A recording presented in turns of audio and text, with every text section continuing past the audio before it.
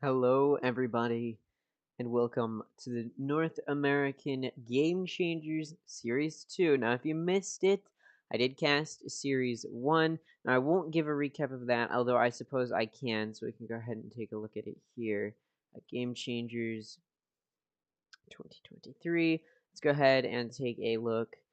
So, in case you don't know what Game Changers is, it is essentially like the normal Challengers League, I guess is what you could call it, but without the possibility of ascension, and it is for people of marginalized genders. So that includes women, it includes people on the spectrum of being non-binary, it just includes anybody who would not typically be getting a spotlight in typical Valorant, right? So like there's pretty much nobody of marginalized genders in very many positions at all. When it comes to franchising, when it comes to even challengers, you see a lack of representation there. So this is sort of an opportunity for these players to show off their strengths. So if you missed Series 1, we ended up with the top 8 being V1, FaZe Clan GC, Moist Moguls, Red, Complexity, GX3, Shopify Rebellion GC, Xset, Evil Geniuses GC, and Misfits Black.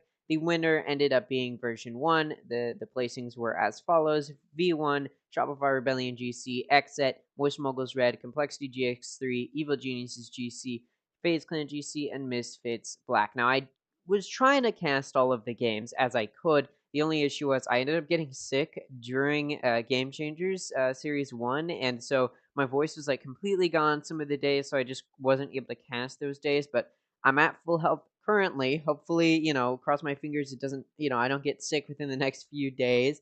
Now, it's been a little while since I've streamed anything, since I've done this sort of solo casting on my stream. I've been casting some events here and there, like the EVC X Crunch League, and it's been a lot of fun, but I'm glad to be back. I'm glad to be able to cast this type of event, but this will likely be the last one until Game Changers Series 3, and then of course I'll be doing the Game Changers Champion. So, I mean, there's still some events coming up, but, there'll be a big stretch of time in between now and the next Game Changers Series while what's it called? While VCT Champions takes place. But until then, this will be like the only thing I do here on the stream. I've been working on some stuff. I started fostering some kittens, so that's why there haven't been very many videos, or any like emo related videos. There was just an update which added new languages and stuff for emo, in case you're wondering. But I don't really know how to review that type of update just because I don't speak any other languages, and they didn't add anything that's super crazy. And also just I've got kittens, so I've been trying to figure out how to move stuff around my room because it's very, very messy right now. But anyways, let's talk about Game Changers Series 2. So we just reviewed Game Changers Series 1. You can see these were the top 8. Now, what are they playing for here? What's the point of winning a Game Changer Series? Well, there's 3 main Game Changer Series for North America. And the top 16, I believe, from each.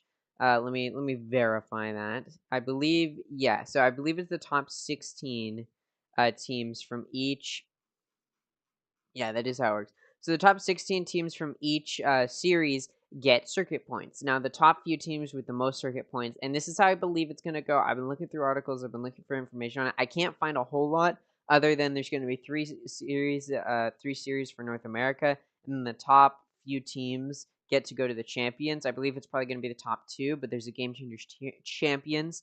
And I'm not entirely sure how many of our teams get to go there. I'm not entirely sure how the whole thing works. All I know is that there are three series for sure. That's the only definite thing I know. But anyways, let's go over how Series 2 has been going, because I did not cast or stream the open qualifiers due to the fact some stuff was happening going on behind the scenes. And on top of that, it's very chaotic. Game Changers is very quick paced because they're just trying to like smush it in here in between like Ascension and in between champions. So they're like trying to or in between LCQ and in between champions. So they've been like smushing it together, big breaks of time. It's been weird. But we'll go ahead and talk about the open qualifier. So at the end of the open qualifier, Teddy Tactics, Infinity X, Solidarity, Valeris, Supernova GC, I think, Potter Ponce, Chosen Ones, and QOR GC, Disguise GC, Breakthrough GC, Gen G Black, UW White, Nocturnal, Unspoken Riz, Overkill Black, Team Insomniacs, YFP Remix, $10 DM fee, Team Karma, and Gosu GC. All of these, I believe, 16 teams, maybe 32. I think it's 16 though. Anyways, these teams, quite a few of them ended up qualifying. Out of the initial, I believe, 48 that we started with, only there were 4 in each group, and only 2 from each group ended up qualifying. So I think it's like 24 is my rough estimate. Ended up qualifying for the closed qualifier. Now, who was in the closed qualifier? Well, it was all of those teams I just mentioned, and all of the teams that were in the top 8 from Game Changers Series 1. So that was version 1. We had FaZe Clan GC. We got FlyQuest, which was Moist Moguls before in the main event. They then became FlyQuest Red as Moist sold their GC team, which was their plan all along. They just ended up picking up Moist Moguls Red because they'd been dropped right going into the main event. So they picked them up to give them a little home, and then they sold the team to FlyQuest. So yeah, so we've got version 1, FaZe Clan GC, FlyQuest Red, Evil Geniuses GC, Shopify Rebellion GC, Misfits Black, and Xset and Complexity GX3 were the 8 teams that were in the top 8 of Game Changer Series 1, and they all get their free spot into the closed qualifiers. So they don't get a free spot into the main event here, but they do get a free spot into the closed qualifiers. Now, only the top 8 from the closed qualifiers get to move on to the main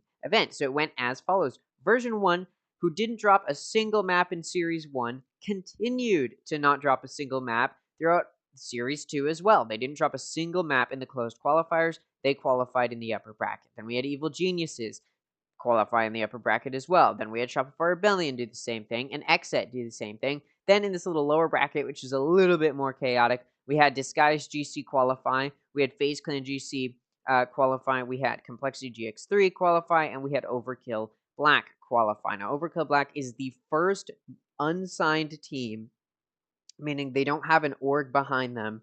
This is the first unsigned team to be in a Game Changers event in about a year and a half, if I'm not mistaken. So that's a very long time. So it's very great that we finally get to see that here. Because it just has been so long. So I'm happy that we get to see it here. Now, since the Game Changers Series 1, I've actually had the opportunity to cast Tactifight Games May, which was it's a GC event, and a lot of these Game Changers players ended up actually playing in Game Changers Series 1, or sorry, and in Tactifight Games May. So I'll talk about the players that I know, talk about my experiences with them when it's needed.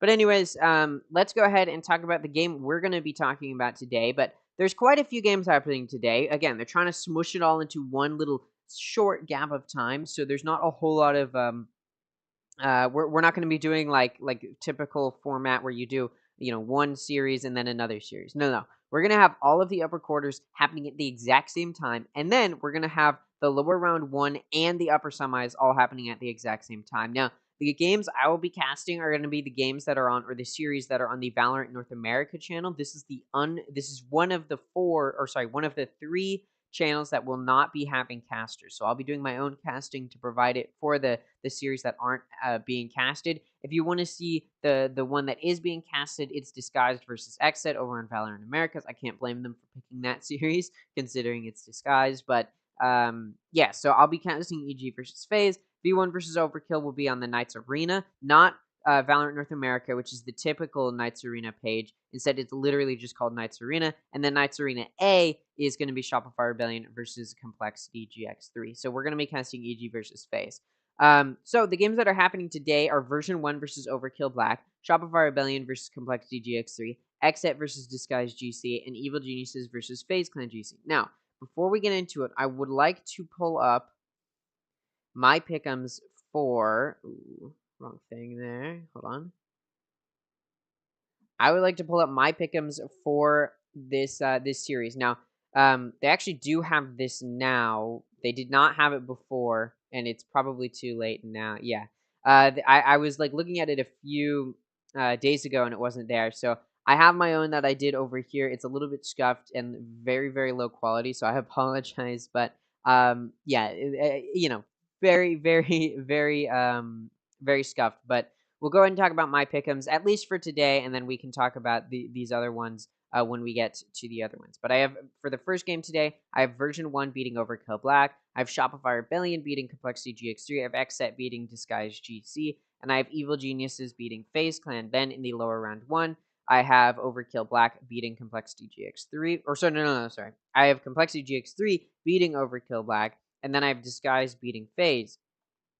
Then we move on to lower round 2. In the upper semis, I have V1 beating Shopify Rebellion, and then I have Exet beating EG. Now, I'll remind you, I won't go over the rest, but I will remind you, V1 is currently undefeated in Game Changers so far this year. They have not lost a single Game Changers map.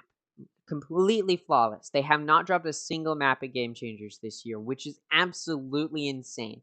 Now, I talked about it a little bit earlier. Unfortunately, there's no way through Game Changers to get into franchising. There's no way to get into challengers for free.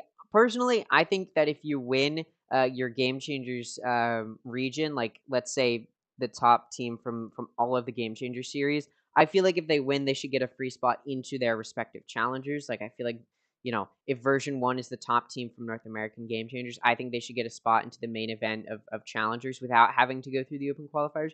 That's just my personal opinion, just because I think it makes more sense to reward these teams with something other than just money and then the Game Changers title. I think it'd be better to give them an opportunity to then show off their skill further.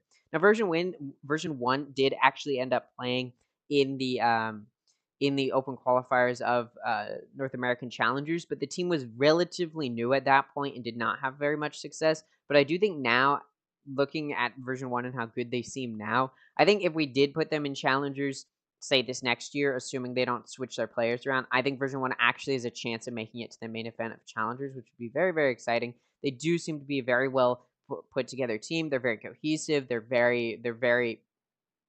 have a really strong situational awareness. They're really good at mechanically diffing a lot of the players that they face up against. So I'm looking forward to seeing Version 1 throughout the rest of Game Changers, but also throughout Challengers next year. But yeah, so we've got quite a few exciting matches. Again, it's going to be very, very rapid fire. So upper quarters are all happening right now, or are going to start very, very shortly. The upper semis and then lower round 1 will all be happening at the exact same time. Now, it's a double elimination bracket with 8 teams. So if you lose in the upper bracket, you get a free, or not a free spot. You get a second chance in the lower bracket to try and prove yourself. So it's not over if you end up losing here in the upper bracket, but it does show you might have to put in a little bit extra work. And considering with how rapid fire this format can be, or will be rather, it's going to be difficult to try and manage your time well in that regard, or improved within the next few, within an hour or even less than that, or not within an hour, within a day or less than that, to prepare for your next match if you're starting to look weak. So that's something to think about. Now, we can go ahead and talk about the history of each of these teams. I already sort of mentioned it. Version 1 was in Game Changer Series 1, and they completely flawlessed the tournament. They did not drop a single map.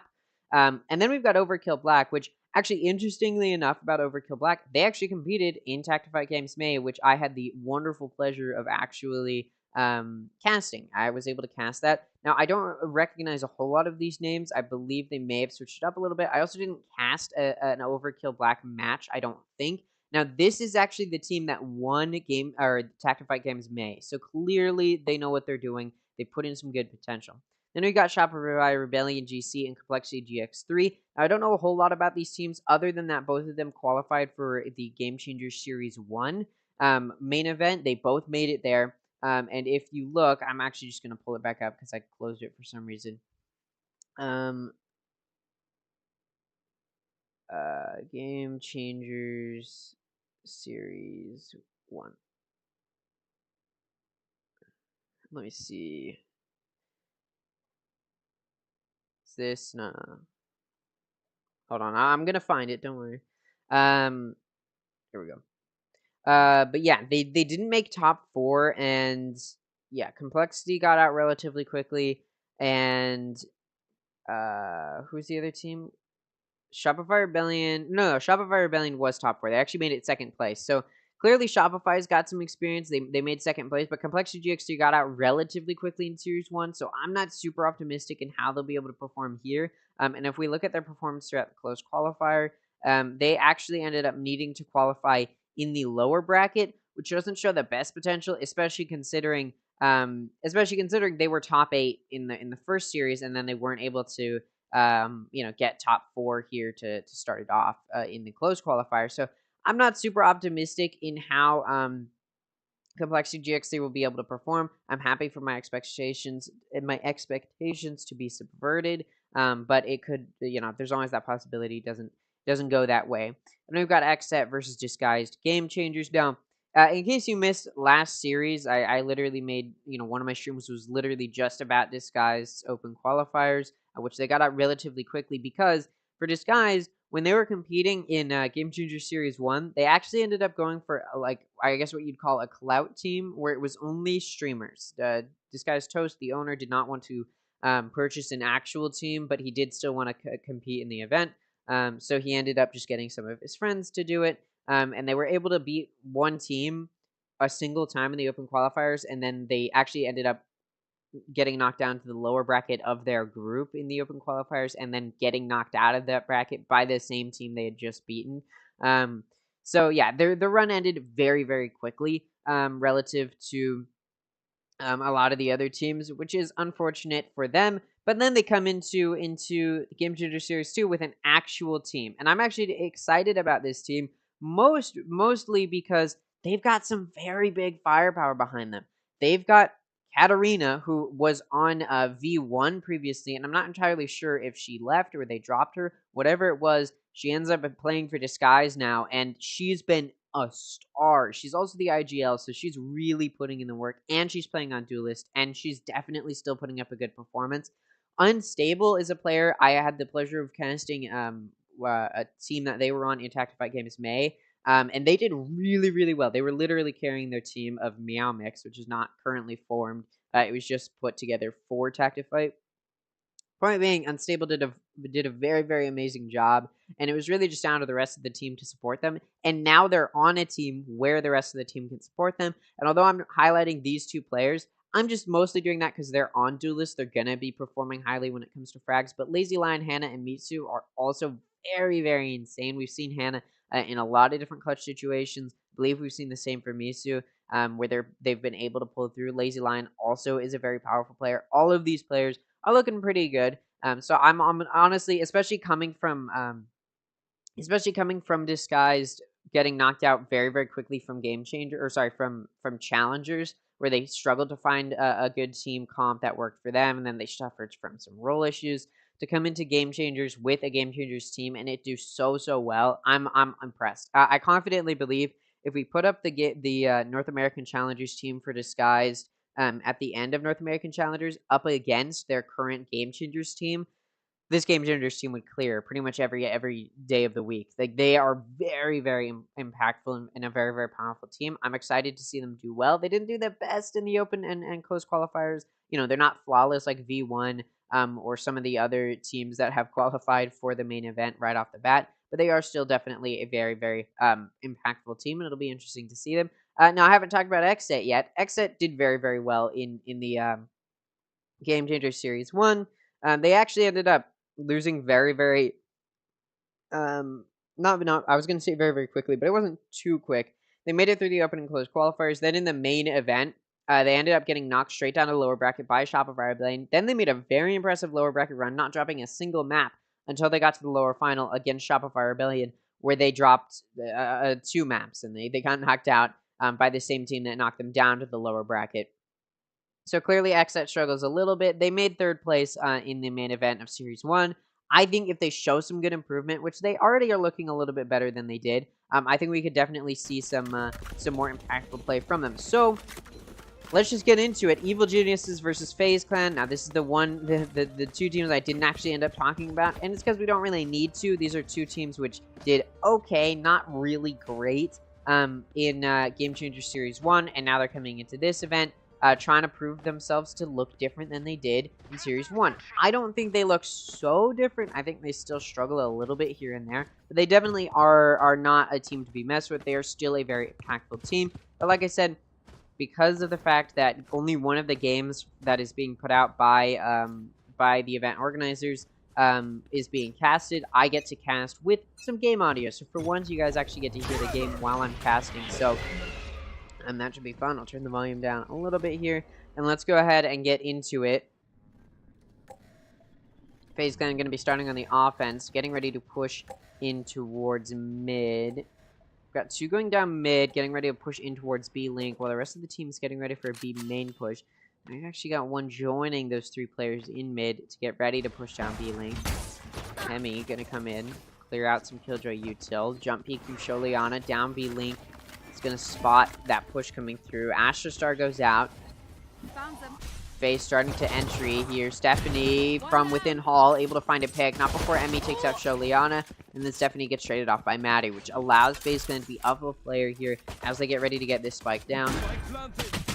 Which it does. Maddie gets it down. Takes a little bit of wallbang damage here and there. But is still alive. And a heal can even come through from their Sky. Looks like this re-entry starting here. PowerPixel coming in from CT lower. We've got 1 coming in through Heaven. PowerPixel able to take out Maddie and Emmy. Gets around to the back of Panini as well. After Panini takes out Thea, it's now going to be a 1v2 here for D. Die? I'll say die. And PowerPixel able to shut them down. 4 kills for PowerPixel. Although they were down a player, it did not matter as Evil Geniuses is able to make a retake look very, very impactful. As PowerPixel just clears very quickly in through Hall and through backside and is able to clutch that one out for their team. So, already a good start for Evil Geniuses. Now a reminder, it's double elimination. So you get a second chance here. Even if you get knocked down to that lower bracket, you can still continue to try and make a run. It's not over if you lose this series, but you do still want to win it as best as you can. Off of that win, EG can, of course, use traditional eco structure. Gonna get a buy moving in here, and we will see if FaZe can make a good eco. At least find a few kills, if not the majority of the players down for EG. Could make it a good eco for them. To at least deny good guns for EG going into the next round, which will be a buy from FaZe. Stephanie down to lockdown B Link. A little bit Killjoy util destroyed there as the entry from FaZe Clan is pushing very aggressively down B Link, and 2 players holding B Link for EG end up getting pushed back. FaZe starting this entry. Sholiana able to take out Emmy. Sholiana also going to take out Dai. Sholiana going to take out Maddie, and Stephanie takes out Griffinage. Panini going to take out Sholiana, but does go down to Stephanie's hands. Does FaZe Clan get it killed? They do. It's only 1, and that does mean that they didn't do the best eco damage. So now that they're going to be moving into a bye, EG does have some decent guns to work with that they were able to hold on to from the previous round. So this bonus from EG is not going to be super easy to push through. You know, it's not a full buy against a full buy, but EG could potentially carry some momentum through if they play their cards right here. FaZe has just been struggling just in these past 2 rounds to effectively clear out the site. So we'll see if they can do that here now that they've got guns. FaZe getting ready to push down a main. Keen Seed trying to lock it down, but does get pushed back by some of util and just heavy presence from FaZe pushing up. I want to highlight, FaZe has actually gone for a Breach and a Sky. So they're going double Initiator. Typically, you see double Controller on this map. Sometimes you see double Initiator, and it's actually not super uncommon, but the main uncommon thing is Breach, and I think Breach can work on this map. It's just an interesting pick because we don't see it a lot, and there's also not a lot of those closed angles that you'd typically see if you're going to pull out a Breach. But when we're talking about sort of this GC, we're going to see a lot of these weird picks come out. We saw it come out from a lot of teams. And I think it works well if the team has a good understanding of how to use those agents and the differing abilities from the typical agents you'd see. And I do think we see that. I think I'd be more happy if it was, or I'd be happier rather, if it was a Breach and Sova or a Breach and a Fade, just because Sky is both a Flash and Recon Initiator, so you don't really need both. You just have one agent that specializes in both. But it is what it is. It looks like FaZe getting ready to entry into A. They've got one in main, 3 going in through mid and into art, and they're able to get on site, and the spike goes down. EG, again, gonna be on a bonus from their previous round. They don't have the best guns to work with here. Nini able to take out Stephanie, who is trying to lurk in through mid. Does get shut down there. Now this retake starting from EG. Util being utilized. Flashes, though, come out from FaZe, and they're starting to play this post plant pretty well here. Emmy from R finds the pick onto Power Pixel. This spike is going to be held a little bit here. Not to half, though, as some Astra Util does pull Thea off. We do see the Gravity Well able to get them off pretty effectively. Some more Util being used, but now it's just down to Keen C to try and find a few more picks. Can't do it, and FaZe will take their first round. Obviously, gun advantage in the hands of FaZe, but that doesn't change the fact that Emmy still got a 4K in that round to really hammer that round into their hands. So FaZe Clan only loses one player, which means this next round will be a bye from both sides. All of those FaZe players can get guns into their hands.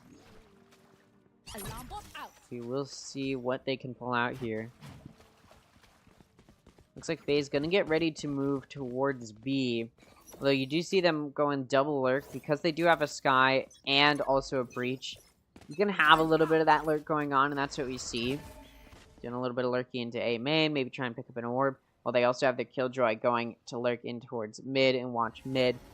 Now you see FaZe, they haven't really pushed up too much in B main yet, and now they start doing it. Keen C, though, able to deny that entry and slow it down by finding a pick. They do get traded off, but they do end up finding a pick before they go down, which effectively slows down FaZe Clan's push. Which is absolutely how you want to do it. It looks like FaZe getting ready to move towards A. They got 1 in mid, looking for more. 2 in mid, 3 in mid. Getting all of their players, excluding their Sky, to push in through mid. And it looks like it's going to be a split into A. 3 going to Art, and 1 still lurking in main, getting ready to start an entry through there. Killjoy turret does spot them, but entry through A may be able to start here. Although, look at FaZe. Getting shut down. Stephanie, watching Art, finds 2. Refinage able to take out Stephanie. Thea, though, denies the plant from inside their own smoke. Refinage goes down. Die. Takes out Power Pixel, but it's a 1v3 clutch. Down to a 1v2, but it doesn't matter. Show Liana gonna shut them down. Prevent the show off they were trying to pull through. We've got EG with their 3rd round now, and that denies good eco to FaZe. Does look like FaZe might be able to get a bye going this round. Although some of their players might struggle here. Though, no, they will be able to get a bye, as Emmy does have the Blade Storm.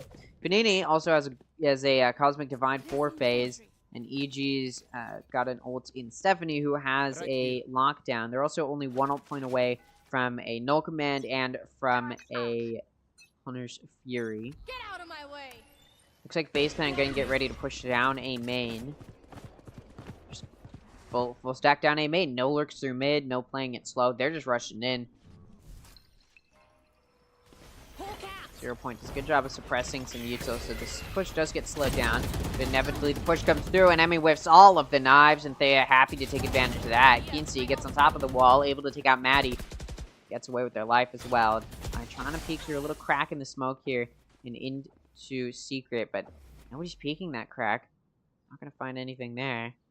It's not going to be a 3v5 for FaZe. Cosmic Divide comes out. It's just walled off Flowers, but there's still 3 in Secret and Dugout. That Cosmic Divide doesn't prevent them from hearing the plant. Benini able to take out Thea, evening it back out a little bit, but good wallbang damage has been done to EG. It's going to be so difficult. Seekers come out, but the lockdown comes out in response, so FaZe has to back off now. Panini just gonna play it from main, and they take out Stephanie. They even it out in a 3v3 now. Lockdown does clear out the site. Spike has been tapped. They have to swing it, and they do. Power Pixel is able to take out Die, and then also Refinege. And Sholiana takes out Panini, so EG takes another round here. It's starting to look like this might be a more dominant map than what FaZe Clan would hope. Again, FaZe Clan didn't do the greatest in GC Series 1. Or North American GC Series 1 for 2023. They did still make top 8, and they do it again here. Question is, can they reclaim anything, or at least try and put up a better show than they did previously? And I just don't think they can. It's starting to look like they're struggling here on Pearl. And Pearl's a map a lot of teams seem to have good solid fundamentals on, but we just see FaZe losing some of these mechanical battles, playing it a little bit weirdly on some of these takes. Again, in that round, they had nobody going mid, and only went through a main. And it honestly worked out a little bit. They got Spike down, but EG just clearly knew how to execute a retake much better than the post plan that FaZe could put up. This round, it looks like FaZe playing it a little bit slower. They do have to take Eco. They're 4-stacked in mid, making a little bit of entry towards B-Link. They don't end up pushing in, so all that Killjoy util that's in B-Link is still there.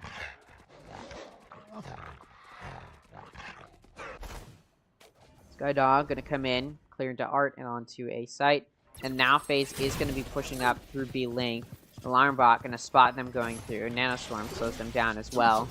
Pixel sends a fragment into B-Link to try and prevent FaZe from pushing through. And it slows it down. Now FaZe trying to entry. Emmy actually able to take out Keen C before going down. Pixel with the null command gets shut down by Refinege. Guns can be picked up here and there as well. Hunter's Fury comes out.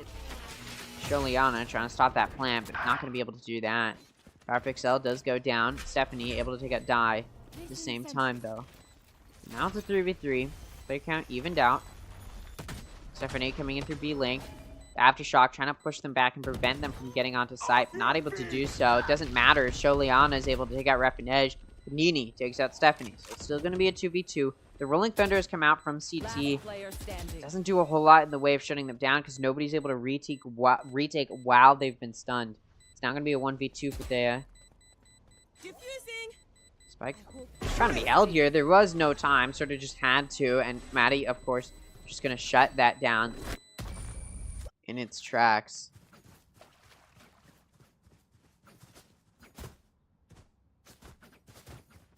Alright. It's starting to look a little bit better from FaZe. They win an eco. To get back in it, getting a thrifty is absolutely the way to do it. But one thing I've seen a lot in these past few days when I'm casting sort of lower level tournaments or even just watching GC on my own time is sometimes teams are really good at winning ecos and just can't win buys. We're seeing it more and more where teams just don't know how to play well when they have money. And they just end up playing better on their ecos because they're able to play more aggressively and not be afraid of death because they know it's either this or they die.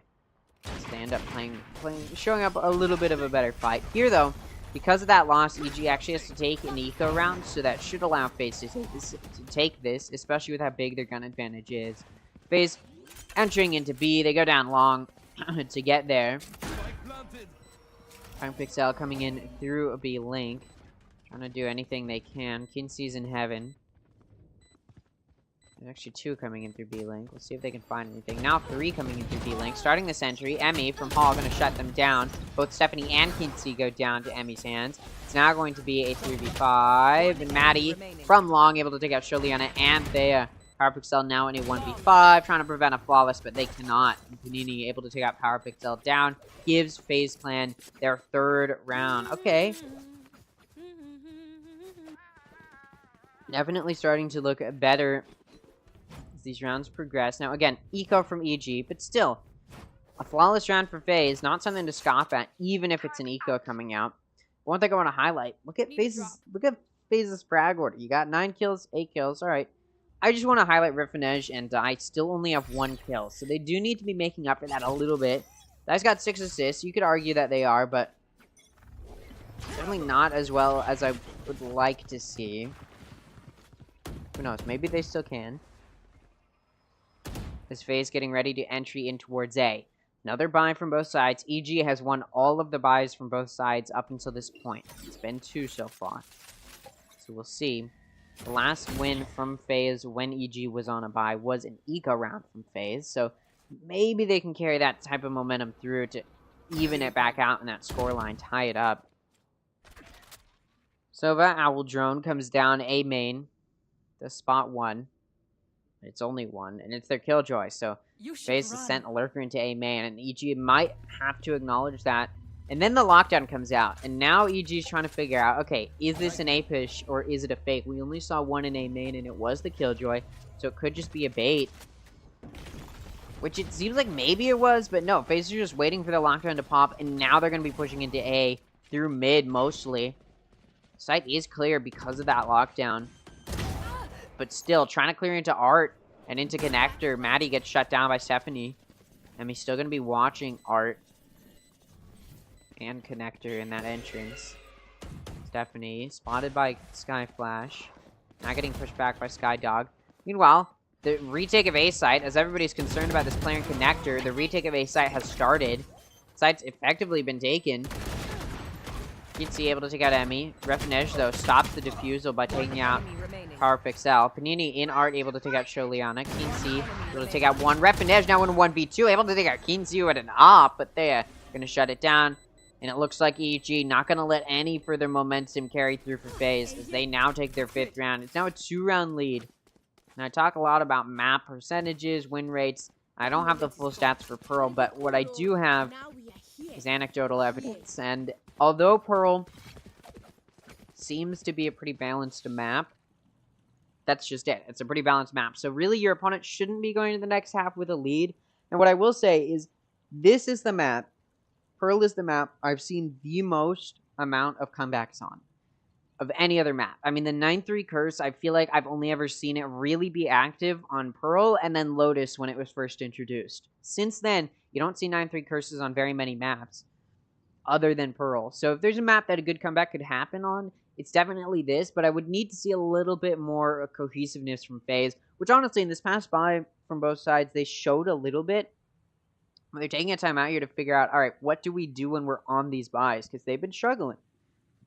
And I think the biggest issue is they're placing all their eggs in one basket in the sense that they're sort of hyper-fixating on one area when they really shouldn't be. In that previous round, they were very focused on the one singular player that was in Connector pushing into Art, and there were, I think, 2 or 3 players watching just Art, and it allowed site to be retaken by EG, and it gave them positioning to try and take the site back, and they did. Maybe it could have been clutched in the 1v2, but it still didn't look great, so hopefully for FaZe, on that timeout, they can close it up. But although EG won that round, look at them. They can't actually afford a complete full buy, having to go light shield. We even have a player in a Bulldog. And it's because they lost all but one of their players. So it was a very expensive round for them. Meanwhile, FaZe, who went on a 2-round streak prior to that previous round, they've got some econ saved up to work with. So they're actually able to get a complete full buy going. So now there's even a slight eco advantage for FaZe Clan, or gun advantage for FaZe Clan, despite losing... Or sorry, yeah, despite losing the full buy from both sides. Sorry, I'm a little bit tired. Apparently. This FaZe getting ready to entry. They're actually able to push through B-Link and into Connectors, Emmy, but no, now they back out, joining Killjoy, pushing down B-Link. Meanwhile, Sky and Breach getting ready to push in through Art. It's going to be a Power Pixel block down Art. We'll see if a swing comes through. No, Emmy just going to get back into Connector. Now moving back towards Art. Still, although FaZe has some pretty decent positional advantage here, they're not really playing around with it. Flash comes through in towards Art to allow Emmy to push up, but nothing is found off of it. So Emmy goes back to Connector, rotating now towards B-Link. It looks like FaZe wants to push into B, making quite a bit of noise as they do so. Sholiana try and lock this down along with the help of the and Power Pixel. Stephanie on site, able to take out Die. Emmy trades it off. Thea takes out Refinage, but Refinish's Nanoswarm in Heaven actually ends up taking out Thea. Sholiana able to take out Emmy. Panini takes out Sholiana and Power Pixel. Kinsey with the op takes out Panini. Now in a 1v1. Pulls out the op. A little bit scuffed, but Maddie can't punish. And Kinsey is able to clutch out the round there in that 1v1. I mean, what a back and forth to end that round so quickly after that spike goes down. And it gives EG their 6th round now. Have these rounds been expensive for EG? Sure. But has it really mattered? Sorry. Has it really mattered? Not a whole lot. Because they're still able to get these buys going, and it's been much more expensive for FaZe, who's been full buying this whole time. Now, you look at EG, once again not able to afford a full buy because only one of their players survived. But FaZe also just barely scraping by to get a buy. If FaZe loses this round, they will not be able to buy next round, and they may just have to let Evil Geniuses take the lead going to the next half. Because that's what EG is at risk of doing here if they win this round. It's already impossible for FaZe to take the lead going to the next half for themselves. It's starting to look like EG might do it themselves instead. I don't know who picked what map. But something I've learned is just because your opponent picks a map, doesn't mean you shouldn't put up a good fight on it. Not ready yet. It looks like FaZe getting ready to push in towards B. Janini takes out Sholiana. Now it's going to be a 4v5. Alright, good pick for FaZe to start an entry. And they do. 3, now 4 going in through B-Link and able to get on site. They are playing within their smoke down B-Long, getting flanked. Shots come through the smoke. They know that they're there. What can they do? Pushes through. Able to find a pick with the judge, but does get shut down. Still, though, the trade good for FaZe is they get the player advantage. Now, if EG loses this round, they don't have eco stability to afford a buy next round. They will just have to be stuck with being down on eco and will have to take an eco if they lose this. Kinsey going to take out Refinage. Also going to take out Panini. Fortunately for Die, they come through with a flank through B-Link, but it's a bit too late as Kinsey finds the 3rd kill beforehand and then finds the 4th onto Die. So 2 players remaining for EG. Now FaZe, after so many rounds in a row of not having to take an eco, FaZe is going to have to take an eco. EG, on the other hand, not going to have to take an eco. And that round wasn't nearly as expensive as the previous round wins have been for them. Still, though, look at EG, not quite able to afford a buy. Their eco still looking a little bit scuffed. Not gonna lie, it's weird to see it struggling so much still. Although, maybe they can get at least a little bit of a buy for some of these players. 3 seconds left. Who's getting guns? There you go. Alright, I was like, wait a minute.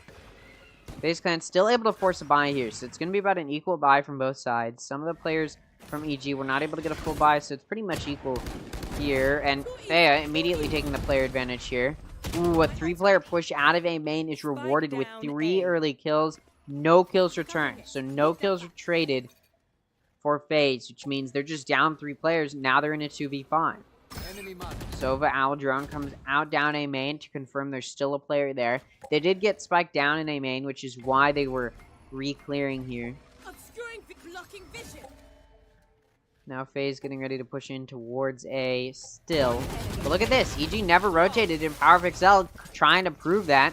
Find 2 more kills. And now EG definitely can afford a buy off of that round win. FaZe Clan, pretty low on eco. Doesn't matter. They don't have room to take an eco round anymore. They're just going to have to force because it's the last round of the half. Emmy does have Bladestorm. Seekers are also available, but look at the side of EG. They've got a Null Command. They've got a Bladestorm themselves. They've got a Cosmic Divide, and they're only 1 point away from from a Hunter's Fury as well. Sorry, I saw Sholiana and was like, oh, Showstopper. So very, very impactful ults nearly there for EG. This is not looking like a good round for FaZe. I did just talk about it, though. This is the map I've seen the most 9-3 comebacks on. So there's still potential. Maybe. FaZe Clan getting ready to push through mid. Trying to figure out how to do a good side execute here. Looks like Emmy wants to clear into B-Link. Only has knives, so they switch to the Spectre that they've managed to purchase, and they destroy the Killjoy turret. But now they know there's a Killjoy setup in B, They're just going to head it over towards A. May not be the best decision because there's 3 holding A right now. Seek them out. A's getting ready to push in through mid towards Art.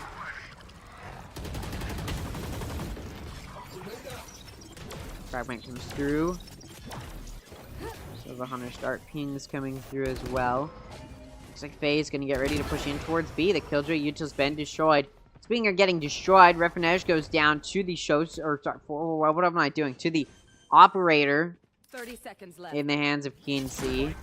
That does allow EG to take an early player advantage as this spike goes down. So FaZe can struggle a little bit more just to get a good post plant set up here.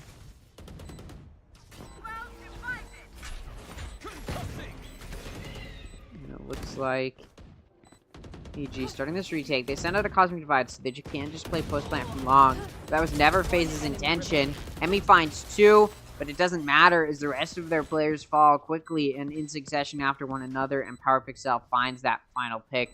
So 9-3 gonna be the score going in the next half. Hey, 9-3 curse is possible. It's very possible, but like I said, FaZe Clan struggles to, or sorry, yeah, has been struggling in this map. Although this is the map I've seen the most 9-3 comebacks on, I don't know if we'll see that here, unless FaZe can show a little bit better understanding of these side executes. Because just for example, in that round is very awkward. Although they're able to get this spike down, they're not playing the best post plant. And personally, if I'm them, I play post plant from long. I plant the spike and play from long. And although the Cosmic Divide ended up coming out to deny that post plant play from long, that's still what I think they should have gone for, even if they were going to be denied that opportunity. It's just a strategy that works. They just didn't understand how to put that together. Also doesn't help that some of their players just are struggling to find very much contact, very much substance in this map. Alright, starting it off with this offensive evil geniuses. A little bit of a mid presence from FaZe, but EG not returning with their own. They're mostly pushing in towards A now.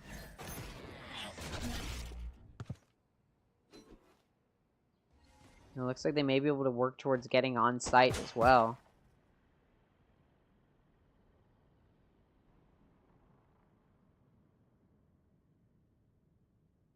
Moving in towards A, getting ready to push in. FaZe, ooh, pushed up in towards top of mid, able to take out PowerPixel. G going in towards A, getting ready to put the spike down. They're into CT, and they actually plant for CT. They know FaZe is such a heavy mid presence, and it's actually rewarded as Sty finds 1. Keency able to trade it off. Refinesh, though, finds 2 before going down. Refinesh also takes out Stephanie. PowerPixel, though, going to clutch it up for EG by taking out Refinesh. Although it was almost a very nice 4K for Refinesh to secure a round for FaZe, they don't take it. Very bad round to lose for FaZe. If they wanted to make a comeback, they really needed that pistol, and they don't end up getting it, which means EG is in a position here to take a, not just a substantial lead, but put themselves in a really good position or chance of winning this map in a pretty dominant fashion, which, if you're going to start off the main event and try and instill hope into your fans, this is the way to do it.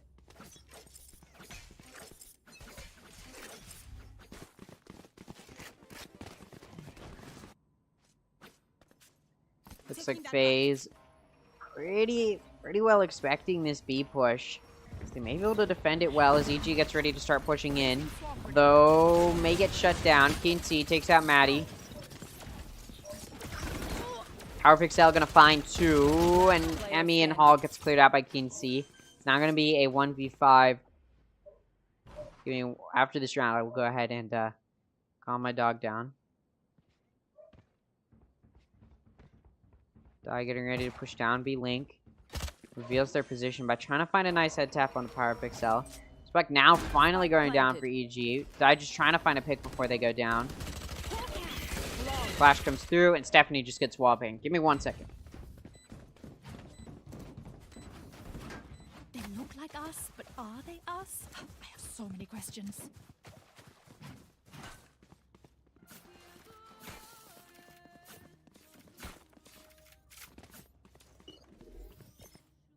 Out. Alright, sorry about that.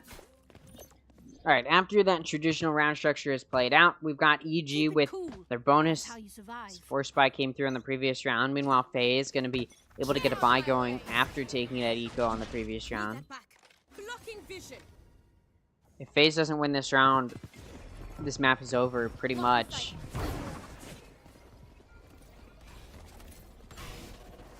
FaZe really needs this, but look at EG, so efficient on just getting onto A site. FaZe was ready for a B hit, and it wasn't. They're now going to take out Panini. Now it's going to be 5v4 from EG.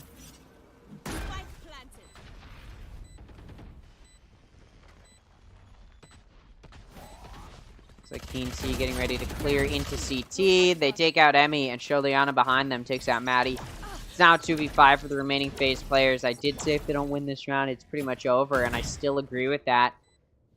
These players just trying to hang on to whatever they can. Now going to be taking an eco to save their guns. Not taking an eco, but saving their guns, rather. And it could just allow EG to take a flawless round, which is really bad for FaZe. And although the two of their players will be able to keep guns going to the next round, it's pretty much over at this point, like I said, because in order for FaZe to try and win this map, they need to win 9 in a row. 9. Which is just an unbelievable amount of rounds. Especially against this team in EG, which just looks so good right now. I don't know what FaZe can do here. They're just trying to force a buy because they have to. If they don't force, they're pretty much just allowing EG to take the win, so they have to force a buy. Still no ults in play to try and turn the tides. At this point, FaZe just looking pretty weak here. Only 2 of their players above 10 kills. Means their field consistency, their ability to perform across the board isn't looking great. And they may be one of those first teams in the lower bracket. Again, it's a best of 3.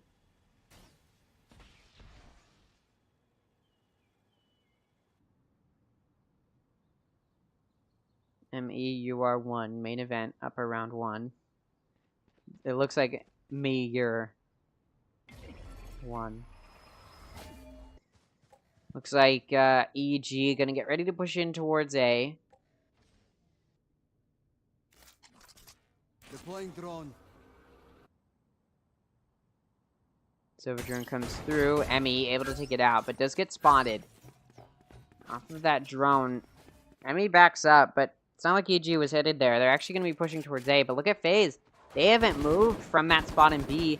Ooh, and what a good Skydog. It sees so much before it goes down, so they know it's an A hit. Now Keen C starting the entry. Players for FaZe getting ready to try and deny the entry. Though they may not be able to. Power Pixel is able to take a die. Panini's wall banged to death. It's now going to be a 5v3, but Power Pixel takes a refinish to make it a 5v2. Maddie's able to take out Stephanie, but does go down to the hands of Thea. Emmy needs to clutch a 1v4 to keep themselves in this map. They get 2, but they do go down. And 13-3 going to be the scoreline for map 1 of Evil Geniuses versus FaZe Clan. And it really doesn't go their way. In case you're wondering about how the seedings were determined coming into the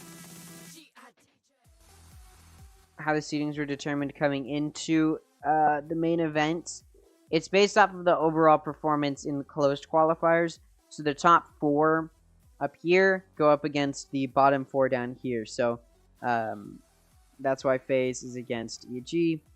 It's just about where...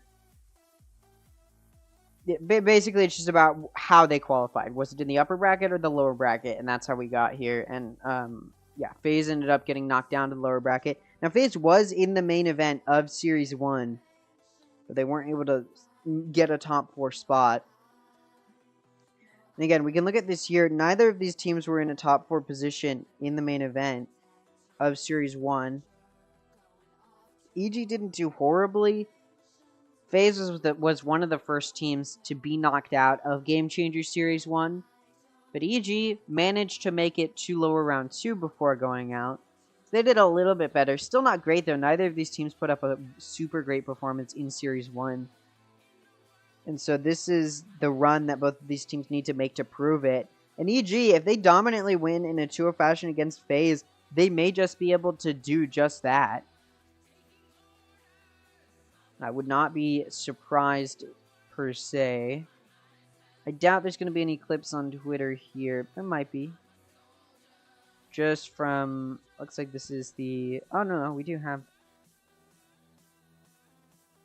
Looks like we do have one. Here, let's take a look.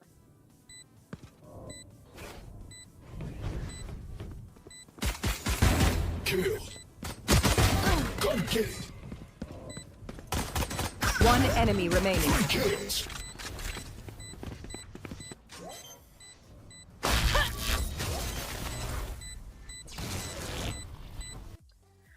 Very impressive and well done from EG. I think FaZe's biggest issue on that map was really just they didn't show a lack of understanding of how to do those site executes, how to retake well, how to get onto the site in the first place.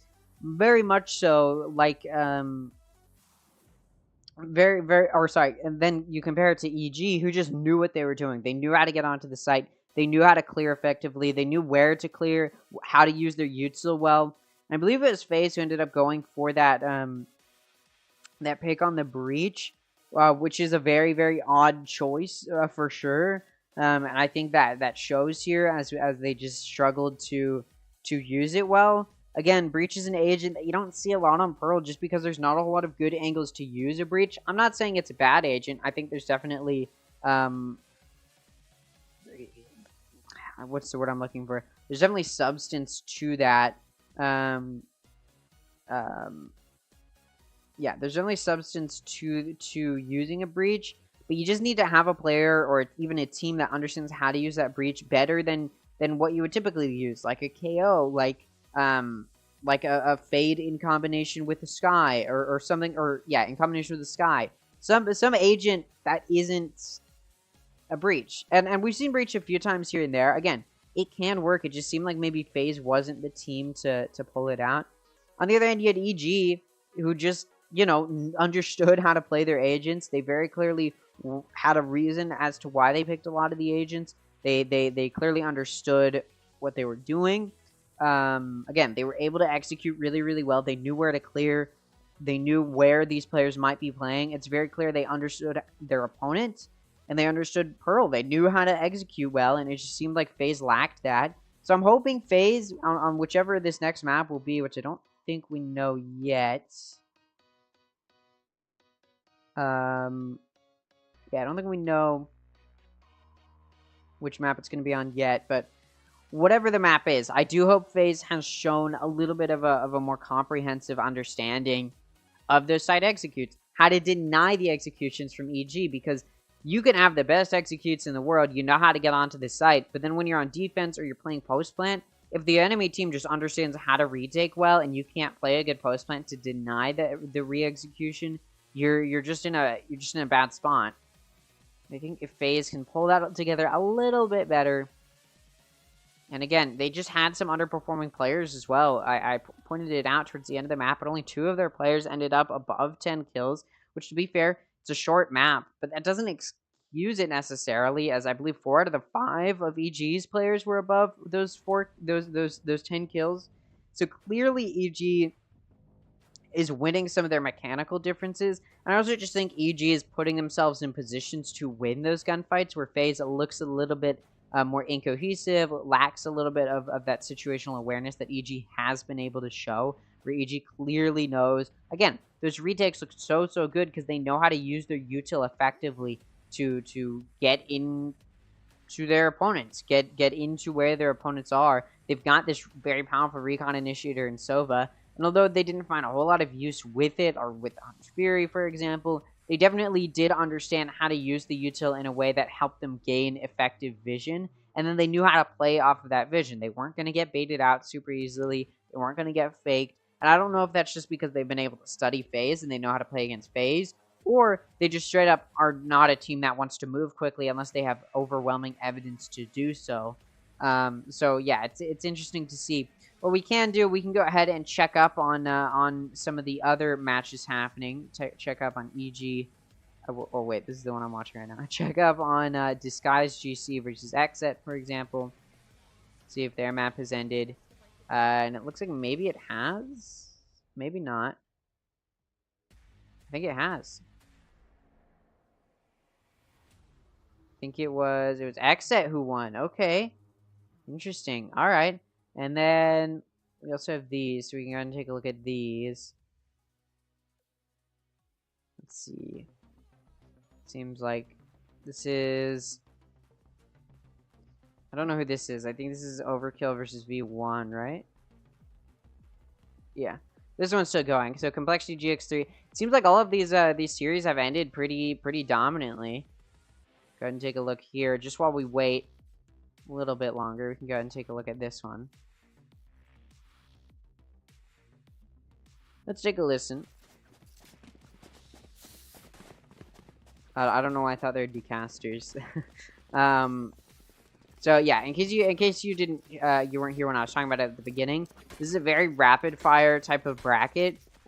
Just because they're trying to squeeze game changers in very quickly in like the span of 4 days, including today.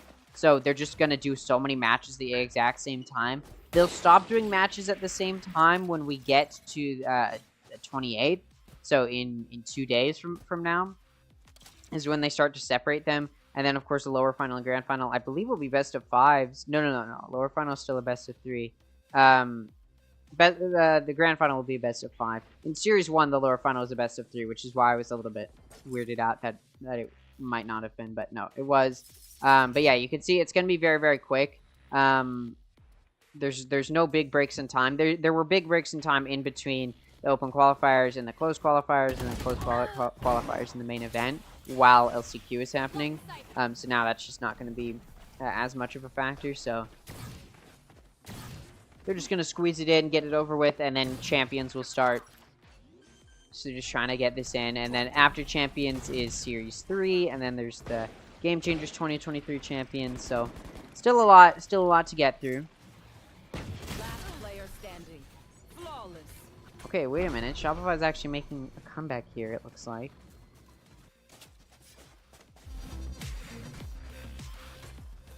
Alright. I'm gonna pull this up over on my other monitor, just that way I can get a better look at it while this game is happening, because obviously this isn't the one I'm mainly casting, but I can do a little bit of it. So Complexity getting ready to push in towards B, potentially. Although it looks like maybe they're doing a split here. Just trying to switch things up. They do seem to be struggling. They've sort of just allowed Shopify to take some of these rounds. And obviously, at the very least, Complexity wants to get to that 12th round to deny Shopify from winning without it going to OT. Look at this. What a well-placed 3-player push from Shopify on B. They end up getting a pick there. It's rewarded. Ooh. Now it looks like they're pushing towards C. Although that spike is still in B main. It looks like they're just going to rotate it around. They're taking some time here, and they haven't evened it back out. It's going to make it so difficult for them to execute without getting shut down. And look at Shopify. They're ready for this C push, especially since they've just heard so much noise. Good lockdown, though. Going to prevent them from just holding here. There's a potential gap on ramp, but you can see that Complexity is ready for that to be a potential hold. Ooh. Not able to get away in time. Might get cleared out here. No, Sonder going to protect them. And Spike getting ready to go down by Kara. Look at that. 5v3 now. So that lockdown allowed that Viper's Pit to go down. May not do a whole lot else. Claudia, though, takes out KP. Ray's able to take out Flowerful, and Claudia takes out Lori. Suddenly, player advantage now in the hands of Complexity. Could this be their 12th round? It's going to have to be a 2v3 clutch here. Too much sound being made by Sonder, and Claudia able to mow them down. Alright. Fun to look at that map. Map 2 of EG versus FaZe is starting. So we will go ahead and move back over to this one. And let's take a look here. Of course, we're now going into Lotus, funnily enough, as I was just casting Lotus. Or sorry, not just casting, as the previous map we were just looking at. You know what I'm saying. Alright, anyways, Lotus getting ready to get started here. This is a map FaZe needs, obviously. Now it is double elimination, as the entire Game Changers has been double elimination. So FaZe isn't completely in a rut here. They just go down to lower bracket. I'll remind you, FaZe got knocked out of the main event. They were the first team to be knocked out of the main event, or one of the first teams of the two that were knocked out first in the main event. FaZe was one of them. And on top of this, it's not like FaZe has an easy road and they can prepare for tomorrow. No. After this series, FaZe goes right into the lower bracket, and then they play their lower bracket match. We're doing it super rapid fire today, so they don't get time to prepare. So FaZe really doesn't want to just go straight from this series into another series where they're trying to prevent themselves from being knocked out of the main event again in series 2 this time of Game Changers. Just really not be the way to do it. EG splitting it up here. It's a pistol round we're starting on. Let me turn the volume up a little bit. It's a pistol round we're starting on here. EG starting on offense. Now, talked about it before. Lotus is an offense-sided map. Ooh, Panini takes out Sholiana. Now, FaZe is actually running that breach again. This time on Lotus. Very, very uncommon. Typically, you'll see double controller, which is what you see EG doing with Astra and Viper. Sometimes you see Harbor and Viper, but Astra, we've seen a few times. Sometimes you see Omen and Viper. Really, it's really switch up. We don't see a whole lot of double initiator anymore. I think initially on Lotus, we did see it a lot just because people, you know, it worked on Haven, so people were like, well, we'll just use it on Lotus. It's the same map, basically, because it's 3-site, but we've just seen double controller work better because it's so difficult for the defense to rotate. So giving a little bit more of an advantage to that defense by providing double controller can help these teams out a lot. Plus, it allows you to lurk a little bit. So I am a little bit concerned for FaZe just with this team comp. It's not. My point is, it's not super optimal. Doesn't matter a whole lot as long as you can still use your util effectively. But as we saw on Pearl, that breach didn't find a whole lot of really effective use. Alright, so EG, they lost their Viper in A. Now they're rotating it over towards C, and they're actually able to get this site taken because it's completely open, and they get the spike down. Now retake gonna have to be played by FaZe. Look at EG, they've got post plant. 3 playing in the CT entrance through ramp. Oh, but could have been a good shot from Stephanie, does miss. And now, ooh, look at that. Paint shells followed up, take out Thea. Emmy takes out Keen C. Maddie takes out Stephanie. Now it's a 1v5. PowerPixel able to take out Die. You can't find anything else though, and Emmy shuts PowerPixel down. And that does allow FaZe to take first round here, a very much needed round. Again, it's a little bit of a more T-sided map, a little bit more offense-sided. So it's not completely over for EG. But as we've seen the metas shift and teams start to figure out Lotus a little bit more. Initially, I think Lotus was a very dominant offense-sided map, but we've seen it balance out as teams figured out which comps work for them and how to play good retakes and post plants and aggressive defenses, which is what you need to put up on this map. We've seen those tides change a little bit. I'd say Lotus is on par with Fracture with how offense-sided it is, so about 52%. Maybe a little bit more. It's still not super offense-sided, so there's still an opportunity for FaZe to take this map, even if they're starting on defense. They may still be able to take the lead. I would favor them to do so, and if if FaZe does end up doing that, I think EG is going to be in a really tricky situation when we switch sides. But it's not impossible. But this is FaZe Clan we're talking about. It's not the best GC team, so not expecting them to, but it's possible. Emmy able to take out Sholiana. Panini ends up finding 2 from on top of Pillar. It's now going to be a 2v5 here for the remaining AG players. PowerPixel sends the bird out, trying to pick up the spike, and Panini shuts it down. It's down to 1, and Panini is going to be the one to find the 4th kill for themselves in this round. 4K with a ghost. Now that was the force buy from FaZe coming out off of winning their eco, or off of winning the pistol round. So now FaZe is going to be moving into a bonus. They've got 2 Vandals to work with. EG going to be on a full buy though, so the gun advantage will still be in the hands of EG, but it's entirely possible FaZe is able to take this round. You're just going to have to put in quite a bit of work to do so. Even if FaZe loses, they will be able to buy next round because that's, you know, it's how it goes when you take a bonus like this. It's essentially like taking an eco. Eco with extra steps to get there. Looks like EG getting ready to push towards B. It's Emmy pushed so far up.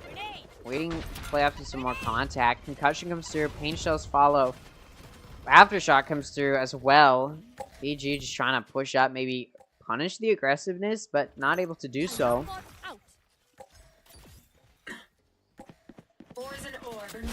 Now EG getting ready to push towards A as well. They aren't able to find very much contact in B. They're just going to rotate.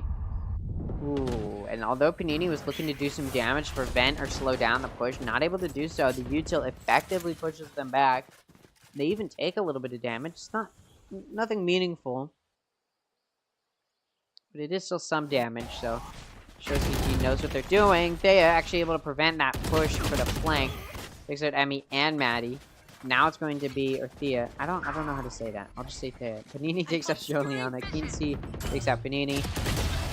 Ty actually able to take out Keen C and pick up the gun there. So suddenly not a 2-player advantage, only a 1-player advantage, but still an advantage for EG. Ty coming in through Breakable. Being watched. Griffin Edge actually able to take out Stephanie, who was trying to push in towards that C link. Not able to do so. Griffin Edge coming for the retake as the smoke drops. Power Pixel able to watch the plant and find that pick. So EG does take their first round. It was a bye round, and they needed to win that, and they did. Only issue is they didn't do it too dominantly. The majority of their players died, so although they're able to get most of their players' guns, look at Stephanie, gonna have to be on a Guardian. So EG not in the best spot currently.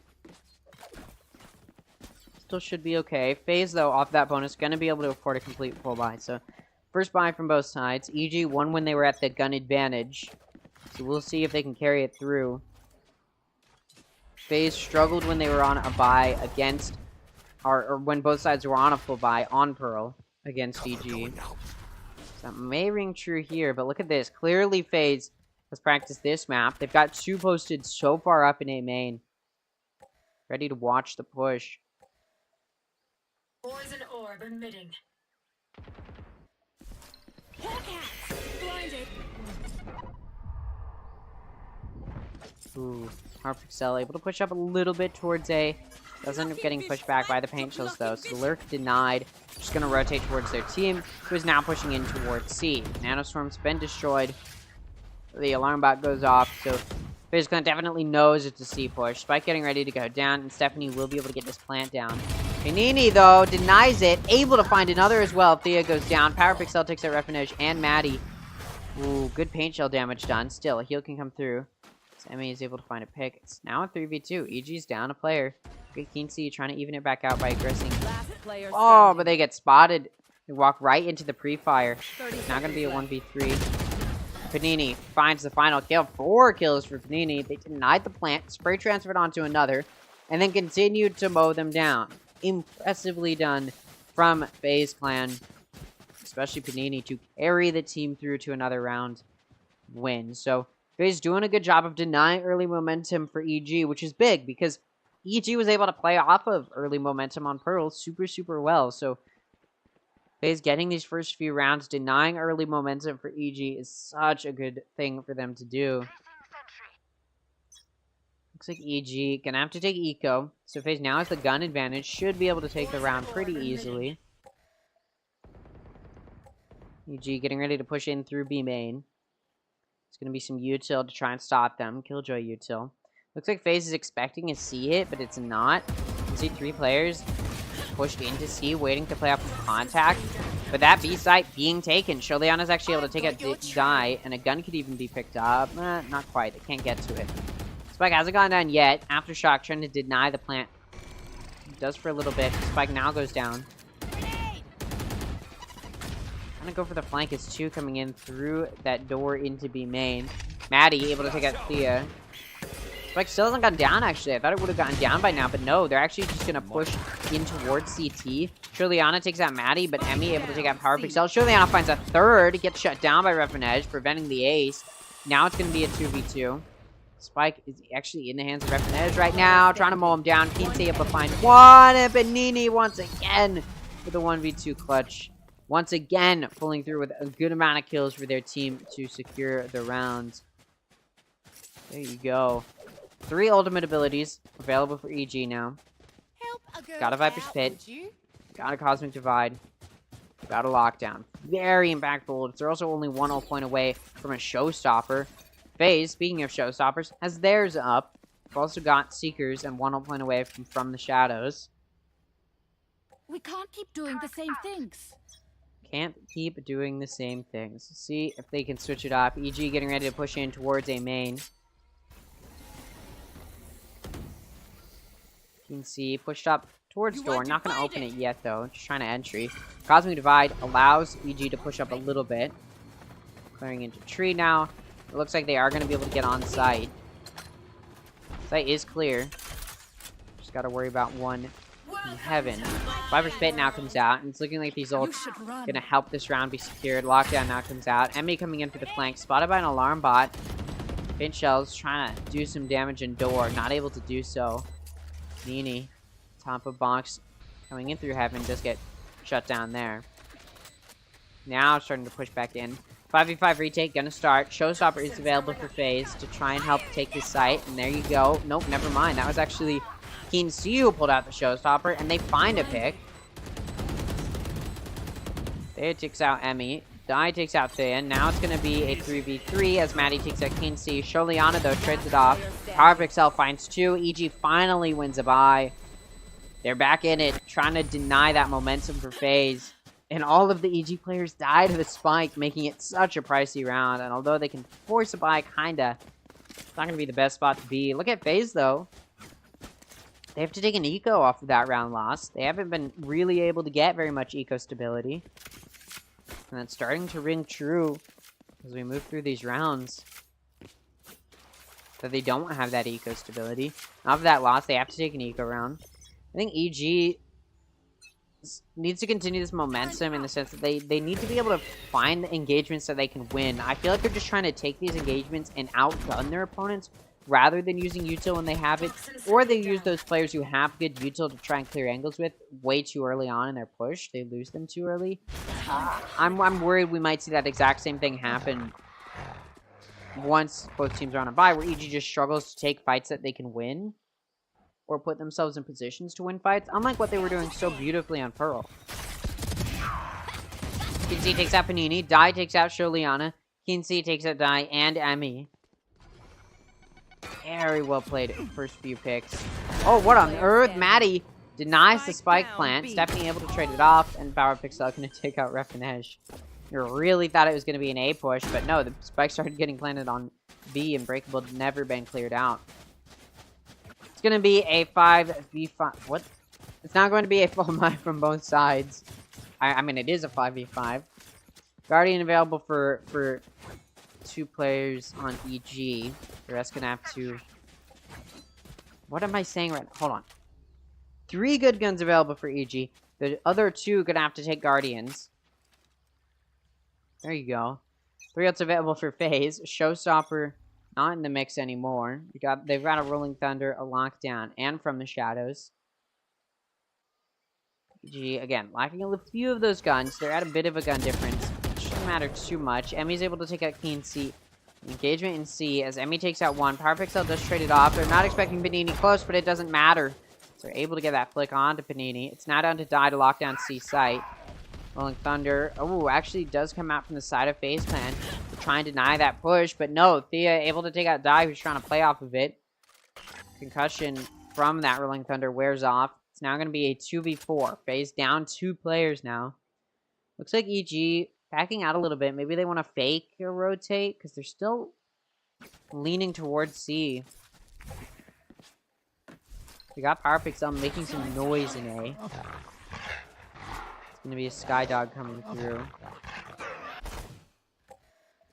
Which may have been heard. I think it was. FaZe just barely heard it. Now they're starting to rotate over towards A. But it is going to be a C hit. The fake worked a little bit better than I thought it would. As Maddie's rotated off the C site, this spike gets to go down. And it does. Push on to C starting for FaZe.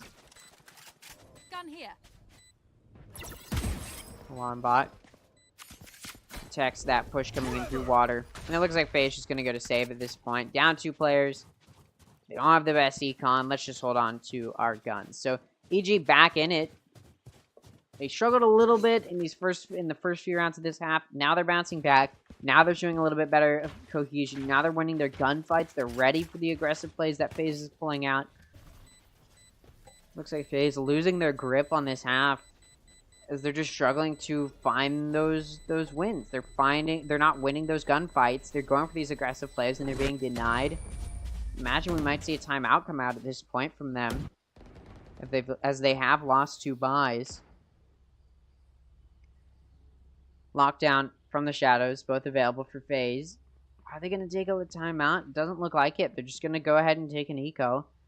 Maybe they'll wait until after this round. 3 sheriffs in the mix. The 2 vandals that were held onto from the previous round are still in play for FaZe.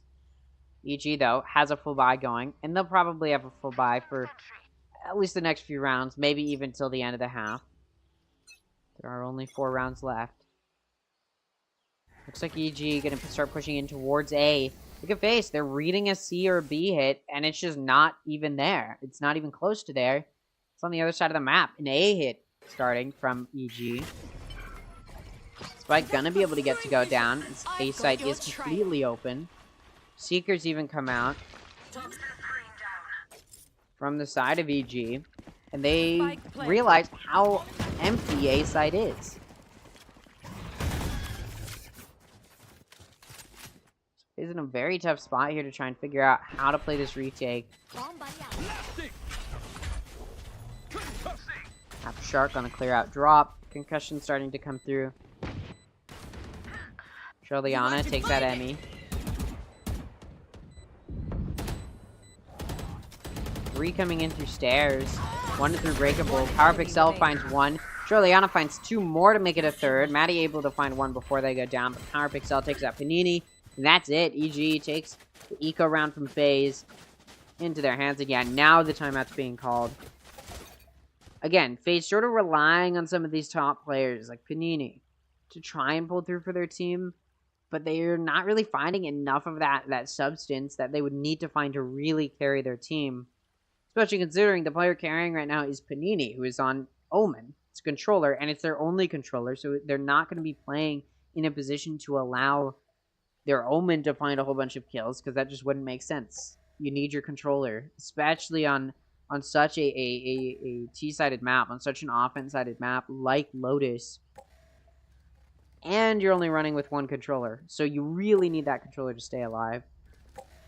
So FaZe isn't able to enable Padini to do well, which means they're sort of having to allow the other players to find more kills. The only issue is those other players aren't finding more kills. It's starting to weigh on them. See what FaZe can do. They're going for some of these aggressive plays, but they're getting shut down. Or like, for example, in that previous round, which was an eco, they just had a bad read. A completely wrong read. Right there. They're banking on C, maybe B, but it's just not even close to there. Looks like EG, off that timeout from FaZe, EG taking a little bit of a more split approach. They've got 1 lurking in towards A main. They got 1 lurking in towards B. Oh, never mind. It's going to be 1 lurk towards C, 1 lurk towards B. It's going to be mostly a push through A. Maybe not. I don't think they're decided yet where they want to go. Running back and forth here. Power Pixel going to be joining the other 2 players. Getting ready to push towards C. Keen C pushing up. Now they're rotating out. Theo with the spike. Moving over towards A lobby. Look at this, though. FaZe, that Omen one way, has a 2-player hold here in A main. Question is, can EG clear these players out? Not really. Emmy finds 2. No trades have come through yet. May not as Showstopper comes out, finds another. 4th bound for Emmy. Ace denied by Power Pixel. You know, FaZe is also able to take out Panini. It's a 1v3 here. Ooh, with a concussion.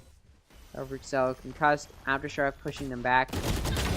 Able to find 1 through the Aftershock. They're running at them 1 at a time, but it doesn't matter. Power Pixel not winning the engagements. Alright, tied 5-5. FaZe finally gets around. Off of that timeout as well is such a good time to get it. But at this point, I'm not looking super optimistic. Although, if FaZe is able to keep it tied 6-6, I mean, I did talk about this map is offense-sided. So FaZe may be in luck. They're also running a more offense-sided team comp, running a Breach and a Sky, and only one controller. So FaZe may be able to take advantage of that and put up a really solid offense. That being said, EG's running a more defense-sided comp, so may just cancel out. Look at that. King C, what an aggressive entry. Able to clear out Pillar. Flash comes through, so the Showstopper misses onto Die. Still gets them very, very low. Power Pixel gonna cash in on that. Heal comes through. King C back to 100. No shield now, though. It's gonna be a 5v3. Two-player advantage for EG. At this point, FaZe just gonna be at a loss for what to do. Just gonna keep these two players on A. Try and take engagements. Can they, though? Is the question. Emmy finds one. Maddie finds one. Kinsey takes out Emmy, though. So player advantage is going to be maintained for EG.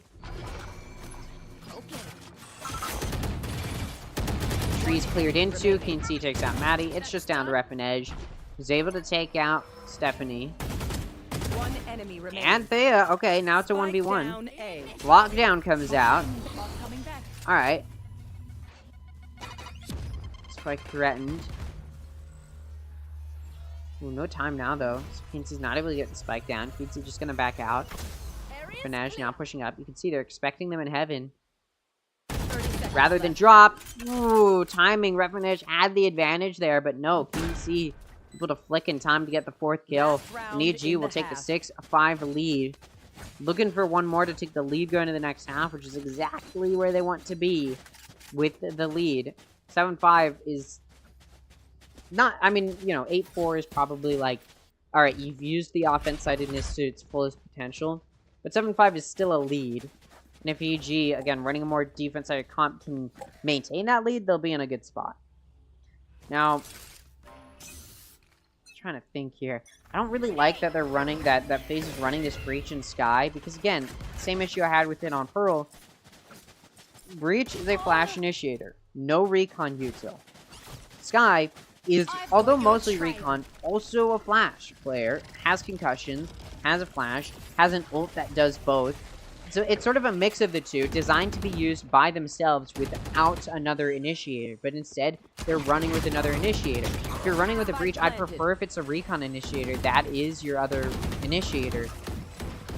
Like a Soba, like a Fade, maybe a Sky, but on Lotus, I'd still prefer a Fade to a Sky when you already have a Breach. See though, King C takes out Maddie, Emmy takes out King C. EG's already taken the player advantage in this round. Now again, FaZe needs this round if they want to deny the lead for EG going to the next half. Sholiana takes out Panini. It's now a 2-player advantage for EG. Power Pixel able to take a die. Emmy takes out Power Pixel. And Sholiana finds the final pick. So EG will take the 7-5 lead going to the next half. FaZe now going to have to do some work to close it out. Now, or rather close it up, close that gap up. Now, they only need this pistol round, and then they can move towards that, and after the first 3 rounds will likely still be down a round, but rather than 2, it's just 1. So that's the position FaZe is working with, if they can even this up right off the bat with this pistol round win.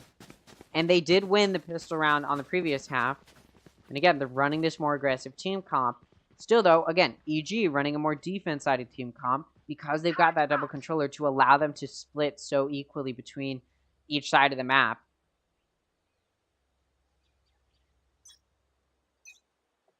Looks like FaZe getting ready to push in towards B.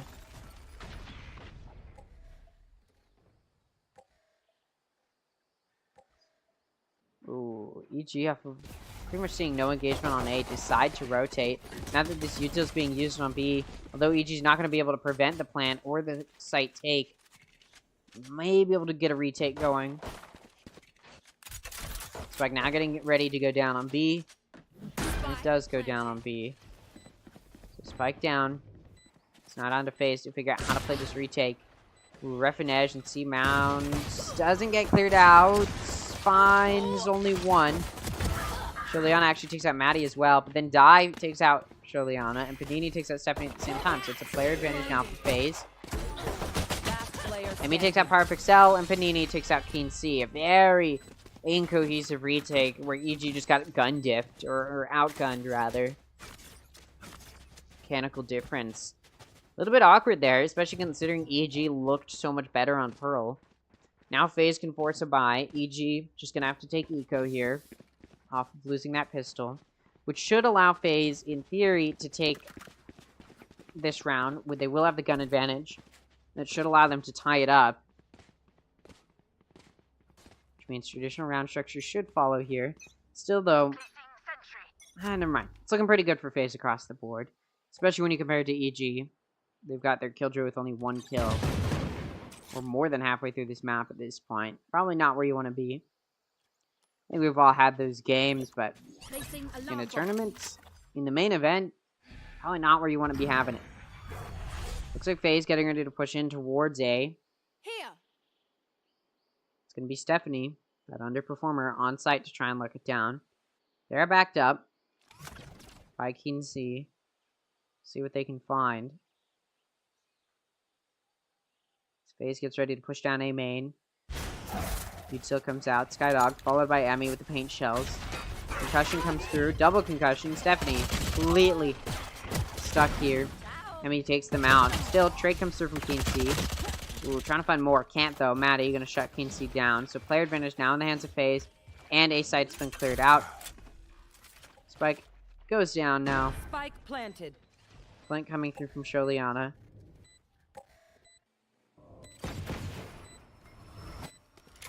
Meanwhile, Power Pixel coming in through stairs, joined by their Astra. 2 coming in towards site. Maddie takes out Sholiana. Now it's going to be a 4v2 rather than 4v3.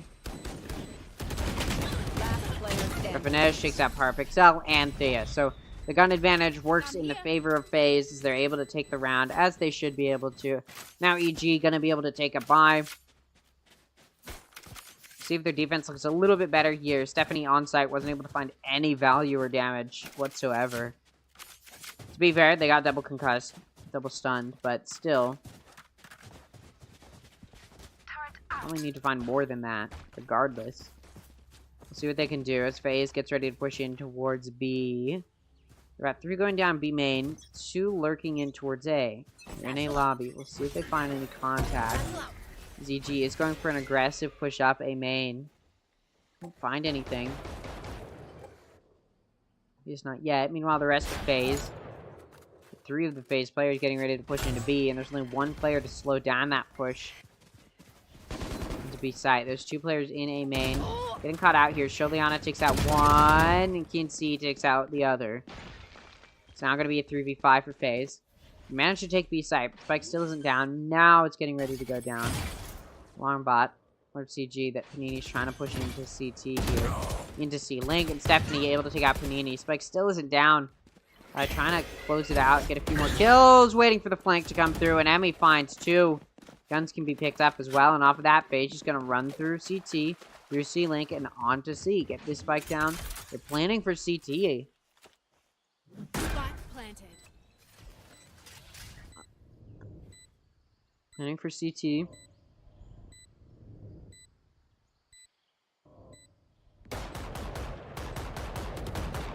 Emmy coming through with the flank. Gonna find 1, looking for more. Gets blinded, though. Both get blinded. Wait, Power Pixel blinded themselves. 4 kills now for Emmy. Looking for the ace.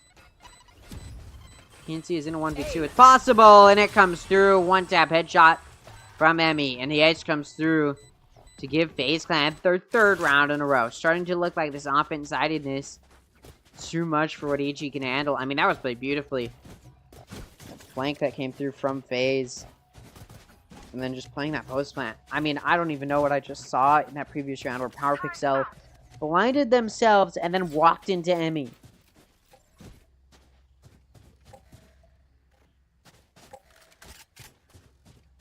So now I'm going to be 8-7.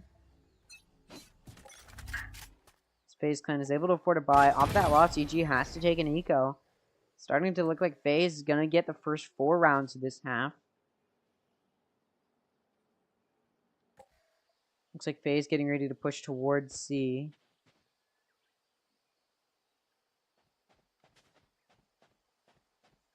Pushing up here.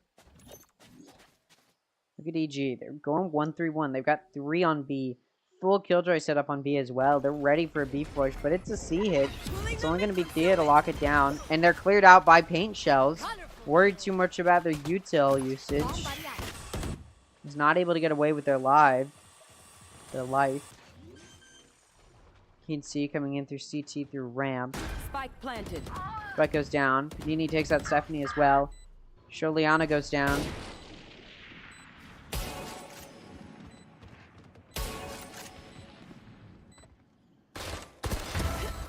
Keen C finds one with the Stinger. Picks up a Phantom off of that. It'll take out Panini as well. Line comes through, but it misses from FaZe. Paint shells can come through. Health so low here for these EG players, though. Last player standing. Die, TikTok, Keen C. It's down to Power Pixel to Marshall. Not going to do anything else there. This die shuts them down. Although maybe a comeback to try and retake that round was possible. It does not come through. FaZe now going to be up 9-7. EG taking their first time out. They've got another one to use. Of a struggling these first 4 rounds. The first half didn't look bad. They understood how to play their offense well. FaZe Clan struggled to deny some of those pushes, and EG was able to close it out, getting the lead going into this half. They just haven't been able to shut down FaZe in the slightest. FaZe is just pushing onto these sites through, it's like pushing through water, almost, where EG sort of just collapses around them and doesn't do a whole lot in the way of stopping them from getting in. Do need to see FaZe pulling it together a little bit better if I'm gonna feel confident that they can pull through with a win.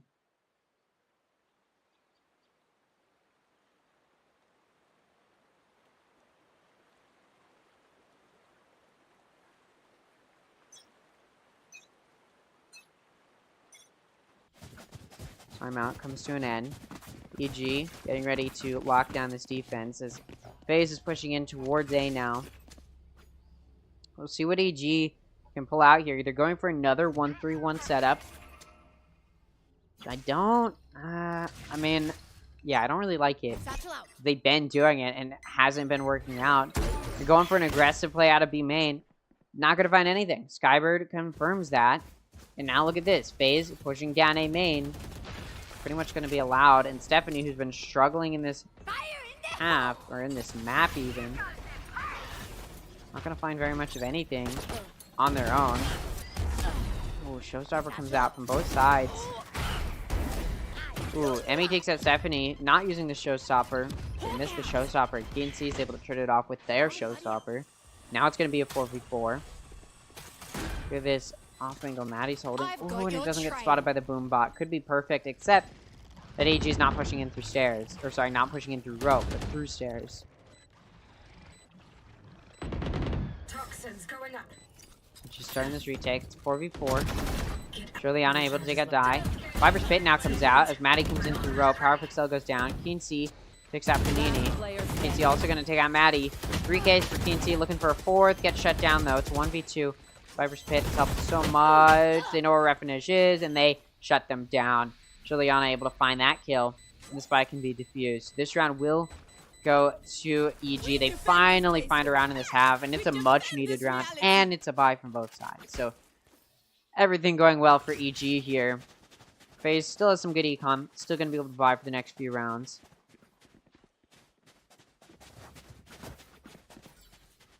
Still not doing nearly as well as they would hope to. Again, Stephanie has been struggling. Still going to be left alone to defend a site, and it's A site. Look at this. There's a 3-1-1 setup now from FaZe. Placing 3 on C, hoping it's a C hit, and it's not. I said from FaZe, but I meant EG. FaZe is getting ready to push into A. FaZe is getting ready to push into A. EG. Again, leaving Stephanie alone on the site, the underperformer for EG. She's going to have to try and back out as soon as they hear contact, which, although they heard a little bit, they don't hear a whole lot. You can see them actually rotating to make sure nobody's going to flank them from stairs. When it's actually going to be a B hit. Maybe, potentially. Breakable is broken. Skydog clearing now, and it looks like that's where FaZe is headed. Got that lurking Refinage, and they're taken out by Sholiana, and now they're just gonna have to pivot to A. And that's where FaZe is going. Is this spike gonna get to go down on A? Clear out the site, because again, it's only Stephanie to defend it. Maddie gonna take them out. Underperformer, not gonna perform. It's not gonna be a 4v4 as EG coming in for the 3-player flank.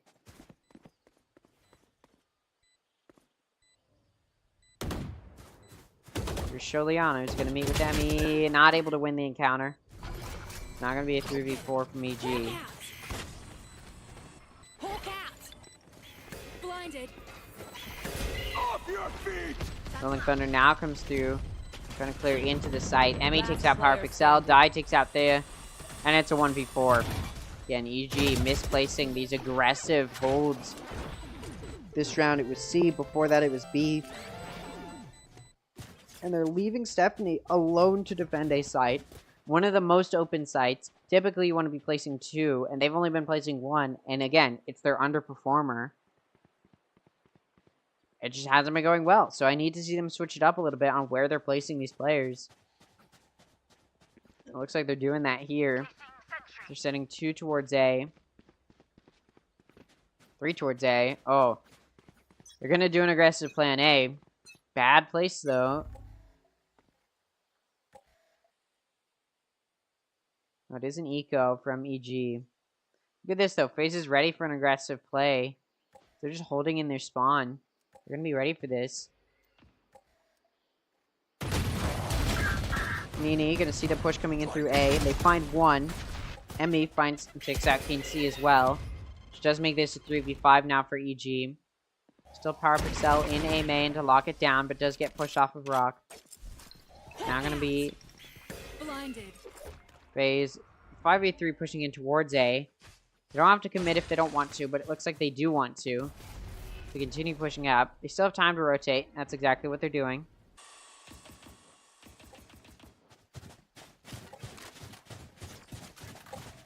FaZe gets ready to push towards C.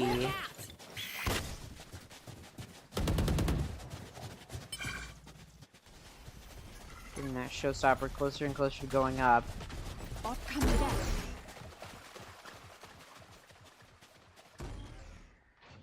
Spike 30 getting seconds ready left. to go down. Nobody gonna stop it either. Again, EG just doesn't have guns, and also they're not in position. Loosen up. I mean, able to take out Stephanie. Power Pixel able to trade that off. Pick up a Phantom as well.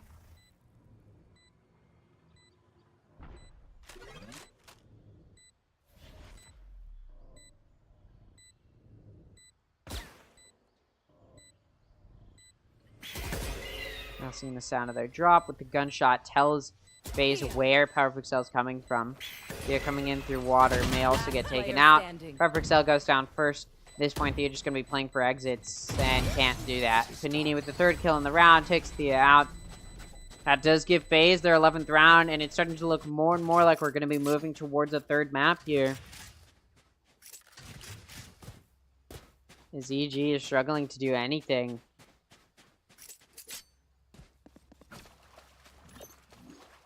Alarm bot out. Placing swamp grenade. Bot coming back.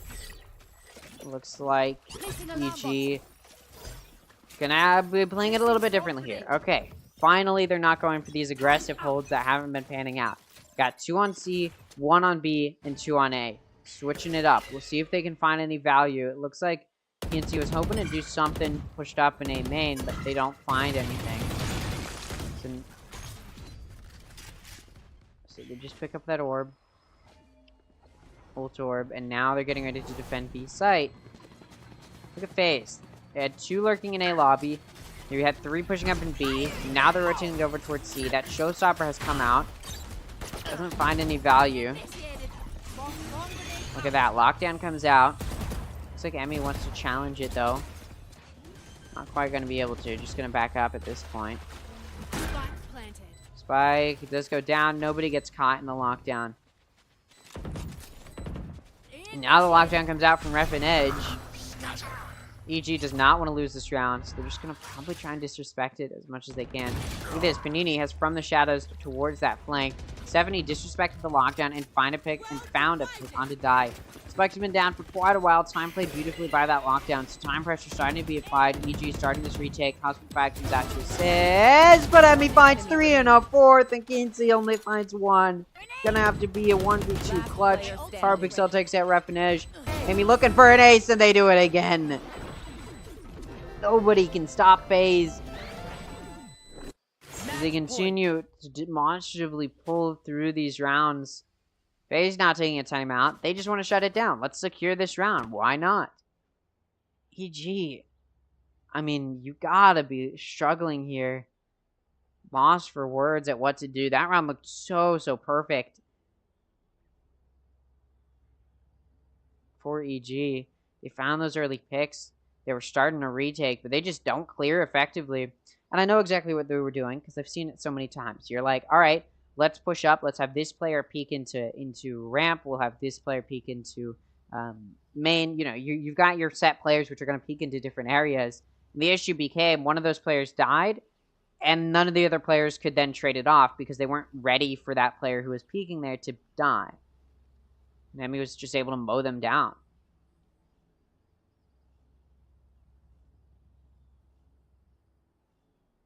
So I think EG just needs to understand.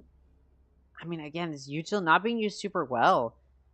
I just feel like maybe they're using their util too early, trying to prevent the push onto side, or even trying to retake. They're just not using it very effectively. I also think, look at Emmy for FaZe. 33 and 13. Clearly, FaZe is being carried a little bit here.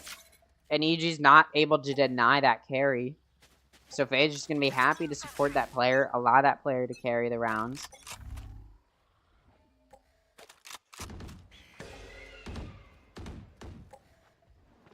FaZe getting ready to push towards, it looks like C. Getting ready to push towards C.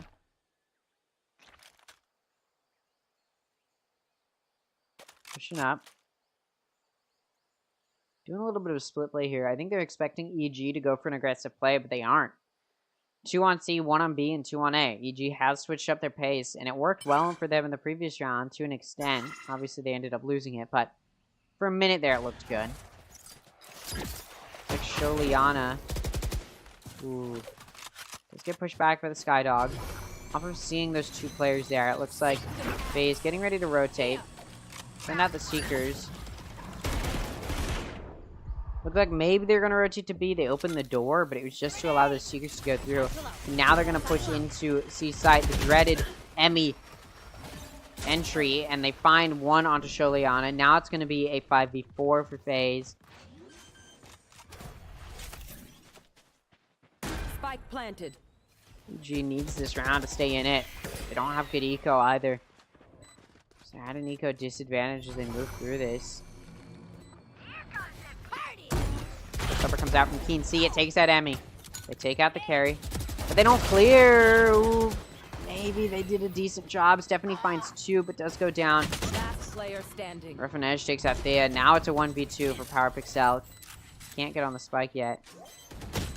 And taps it. Gets sprayed down by Panini. That does allow FaZe to take map 2. Alright, we're going to a 3rd map. What I will say is Lotus was much closer in favor of FaZe than Pearl was in favor of EG. On Lotus, it went 13-8, I believe. And on Pearl, it was 13-3. So clearly, EG showed a little bit more understanding. At the same time, with how big of a struggle it was on Lotus, there, I'm not looking too optimistically here. Take a look at their Pearl performance, and unlike on this map, for the side of FaZe, oh, the names are all. Give me a second. I believe this is probably, yeah. Okay, so unlike on Lotus, you saw Emmy just absolutely carrying unlike on Lotus, on Pearl, Emmy wasn't carrying as hard. You saw FaZe starting to struggle a little bit more because they didn't have that carry. So the rest of the players were having to all play at the same level, and they just weren't able to do so. Versus EG, which was all playing at the same level, and it was just a little bit of a higher level than what FaZe was pulling out. And then we go into Lotus, and we just had Emmy absolutely dominating. I believe the final kill count was like 34 or 35 kills. So yeah, pretty insane from them, which does not bode super great for them. We can go ahead and take a little bit. Of course, every time I enter, the round is over. Who ended up winning this one? Let's see.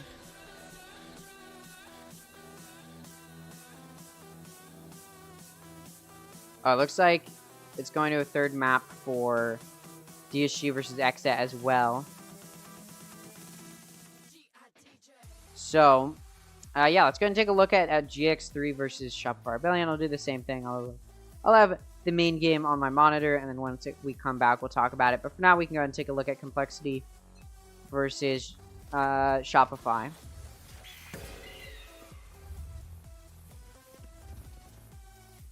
Not sure who took map 1 for them. I think it was Complexity, if I had to guess.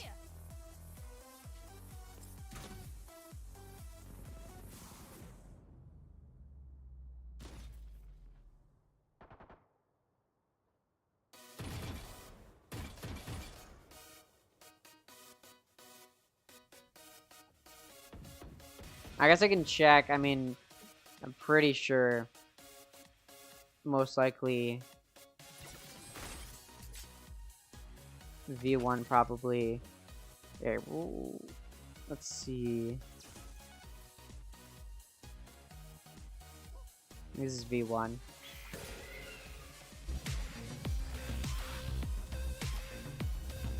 Yeah, V1 won. I mean, yeah, that's sort of what I would expect. Placing swarm grenade. Swarm grenade out. 30 seconds left. Let's see, Shopify. Ooh, Powerful gets 2. What on earth? And a third with the turret. Jazzykins able to take out KP. Lace takes out Lori. Jazzykins takes out Flowerful, and Sonder takes out Lace. It's now 1v2. Spike still isn't down, so Jazzykins needs to be able to try and get it down. 10 seconds left. Grenade! I have Spike. Spike picked up, and Sonder able to take Jazzykins down. So let's give Shopify a little bit of leeway back into this map.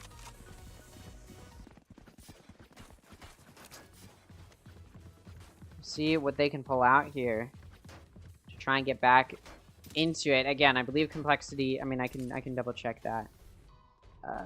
Yes, Complexity took map 1, so, you know, Shopify needs this map to take it to a third. So trying to make this comeback a reality here. Although it was tied 6-6 coming into this half, so they don't even really need to make a comeback necessarily. And this map is a little bit defense-sided, so it does help Shopify a little bit here in trying to take this map.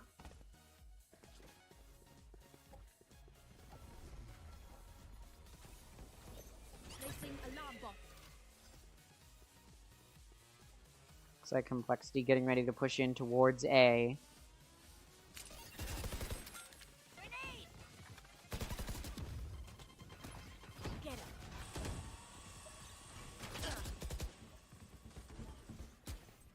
Complexity getting ready to push in. We'll get through Heaven. Now they're getting onto site. Although, look at this. Flowerful takes out 1. Sonder, Showstopper, takes out 1. So, Lori able to find a pick as well. And then Flowerful finds the final one.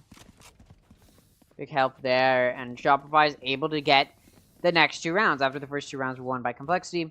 Next 2 do end up being won by Shopify. So, it's even back out. And now Complexity actually has to take an eco.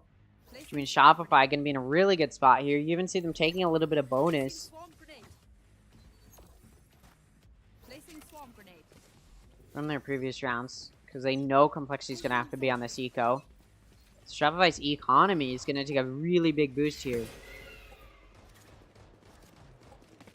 Looks like Complexity getting ready to entry in through A. 5 going in through main. Rushing in. Entry coming through from Jazzy with bounce packs. Ooh, Flowerful takes out Raze from on-site. Kara takes out Flowerful. Lori takes out Jazzykins, but loses the exchange to Lace. It's now going to be a 3v3. Claudia takes out Sonder. Now it's a 3v2. Cosmic Divide comes out. KP moving out. Claudia, though, going to shut it down. Saboy in a 1v3. Able to take out Claudia, but Lace there to trade it off. So Complexity on an eco. Able to pick up some guns as well. They get back in it. Shopify was taking a little bit of a bonus there, thinking they could just win it and get a good eco boost, but they ended up losing it. So they don't take the biggest eco boost. Still going to be able to buy this round, though. Just maybe not as dominantly as they would have liked. Now it looks like Complexity going to be able to get a buy going off of that eco round, and off of that eco round being a win. Looks like Complexity going to be moving towards A, 4 going in through main, got 1 moving towards mid. You want to play? Let's play.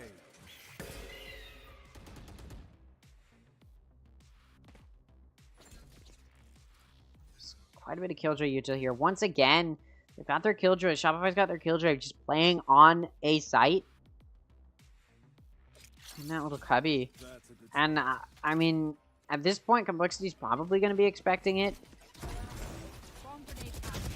Still, though, Flowerful's able to find 1. By Kim Dart tells Complexity where this player is, but Lori's there to defend.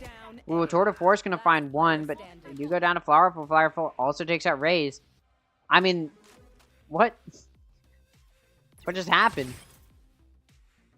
Such a good denial there. It doesn't matter that they keep playing on site, because nobody's able to shut them down. Flowerful just getting so many. Flowerful's too powerful.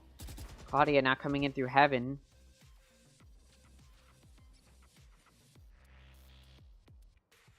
Going down ramp. Pushing in through main now. Has to pick up the spike. Not going to clear Cubby. No, they do, but a little bit too late. KP able to find that pick. So although the eco is won by Complexity, it's immediately bounced back by buy round win. It's immediately bounced back by buy round win from Shopify. Timeout not going to be called from Complexity. You can probably tell why.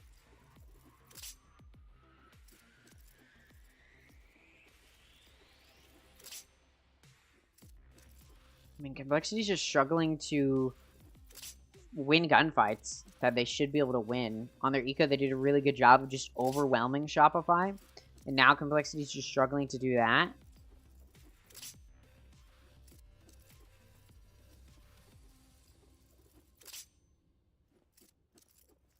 Right there. Right there.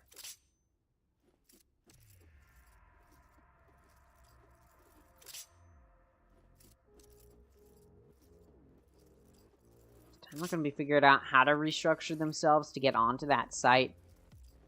Shopify's just been denying. Shopify not even having to hold Complexity to choke points, which is what you typically see the defense able to do. It's just straight up that Shopify is able to destroy these gunfights and mow them down, even if the choke point isn't being a factor that Complexity is being caught in.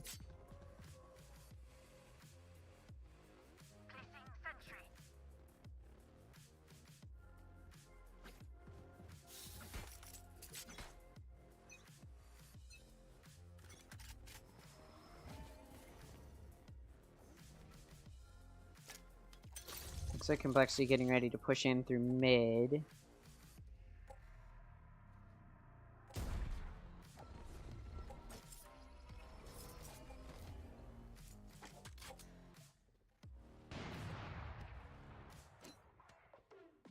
I have the spike. Complexity able to make some good entry. They've got a lurker in a main, so they're trying to meet with them. Look at Lace in Heaven now, meeting with Lori. Trying to do some damage there. Now, it is an eco from Complexity, but they did win their previous eco just simply by overwhelming the defense. Look at this. Jazzykins, the showstopper, able to take out Flowerful. That might even be able to be picked up here, and it is. I know exactly where you are. Complexity is able to take site. No more Flowerful to lock down the side either. He's been a very key factor in these past few rounds. That does mean Complexity might be able to take it if they can find these picks. Sonder, though, clears out Raze. It's now going to be a 4v4. Jazzykins, though, through the smoke into heaven. KP goes down. Sonder coming in through elbow, taken out by Jazzykins. Jazzy also takes out Zaboy. Zaboy does take out Kara, and Lori finds a pick as well. It's 1v2. Could be one more in the books here. We'll see. Jazzykins find another. They do, and the ace comes through for Jazzykins. 10-9, now the score. Ooh, okay. Spike still kills everyone, but Complexity was going into that on an eco. They don't care too much about getting round or guns out of that round. Just taking a win is good enough for them. But Complexity was in this situation before. They won an eco, and then when it came to a buy, they just couldn't do anything. So we'll see if they can change it up here. Find a little bit more value. Bang for their buck.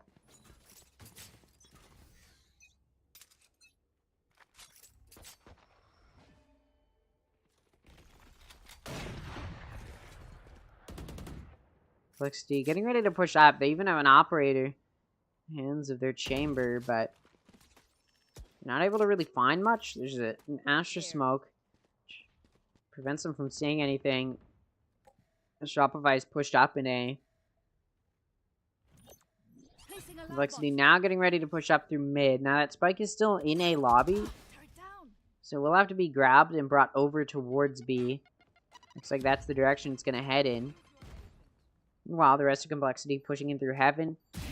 Flowerful there to lock it down. Ooh, traded off though.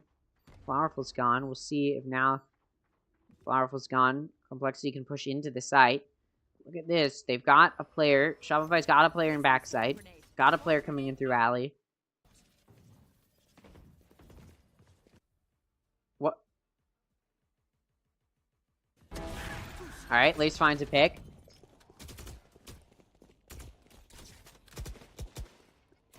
Boy able to trade it off, but Lace also takes out KP in heaven.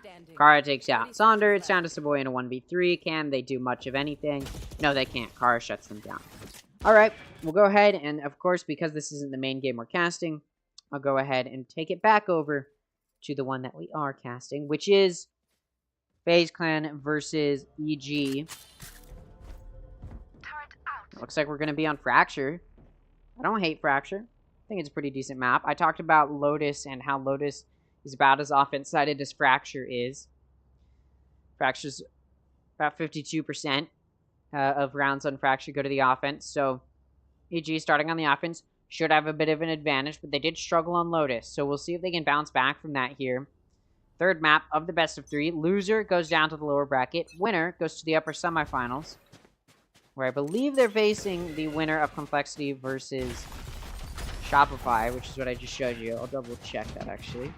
No, it's the winner of Xset versus Disguised. Okay. Which is also going to a third map. So already the main event going a little bit more exciting than some of the closed qualifier series were. EG actually able to get very quickly onto A site. Execution looked very solid. Spike goes down, so suddenly FaZe has to play retake here. Emmy coming in through satellite. Backed up by Rep and Edge, and Emmy's actually able to take out Sholiana, who's there to lock it down. Still though, Spike been down for a little while, so time pressure starting to be played here. Paint shells come out. Ooh, Power Pixel able to play off their own flash, pulls out the concussion, completely exposed, and goes down. He's still on site, able to find 2, looking for another, can't quite find it, but they do a 2-for-1 special to even it out. Is exactly where they want to be. One enemy remaining. Thea takes out Maddie. The spike has to be held at this point, but the Molly has prevented that from being the case. Stephanie takes out Rep and Edge. So this round will go to EG. Now this time, FaZe once again running. I mean, they're running the exact same comp they had on Lotus, except instead of an Omen, it is a Brim. This is, I think, the first map we've seen from them where the breach actually makes sense, and I agree with that decision. You can see we've got identical team comps. EG has been going for the more traditional team comps we've seen in franchising, in Tier 2, in Challengers. It's typically what we see, or what we've seen come out from this EG team. And it actually didn't go their way on Lotus, but I don't know if that was down to their team comp or just a lack of understanding how to use their agent abilities well. Ooh. Rydog actually able to do some good damage to Emmy. First EG off of winning the pistol gets to force a buy. Maddie takes out Sholiana. Keen C though. able to find 2 on the sentry. Maddie trades it off. One enemy. Emmy able to find 1. Maddie finds a 3rd before going down to Power Pixel. Bulldog in hand for Power Pixel in a 1v2. Was a 1v3, made it a 1v2. Spike Got the in their spike. hands. Look at this. Both players for FaZe in arcade. Quite a bit of time to play with, actually. So Power Pixel once, they can rotate, and it looks like they're going to do just that through CT. My voice starts to crack. Hopefully we don't have a repeat of GC Series 2 where I lost my voice. But I was sick then, so, you know. We will see. Power Pixel is getting ready to move towards a site.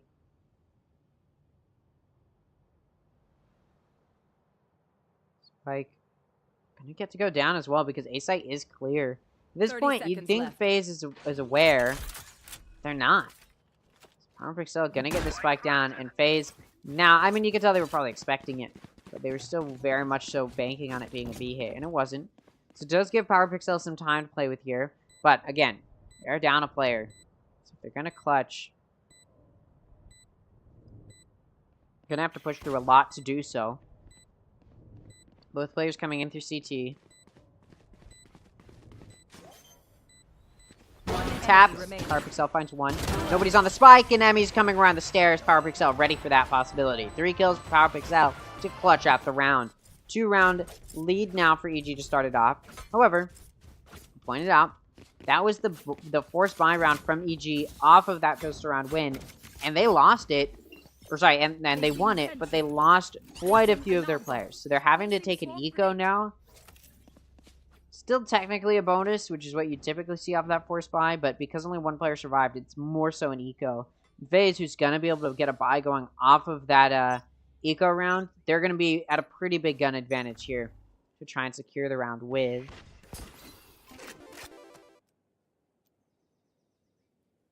So looks like EG getting ready to go in through B.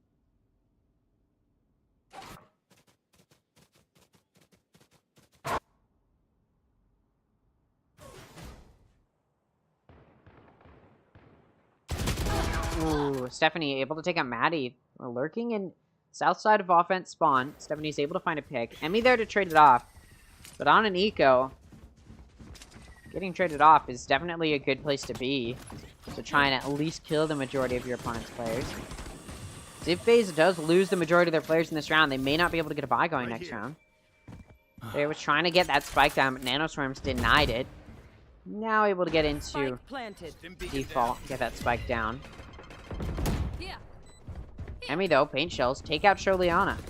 Emmy able to clear onto side as well. There it goes down. It's now going to be a 2v4 from EG.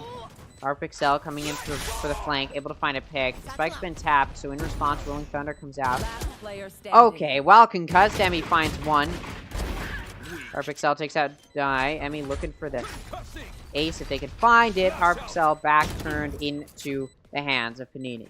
Spike gonna be defused as well. So not the ace.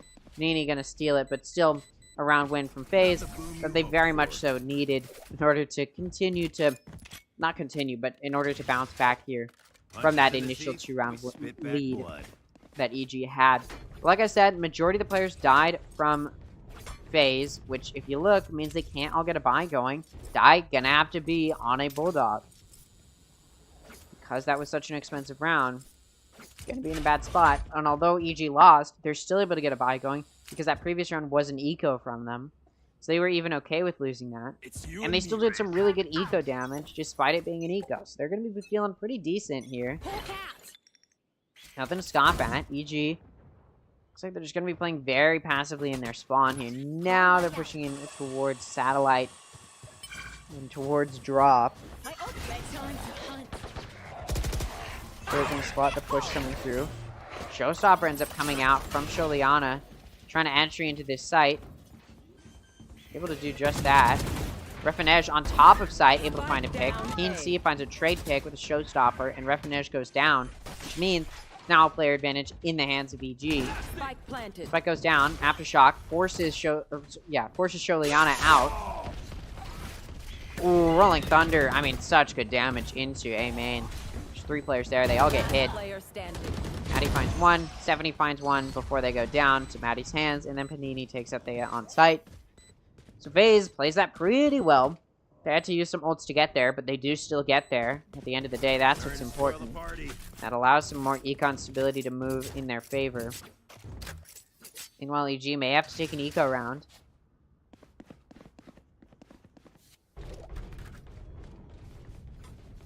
Looks like... yeah, that is what they're going to have to do. No question why there. So yeah, little update here. Version 1 2-0'd Overkill Black and Complexity GX3 2-0'd Shopify Rebellion. Which means version 1 and Complexity GX3 will be facing each other in the upper semifinals. Both this series between FaZe Clan GC and EG and Disguised versus Ascent are going into a third map. So we'll know which of these teams are facing each other after both of these teams, or both of these series finish. Alright, back to this map, back to this round though, as we really pick them from FaZe. Now again, EG's having to take an eco this round, due to the fact that they lost their previous round, which was a bye from them. Emmy, locking down the side, gets a third kill. Maddie takes out Choliana, and Dai takes out Stephanie. Once again, it seems like Emmy's gonna be a very big factor in this map for FaZe. So EG's gonna have to move towards trying to deny Emmy as best as possible. He's already at 9 kills. Not to play down Maddie, who's also doing very well for the team at 8. We've just seen so many impressive multi-kills already from Emmy, which is what we saw on Lotus. And it just seems like Emmy belongs on this role. Doing so well.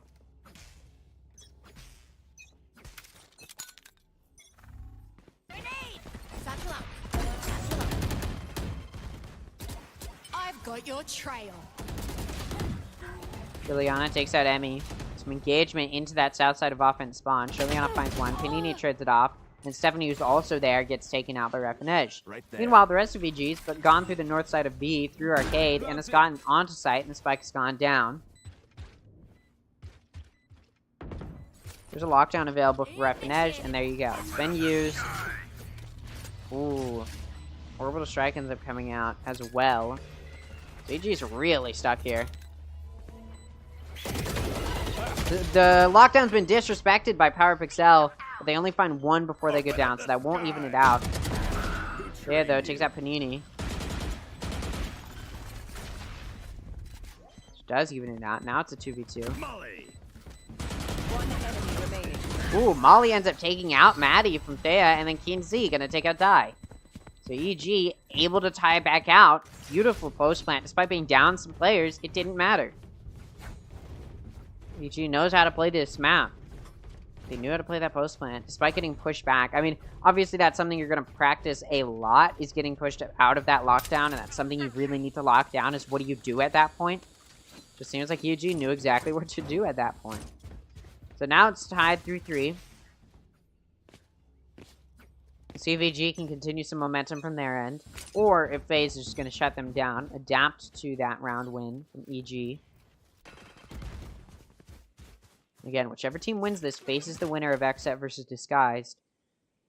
And I've seen both of those teams play. I don't want to face either of them. I'm going to be honest. I don't think either of these teams in EG or FaZe could beat them. Both of those teams are just very, very powerful. But it doesn't change the fact that one of these teams does still have to win to get there. They really want to get there. Reminder, FaZe was... Mind, let me talk about this. ME takes out Stephanie. It's all happening in tunnel. Showstopper comes out. Juliana's blinded. Can't shut it down despite ME being concussed. What I was trying to say is, FaZe got knocked out. One of the first teams to get knocked out of the main event of GC Series 1. Or GC1. Like, they do not want to face that same fate here again. It'd absolutely not be where they want to be. To be fair, once you make it to top 8, you already earn some free circuit points just for being in the main event. You don't want to lose out on more just simply because you're not able to put up a solid enough performance. Oh, look at that. No! A flank that could have come through from Dai doesn't. They are able to get it out, and the Rolling Thunder has come out as well from EG. Which does allow to play some more time there. They know where these EG players are. Spike's been tapped. Nobody's gonna check it from EG though. They're just banking on nobody having held it. Emmy finds a third, looking for a fourth. They can get it. Spike's just gonna start to be held here. And the fourth does come through from Emmy. Run and gun with the Phantom. Why not? Just like my ranked games. Defenders gonna win this one. FaZe gets the 4th round. Looks like EG gonna have to take eco. At least for most of their players. They just don't have eco to work with. Timeout gonna be called as well. Again, any forward momentum EG may have been able to get doesn't come through. They decided to play post plant entirely off of site. That and they just got pushed off of site.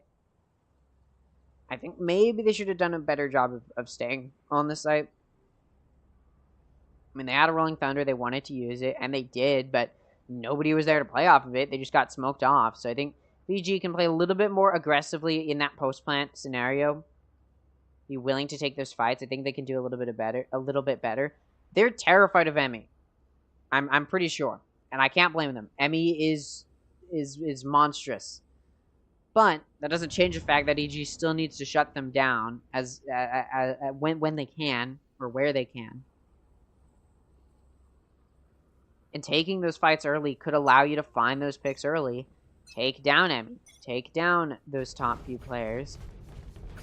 Take down Maddie as well. Although, you know, since those first like 3 or 4 rounds, Maddie hasn't found a whole lot, but still. More kills than the rest of the team. So EG cleaned it up a little bit. They've got Power Pixel and Keen C doing decently well. The rest of the players falling behind a little bit, so VG can clean it up, play a little bit better as a team, trade each other off better. They may be able to find some more impactful picks. Look at that. Speaking of trading each other off, Stephanie goes down to Emmy, and Keensy's there to trade it off. Now it's going to be a 4v4.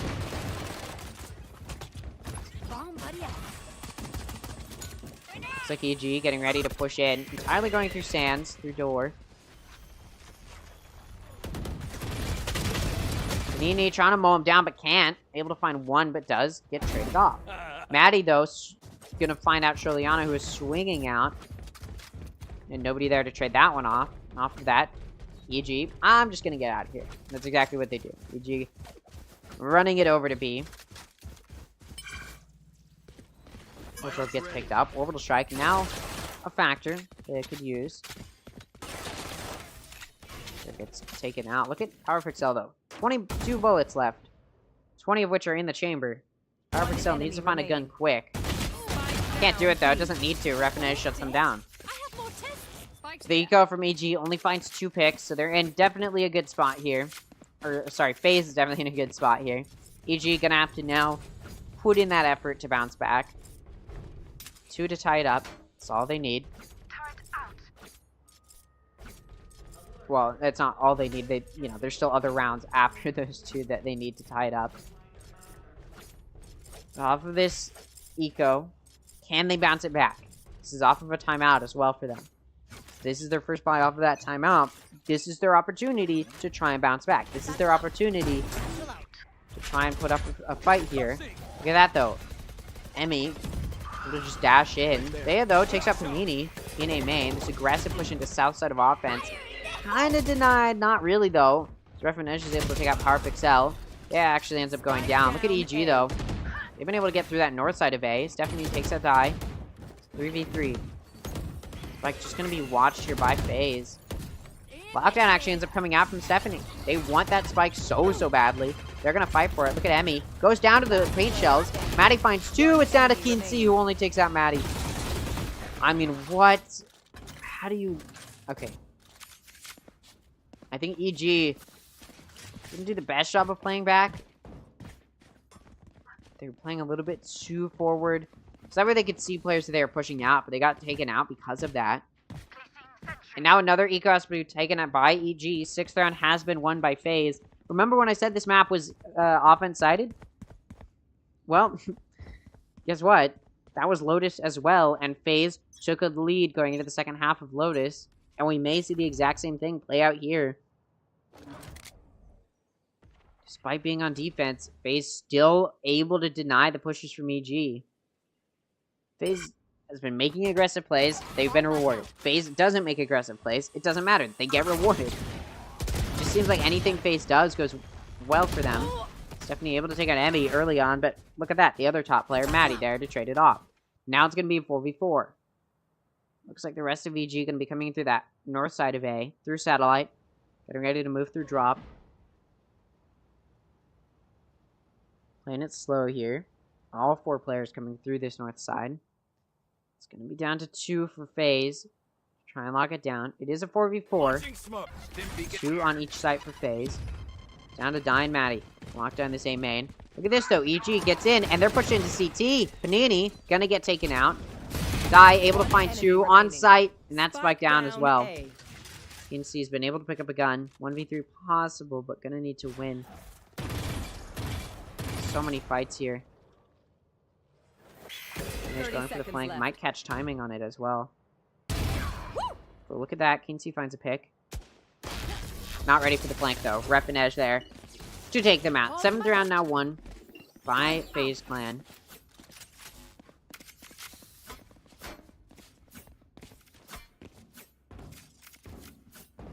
Lockdown is available for Ref and Edge. EG though, they've got an orbital strike. They've got Seekers. So this could be an impactful round for them, especially off of that eco. If EG can just get 2 more rounds here, they might be able to make a comeback on the next half. But again, it's an offense-sided map, so it's not going to be easy. Still, though, possible. With enough copium, I can believe. So EG gets ready to push towards that B main entrance. Spike in hands. Getting ready to go through the south side of A. I've been going through north side a lot, and you can see FaZe is very aware of that. You got 2 watching Arcade, 2 watching that satellite entrance. Or not 2, but 1 watching that satellite entrance. And Panini ends up finding one. Because this pushes through south side, and as the Seekers come out, it actually allows EG to take so much space here. Look at Kinsey aggressing into CT. Punished. They go down. So no trade pick going to come through. Barford still is able to take out Maddie coming in through rope. Die though, trades it off. A little strike comes out.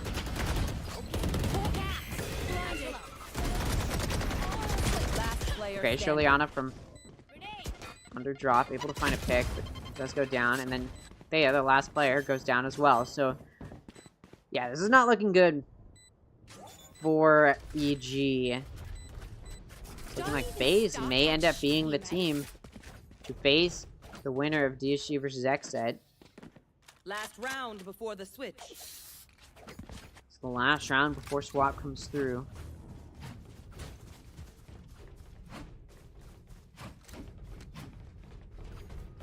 Starting to look like more and more of a rollover game. Again, Emmy really well performing for the team. But look at this. Repinesh and Maddie also starting to perform well for FaZe. So, unlike the previous map, they're not relying so heavily on Emmy. To be fair, it's defense for FaZe. So now, when we're about to go on this offense, maybe on offense, Emmy will be able to do more. Showstopper ends up coming out this round. Shut down by Power Pixel before it can be popped. Does now make this a 4v5. Look at this. Kamini. And Zeke Die coming in for this flank. It's going to be Sholiana to try and shut them down. Can they, though? Flash comes through. Spike getting ready to go down. Doesn't quite go down, though. Aftershock coming through to destroy the lockdown that's been placed by Repinesh. It does. Aftershock and Orbital Strike used. Repinesh takes out Sholiana, though. Trying to help retake. Maddie gets shut down. Player advantage for EG. Spike. Not gonna go down quite yet. Power Pixel takes a Repinesh. Die takes out Stephanie. Power Pixel takes out Die. Panini finds a pick. It's a 1v2 for Panini. It's winnable, but no. PNC shuts it down. So it's not gonna be 9-3 going to the next half. But 8-4 is still not looking super winnable from EG. In order to start it off, the good comeback, they're gonna need this pistol. And they get it. If they don't get it, I'm gonna be honest. My prediction. If EG doesn't win this pistol, the map is over. And it's in the hands of FaZe. Still technically possible, but I just don't believe it will.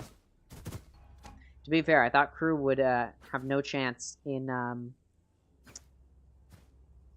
I thought Crew would have no chance in LCQ, and then they won. So, you know, weirder things have happened.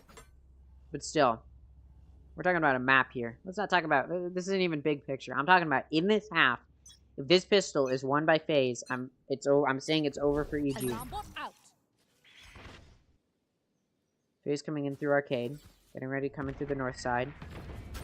See this, off of contact. Stun comes through. Sholiana able to take out Emmy off of that. Paint Shells end up taking out Stephanie. Panini also able to take out Sholiana. Now it's going to be a player advantage for FaZe. Second start to be taken here. 2-player flank coming through. It's going to be watched here. It's also going to be heard. Panini taken out by Keen C. They are able to take out Rep and Edge. So now this flank can come through. Start to do some damage. It's a 2v3 now for FaZe. Still, health kind of low for these players on EG. Very winnable. Thea. Low. Die. Actually able to take out 2. Thea takes out Maddie at the same time. It's now 1v1. Power Pixel very low on HP, but it doesn't matter.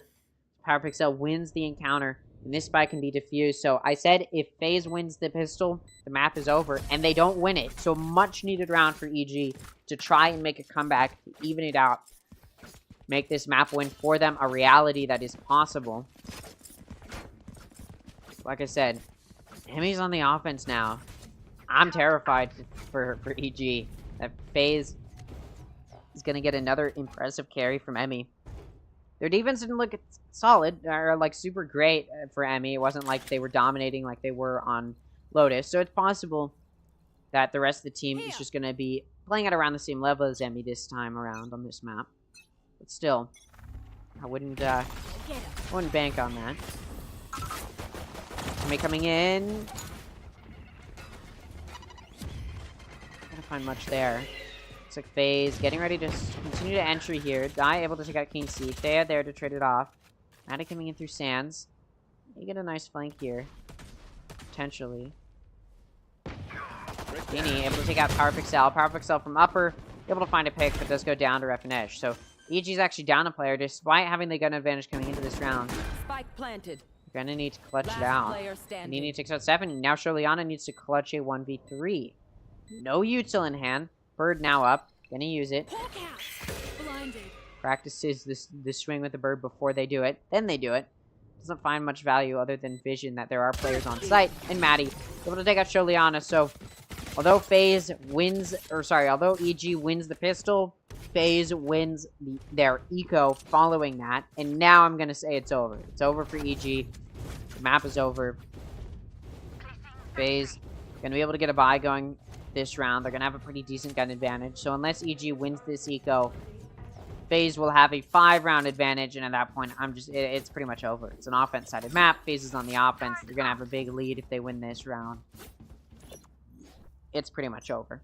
If FaZe wins this round, and I'm pretty sure they will. So, you know, it's pretty much over. FaZe getting ready to move towards B.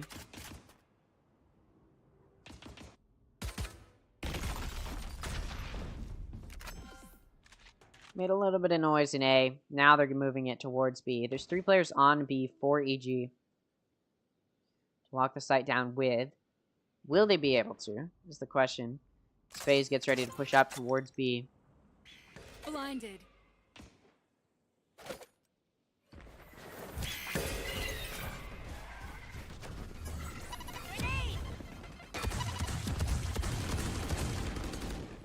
You can see on site firing through the smoke. Util being used by FaZe as they make noise, but they're not actually entering yet. They haven't committed anywhere. They've made some noise in A main. They made some noise in B main. Still nothing. FaZe just playing their time. They know they've got such a big gun advantage. They can waste some time. That's what they're doing. Now they're starting this entry.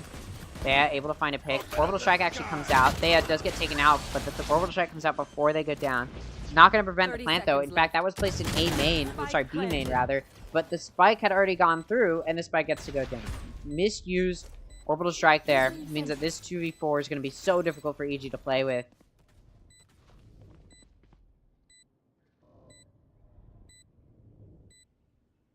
No guns to be picked up. Guy takes a little bit of damage. Cool. Wait, Molly actually misses. Spike gets half. Power Pixel going to take out Panini. Emmy takes out Stephanie. Maddie takes out Power Pixel. Spike didn't get half. My bad. Regardless, I said it was pretty much over for EG. And then FaZe takes their round win as they should. So at this point, I'm really just going to say it's over. Maybe there's a possibility, but as we're moving to the first blind from both sides. If EG doesn't get this round, it is over, for sure.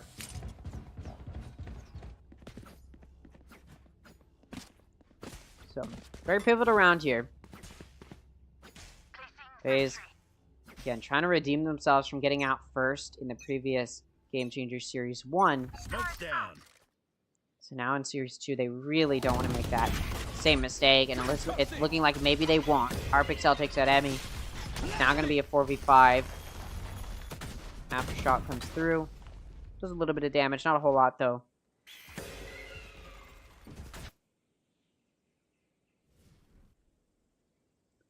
Now it looks like FaZe is going to get ready to push in towards B.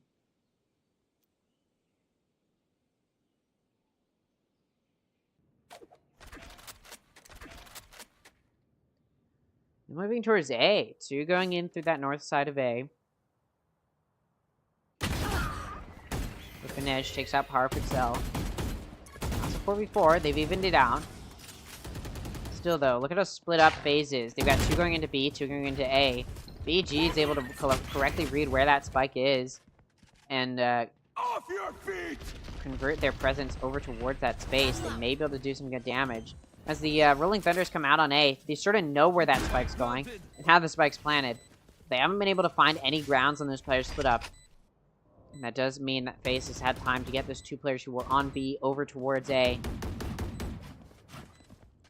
Which means 4v4 retake gonna have to come through. PG starting it. Smoke drops in ropes, and now they're starting to come in here. Test into door. Stephanie takes out Refinege and Die.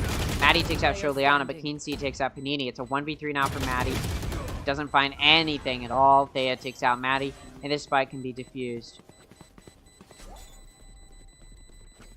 This round will go to EG. I said they needed that to get back in it, and they get it.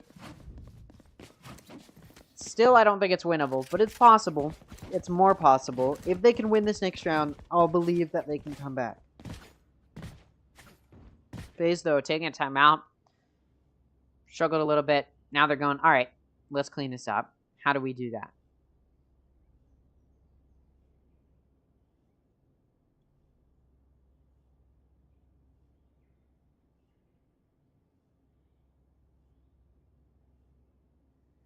Timeout being called here. Again, they need to clean this up a little bit. Get this just a little bit more into their hands. I'm going to go ahead on my second monitor, so you might hear for a second.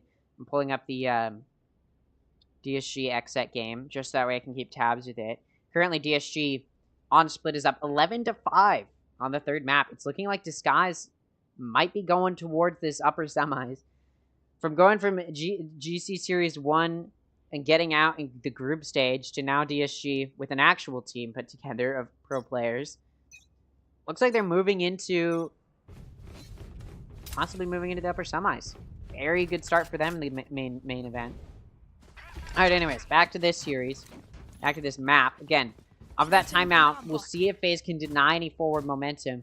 You look at AG in their buy, and you can already tell that some of that forward momentum has been denied. Harpixel with a Stinger. Sholiana with a Bulldog. So even off of that round win, they just can't afford a full buy because it was a very expensive round for them where they lost a good portion of players. And they went into that with already not great econ. Let's see. Maybe EG can still get this. You can see FaZe is looking to push in towards A.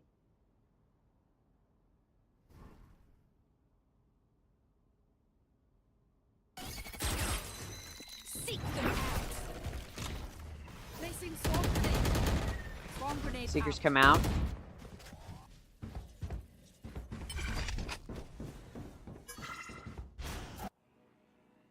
Bot coming back.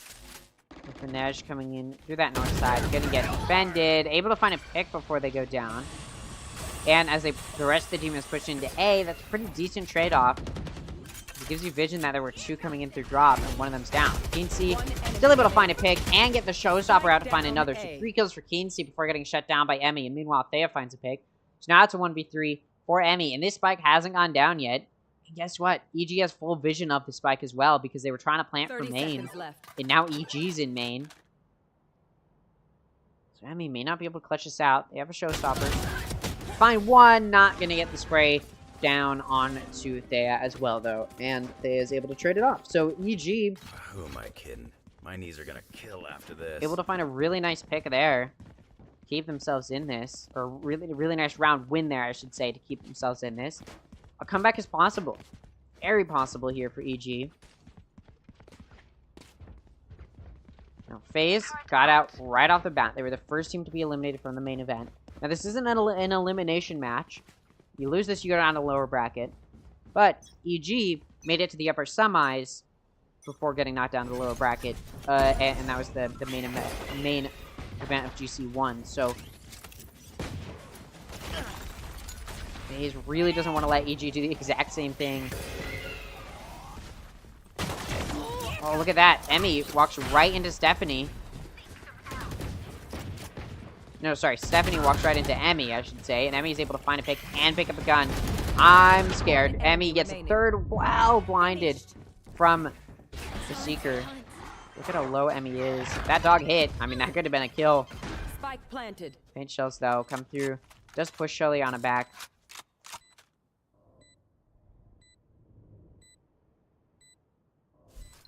V2 is risky.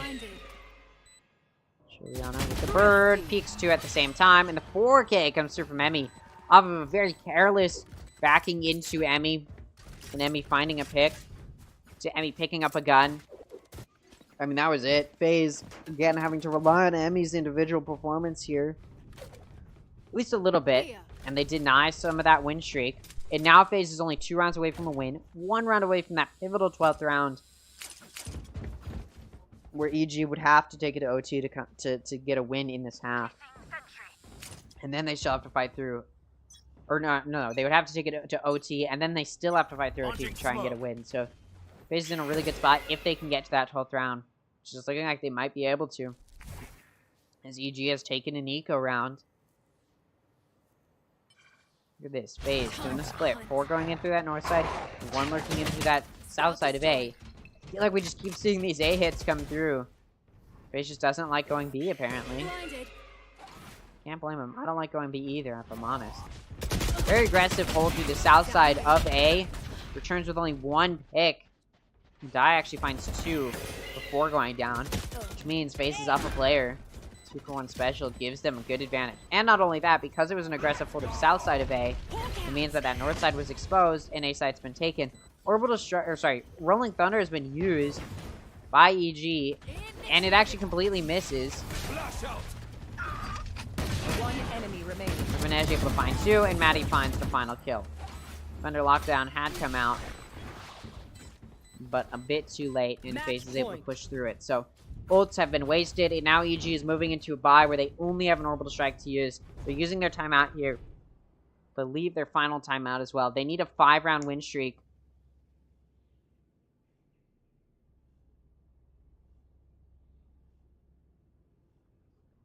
In case you're wondering, DSG is up 11-7. I believe last time we checked it was 11-3. So DSG struggling a little bit more here.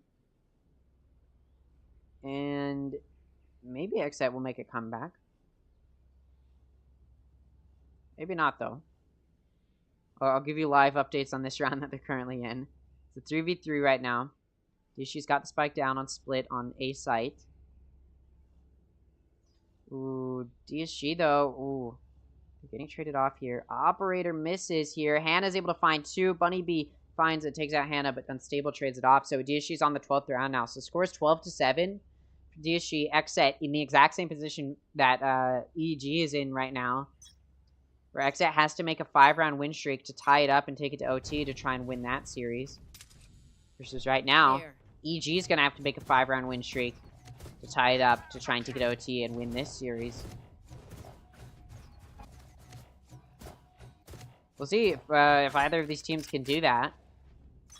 Again, Orbital Strike available for Thea this round. No other ults close to getting up. They wasted so many in the previous round. There's a lockdown in the hands of FaZe as well. They might just want to go B, plant that lockdown in tunnel. Boom. Easy. It's possible they do that here. They're actually going to go A again, it looks like. You can see EG is like, all right, they haven't been B in a while. Surely they don't go A again. Bad read though. Bad thought process. I mean, it's a good thought process, but it's a bad one to use here, as FaZe is ending up going A again. You can see EG's backed out of that aggressive hold of B. They're placing 2 near A. Look at this. A site. Alarm bot goes off, and now EG, who's pushed pretty deep into B. They actually had 2 in tunnel. Now gonna have to get ready to rotate towards A, as A site's been taken. Spike has gone down. Landed for main. Lockdown getting ready to come out from Wreckage. Shirleyana finds 1. Wreckage finds 1. Shirleyana finds another. Shirleyana finds a 3rd. Lockdown destroyed by an orbital strike as well. Means FaZe is in a 2v4. So Emmy's alive. Keency takes out Maddie. Emmy takes out Keency. It's a 1v3 now. Spike is actually in this smoke to smoke off main. Emmy able to take out Shirleyana, but not going to be able to win that exchange. And it looks like the spike will be defused here. Yeah, it will be. And EG gets an 8th round now. They take the 8th round.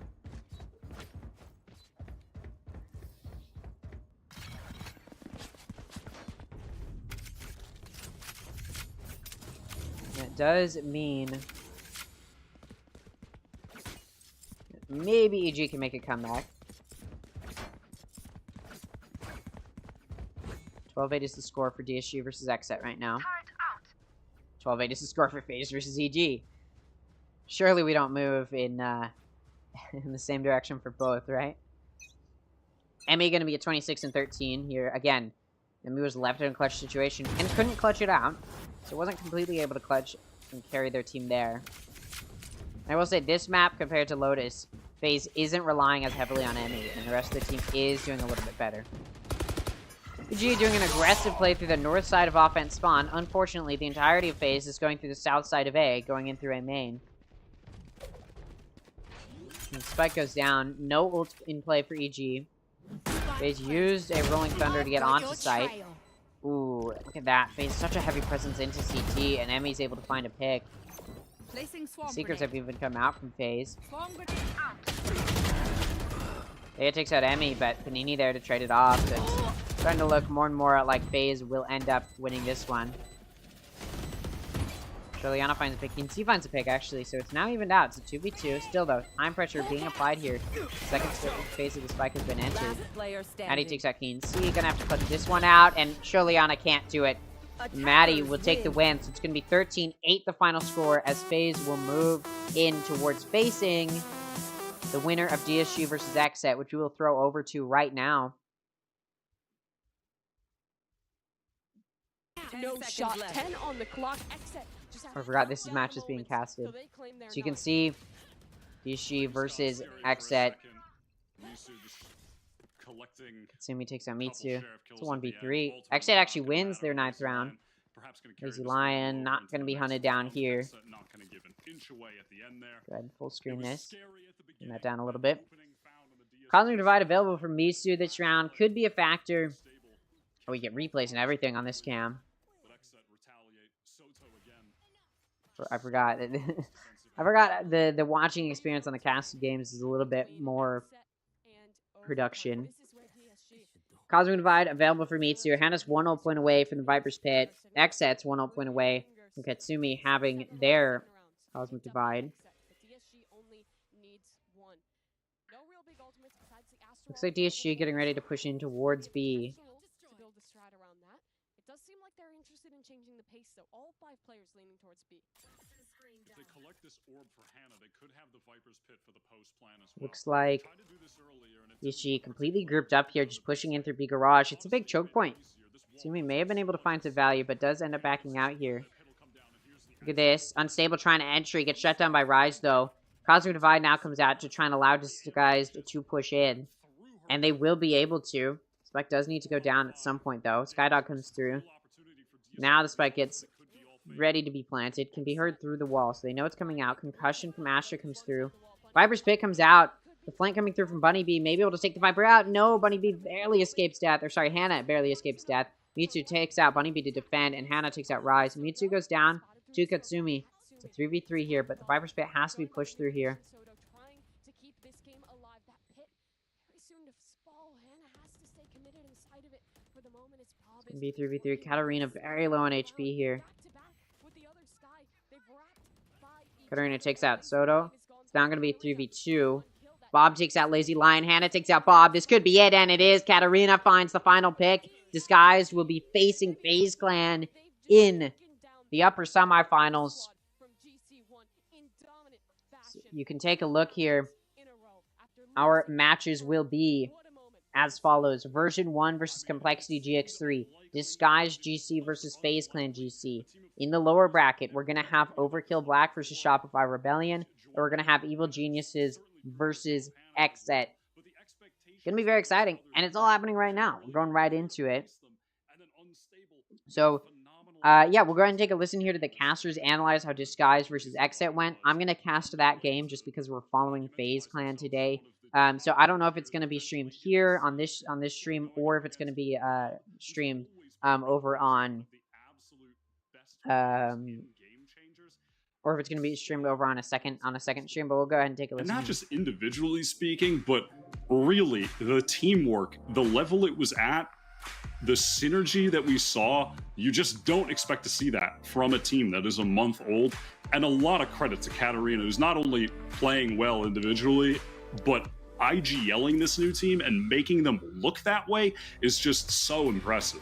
It is an incredible moment here for DSG, and I'm just so excited to watch this run continue. They've taken a big name to begin Game Changers, and who knows what the limit is for this team. Xset, of course, will be knocked down to that lower bracket, but that does do things for this series, and that run still yet to continue for DSG, but more yet to come up. We have an interview and the analyst standing by.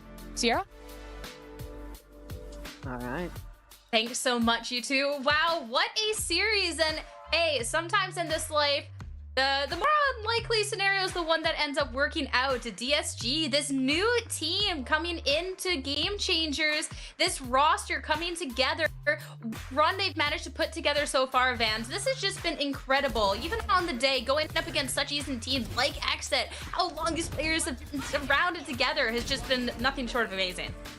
It's made it all worth it for Toast to wake up early in the morning where he's at right now to do the watch party. I'm pretty sure all his fans in the watch party are having a blast in the chat right now, and even I can't believe it of how good, just as Wyatt has mentioned, DSG look like they've been playing for 3 Game Changers so far since 2021 or so. Oh yeah, it should be pointed out.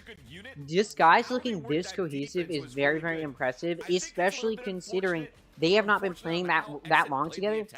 They just beat Xset, who, by the way, I'll pull it up again because I closed it again. Because I was expecting not to need it, because I'm dumb like that. We can go ahead and pull it up. I'll show you guys. Xset, in the main event of Series 1, made it 3rd place. They made it all the way to the lower final. They were in 3rd, okay? They were not a bad team, and yet they're playing up against a team that formed literally a few weeks before the start of Game Changers, and still they are literally being, but still they are being dominated here. Or losing here. We can take a look at the actual scores from this one as we will be casting FaZe versus DSG. As we're just following FaZe today, it seems. Why is it... Okay, whoa, sorry, I was just like, the thing was highlighted, it annoyed me. Alright, but you can see on Pearl went to Xset 13-6. Alright, not exactly what you'd expect. Fine went 13-3. I didn't even know that. That's insane how close that match was, or sorry, how dominant that was from Disguised, and then it just seems like Xset's mental was too shot to recover. Unstable, I talked about it before. They played in Tactified Games May, which I was able to cast, and they absolutely carried their team. And now they're on a team of people who are at or around the same level, and it shows that they're thriving so much more when they're on a team that can play well as a whole. So this is very, very impressive on the side of Disguised. And as we move into watching Disguised versus FaZe Clan, I'm looking pretty optimistic. We may even see Disguised able to do well. And I'm saying, and I'm almost rooting for Disguised a little bit just because they did so poorly in North American Challengers. And I'd like to see a team like Disguised who's bringing sort of this new interest around esports, especially Valorant esports. I want Disguised to do well here. And then you can see it's actually a similar story for FaZe Clan. Actually, no, it's not really a similar story, but you can see FaZe Clan was in a weird position where they got destroyed on map 1, and then they were able to keep it a little bit closer and take wins on Lotus and Fracture. So I'd say I'd favor Disguised a little bit in this series if we're just looking at the previous performance from these two teams today. But considering Disguised looked that good against a team in Xset who was very, very well performing in Game Changers Series 1, I think Disguised should be able to win this, especially considering FaZe didn't put up the greatest fight, and that was against EG, who sure did better than them in Series 1, so it's impressive. But EG and FaZe have been around for a while, so FaZe should have been able to put up a better performance, I feel like, if I was going to have confidence that they're going to make a good upper bracket run. I think Disguised should be able to beat FaZe here and secure at the very least 3rd place, because, by the way, if you make it to upper finals, at the very least, you're going to be 3rd place. And I think Disguised could be the team to do that, especially with the way that they've been playing. Again, this is going to be the lower bracket. If you want to watch the lower bracket games, they'll be casted on really any of the other series here. So we will be watching DSG versus FaZe, which will end up being on this on the stream I've been watching, which is Valorant North America. So V1 versus Complexity will be taking place on the main stream and will be casted there. And that is, of course, the other upper bracket match happening today. Oh, sorry. Apparently, we've seen it before, which will be the other upper bracket match happening today, which would be over here. But yeah, this should be very, very exciting. And I don't know. I'm looking pretty optimistically at Disguised here. So we'll go ahead and take a listen back to the desk. They're talking about DSG versus Xset, so we'll go ahead and take a listen to that and how they feel about that series. Or the second favorite, the one that's been sticking around for the core as a main core, 4 players for the longest time. Version 1 being a super team, yes, of course, but EG's also another team that's been sticking around, that has stuck around for a very long time, and that have been playing not only in these game changers, but doing their own events with the EG event that they had, and also just playing a lot in like the Tier 2 open bracket and whatnot, just to get to practice through. And they lost against FaZe, who they also only just started forming pretty much at the beginning of this year, with players that pivoted over from CSGO to this, and also revamping that roster as well. And FaZe made it through, so I think that we've had 3 great upset games. We'll get a chance to dive a little bit more into that in a little bit, of course. We'll get to Pivot Series and really dive into these other teams making their runs. But of course, we want a chance to be sitting down with the victorious DSG. So we're going to be getting Hannah up for our interview. Enjoy your Prime Gaming post-series highlights. We'll be back in just a few.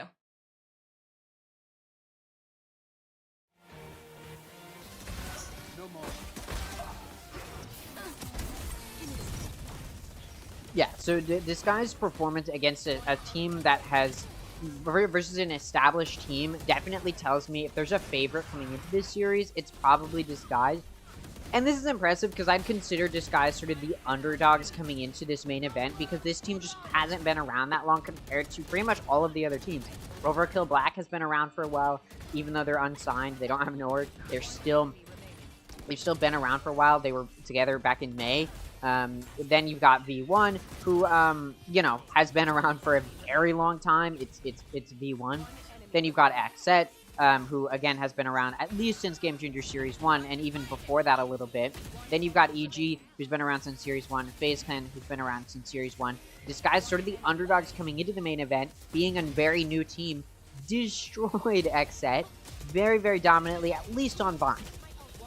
Right? So when we're talking about this, I'm looking pretty apprehensively pretty, I don't know, what's optimistically, there you go, at Disguised to be able to win sort of the underdog match. I'm expecting there to potentially be a bit of an upset, I guess you could say, of Disguised coming into the main event and doing very, very well. And I wouldn't be surprised if that does end up being the case, because it just seems like we might be moving in that direction overall. So yeah, we'll see if that's going to be the case. Yeah,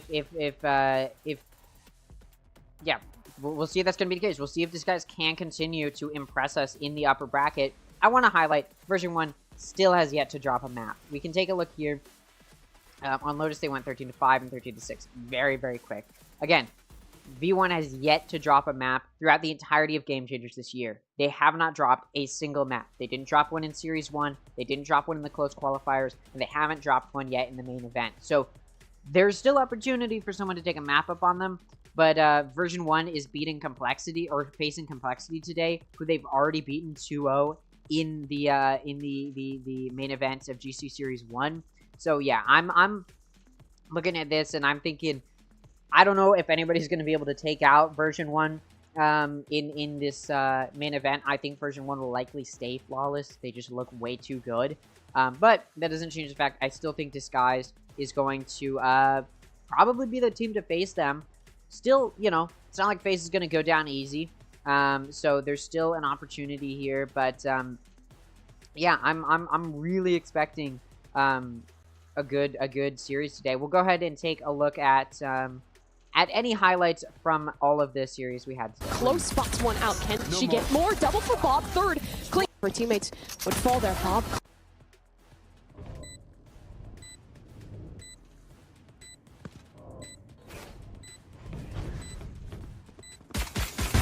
Kill.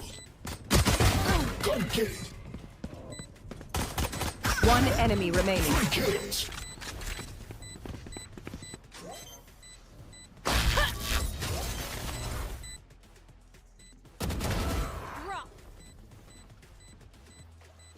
One enemy remaining.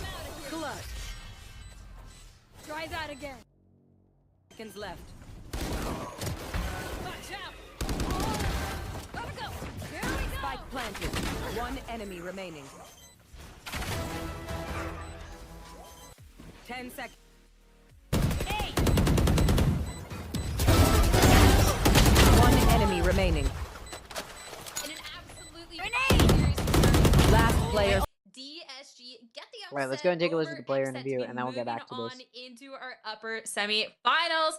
And on the line for our Verizon post-match interview, we yet again have Hannah here to talk a little bit. First off, congrats, good stuff. You're in the upper semis. How are you feeling after taking down? Such a close match, and I'm just glad we could close it out. It was such a fire match too, and I know originally that we asked to talk to Katarina. She apparently's lost her voice, still not feeling well. How is she IGLing? How is the team in this condition? The team is just honestly, since Kat can't talk as much, we're definitely like all adding more effort into the comms. But Kat is also doing her best. Like she's still like full on calming. So shout out to Kat. Shout out to Kat. I cannot imagine how hard that must be right now. Especially too, so much pressure going on into the upper semifinals. But now we get to see the new background. Everyone's out of the guard facility. So how has that been, being able to be with the team for this main event?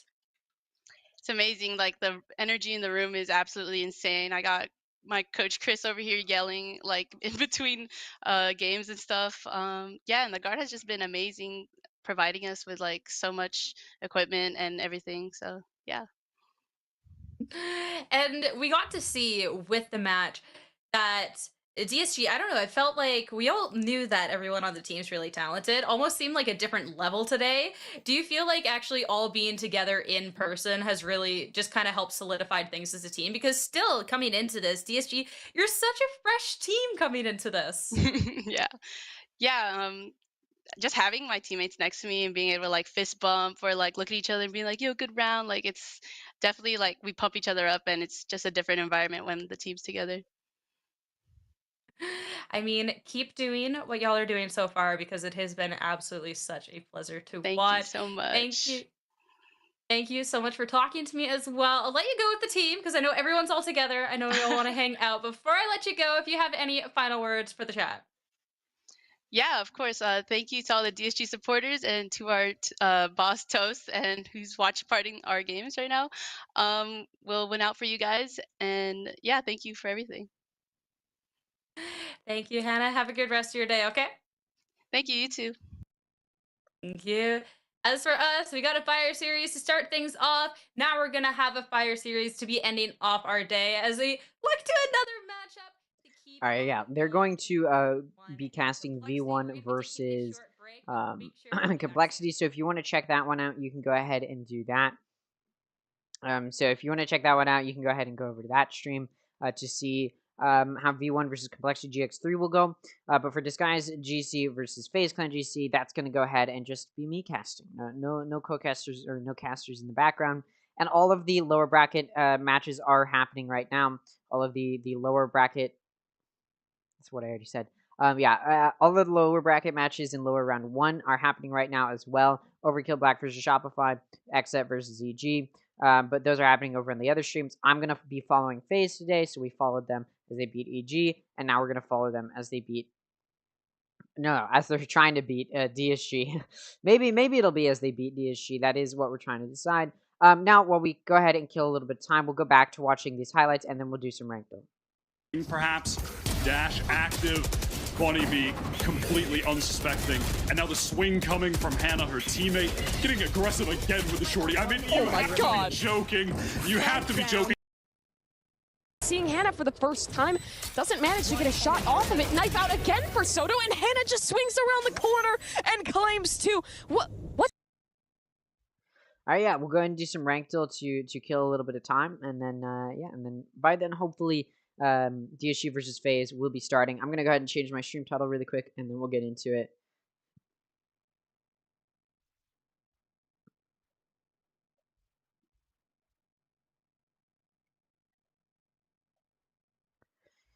Go ahead and do this. All right, let's go ahead and do some rank though. Mana? Yes, thank you.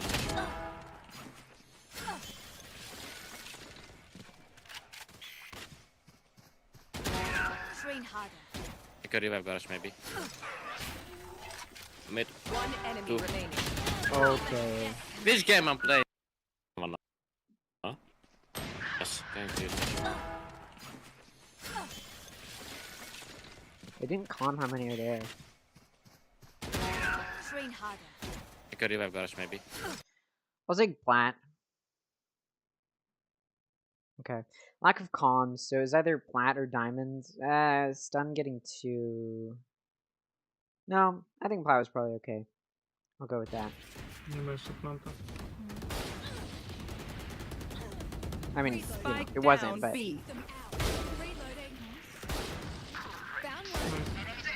One enemy remaining.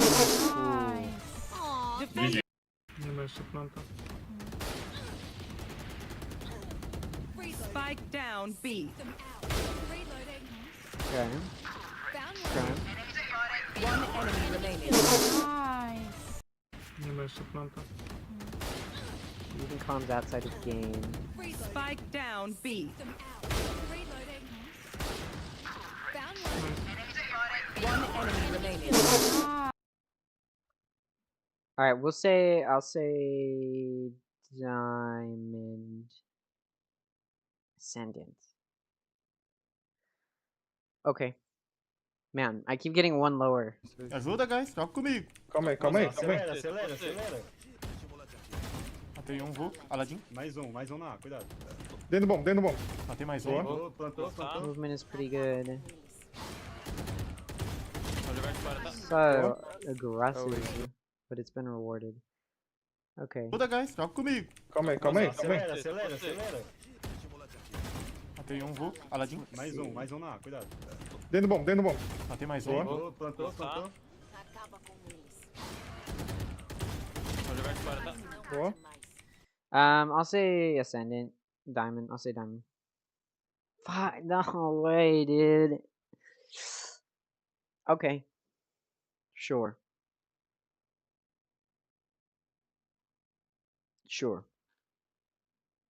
Alright, so it hasn't started yet.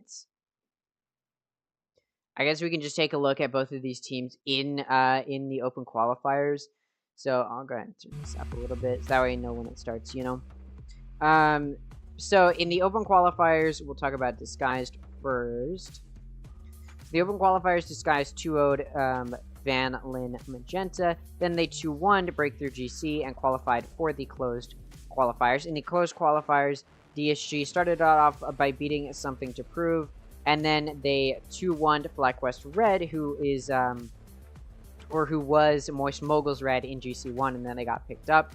So Disguise 2-1'd them, and then they got 2-0'd by Evil Geniuses. Got knocked down to the lower bracket of the closed qualifiers, where they beat Supernova Galaxy, also known as Newt Newt, and they qualified for GC for GC2 main event. And then, of course, we just saw them beat Xset 2-1. Then, when we're talking about Xset, in the open qualifiers, they weren't actually there. So if you look through it, they weren't in the open qualifiers. And the reason is because they were in the main event. They got 3rd place in GC Series 1. So they got a free spot into the closed qualifiers. Where did they end up? Well, they ended up down here. They 2-0'd Potter Fonse, they 2-0'd Genji Black, and then they 2-0'd Complexity GX3.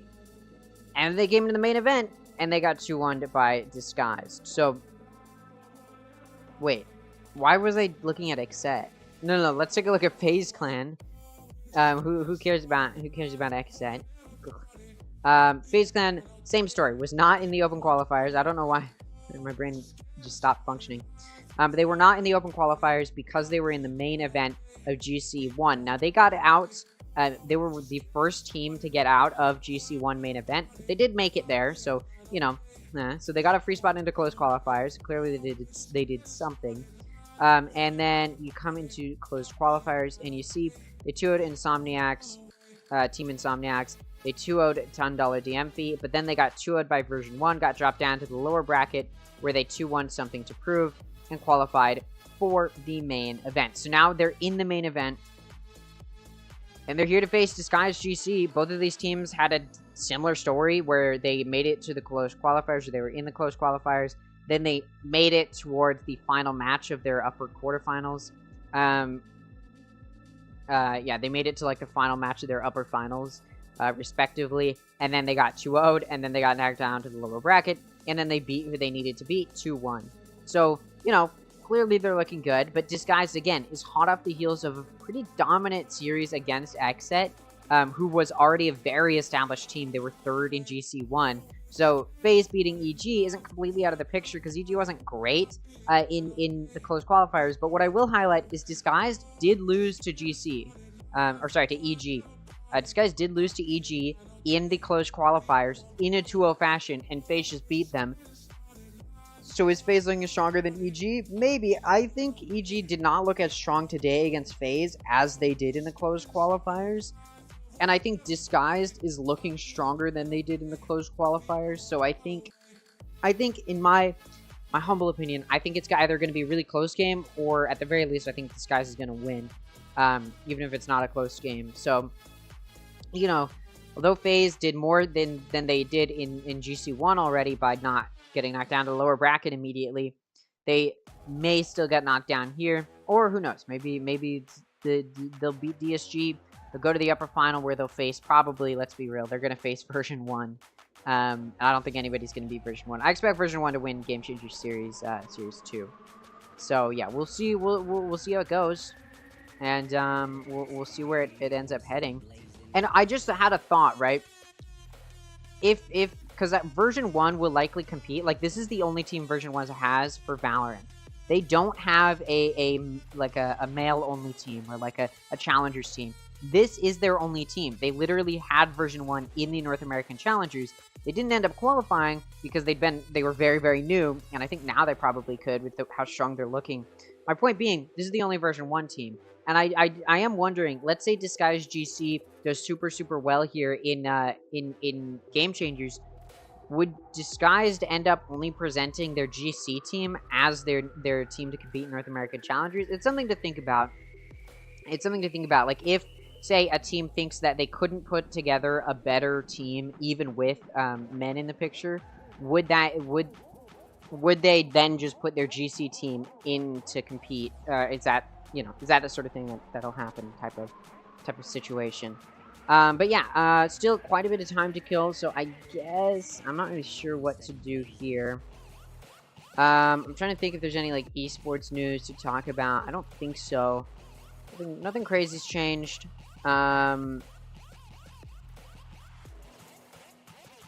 So I'm gonna be casting, in case you're wondering. I will be casting for EVC X Crunch Lab, or what? EVC X the Crunch League, which is a European tournament I will be casting, I don't know exactly when, but in these next few weeks at some point. So you can go ahead and follow them over there. And then I'll also be casting for the Project Alliance. I don't know this for sure, so don't hold me to this. The Project Alliance Stellar Series, which is going to be very well put together tournament, I think. It's got a $500 prize pool. It's, you know, it's a C tier event. Point is, I'll probably be casting for that. That's going to be in August. So yeah, it's stuff to look out for. But as it does seem that we will be taking a little bit of a rest here. I will go ahead and thank the subscriptions I've gotten recently. So Nightlife and Ramiz, I would like to thank you for these subscribers, since yeah, I really do appreciate it. It blows my mind how much growth I've seen. So yeah. But I'll see you all when we're back, because I've literally got nothing else to say, and yeah, I don't know how long this will be. So be back when the series starts.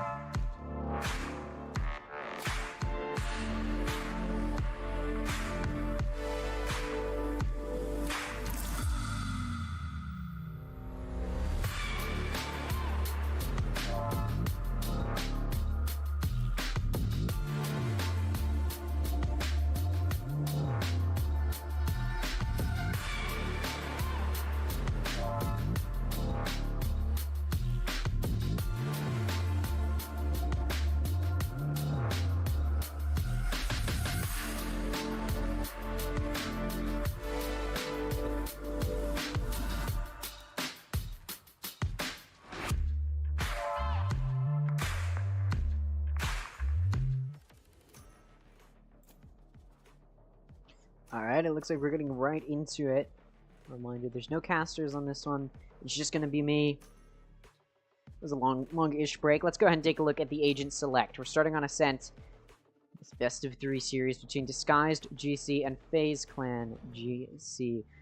Over on the side of Disguised, they're running a composition we've seen from them before, but it looks a little bit odd. They've got a Sova, an Omen, a Yoru, a Jet, and a Killjoy. I say it looks odd because they've got a Yoru. They're running double duelists, and one of them is a Yoru. They have no flash initiator, no aggressive initiator. It is only Sova. Over on the side of FaZe Clan, they're running a Killjoy, a Sova, a KO, a Jet, an Omen. A much more standard comp than what you see over on the side of Disguised. Now, this comp, although looks unfamiliar, looks weird, and I was apprehensive about it at first, I've seen them play with it, and Unstable knows what they are doing. They know how to clear space. They know how to get in there deep. They know how to use their util in a way that allows them to play aggressive, which is what you need to do when you have a Yoru, by the way, is play aggressive. And Unstable's a player that knows how to do that, and on top of that, because they're running, also having a Jet, their Jet's going to be their Opper, and then instead of having that sort of aggressive initiator like a Breach, like a Sky, instead, that's where this Yoru can come in to be a little bit of a more aggressive type of initiator. Now, typically, you don't even see double initiator, other than if you're going to have a KO, which is what FaZe Clan. Sometimes you'll even see double controller. Actually, no, you do typically see double initiator. Typically, it's Sova and KO. So Disguise, instead of having a KO, essentially has a Yoru instead. So let's take a look. As Disguise will be starting on this offense. They're running double duelists, so in theory, this side should favor them, but this map is slightly defense-sided. Started off, Emmy is actually able to take out Katarina, preventing that entry from the IGL, but Lazy Lion's able to take out Emmy. Unstable takes out Refanej, Hana takes out Maddie, and Panini takes out Hannah. It's now going to be a 2v3. Flank coming through, catches Unstable off guard. Just watching logs. Now it's a 2v2 with Misu and Lazy Lion on site. Starts coming through. FaZe trying to start this retake. Time went a little bit low, and look at that good damage that's been done to Panini. Make it difficult to play. Sova, Recon Dart, able to alert Disguise to where these players are coming from. Panini goes down to Mitsu, and Lazy Lion takes him to die. Disguise takes the first pistol round. Now again, like I said, they're running double duelist. If there's a side that should favor DSG, it should be this one. FaZe is on defense.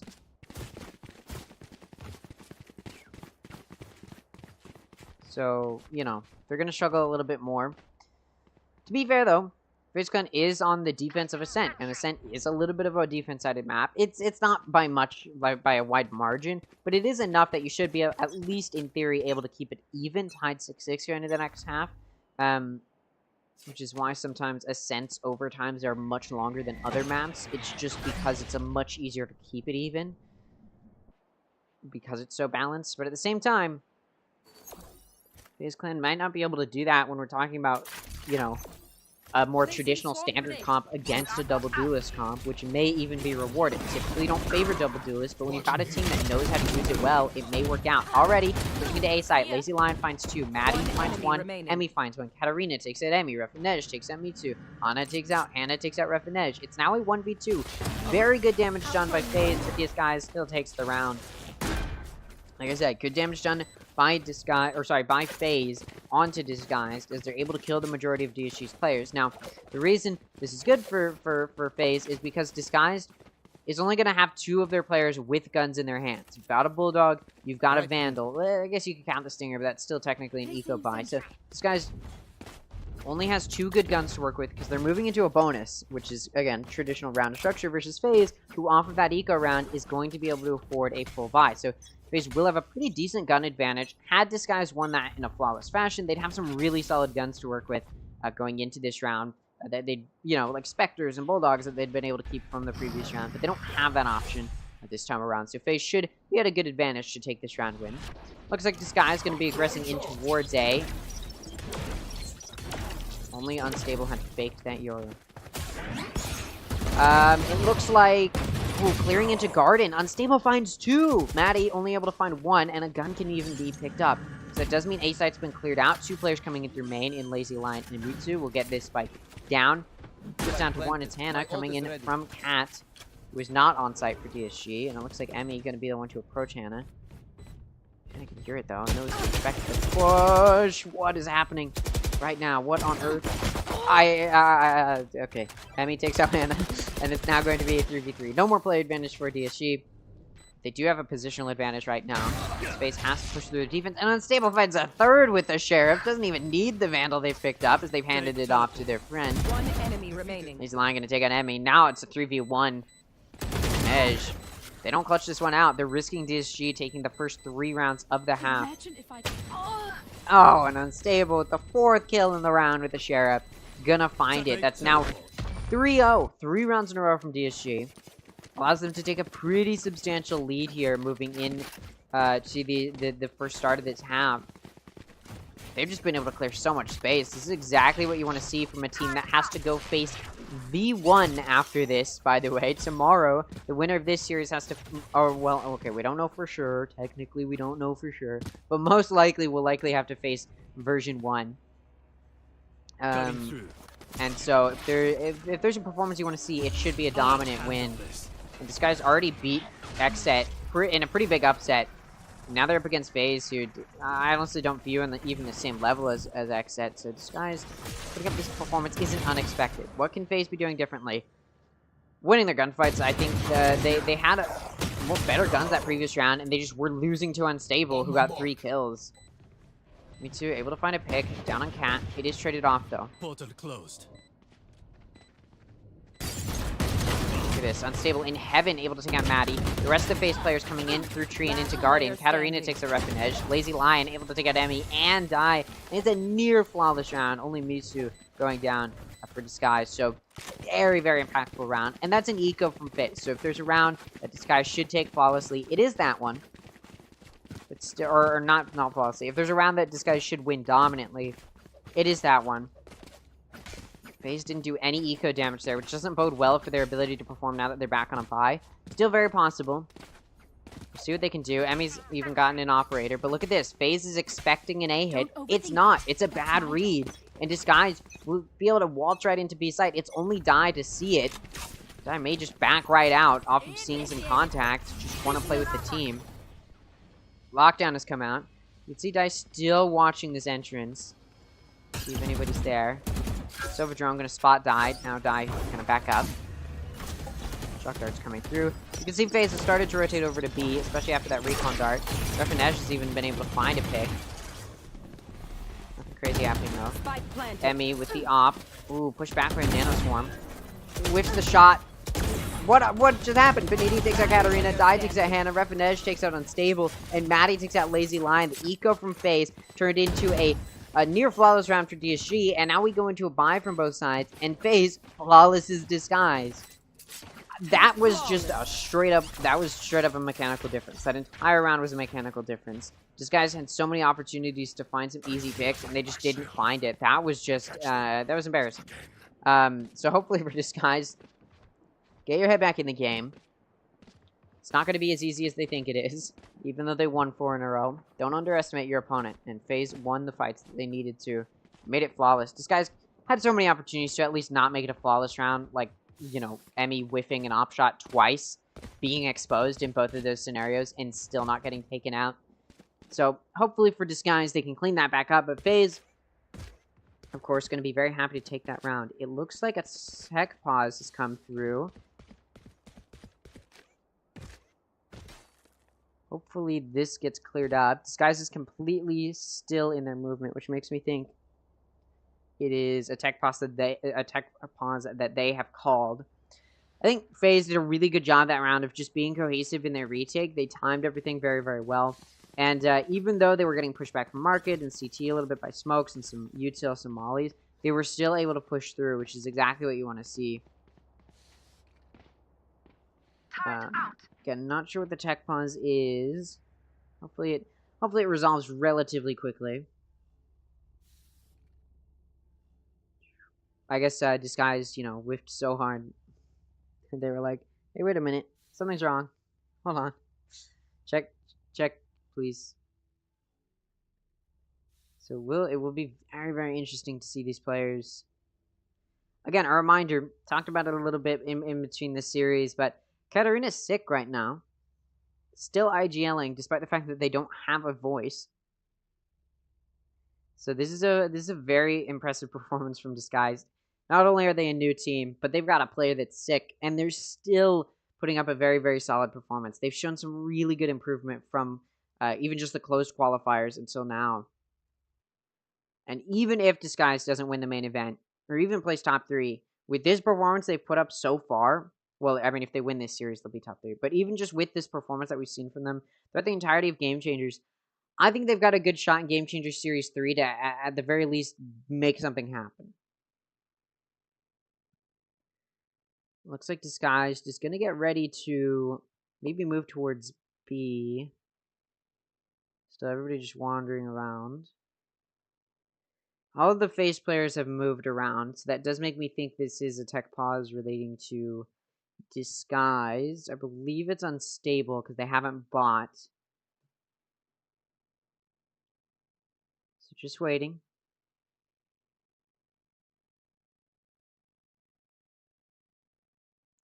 Hopefully it's not a long one. I guess little intermission. The lore of Ascent. Could talk about this, sure, why not? I'm trying to think, is there anything special about Ascent? I mean, obviously you look around, everything's in the air. It's an Italian city that's been thrown into the sky.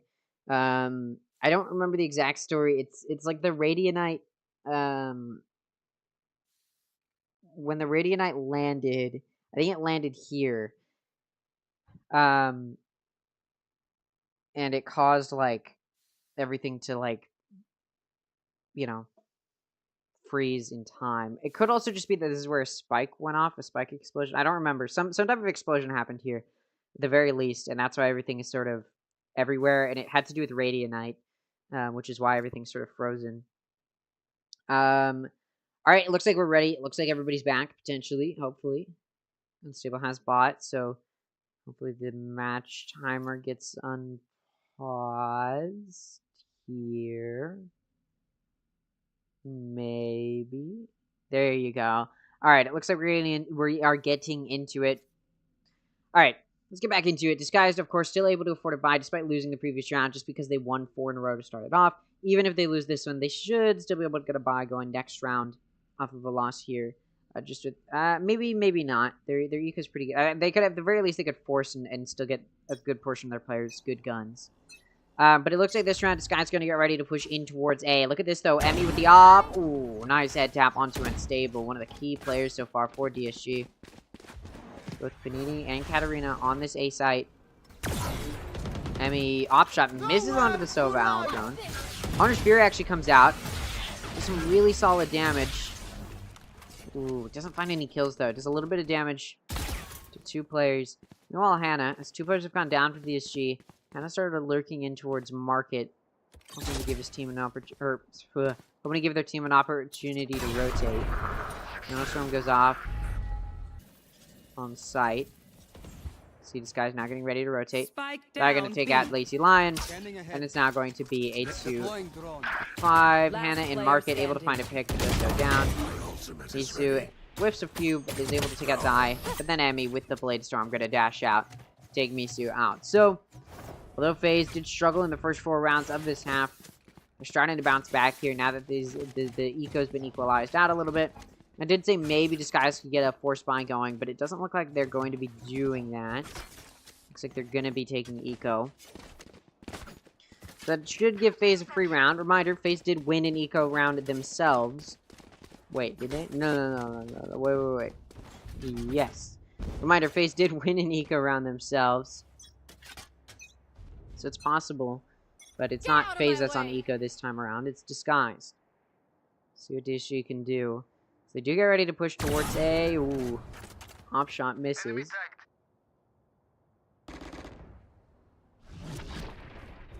Big clone coming through. I mean, like such a small little angle and punished for it. Katarina's able to just dash across, take them out. Maddie able to re-clear and take Katarina out, but Unstable's there to trade that pick off. So at this point, Disguise is up a player. Door's been closed. Spike goes down. So it's a 3v4 for FaZe.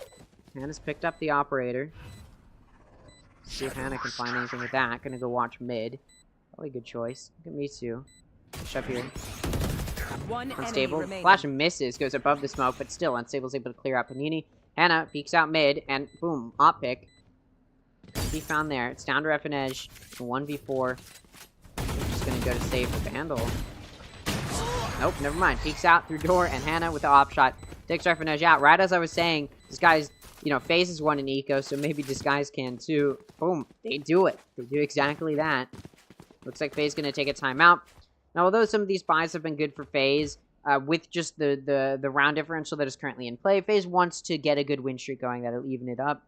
And when you lose a round where your opponent's on eco, it does not instill confidence that you'll be able to make a win streak that will prevent your opponent from taking the lead.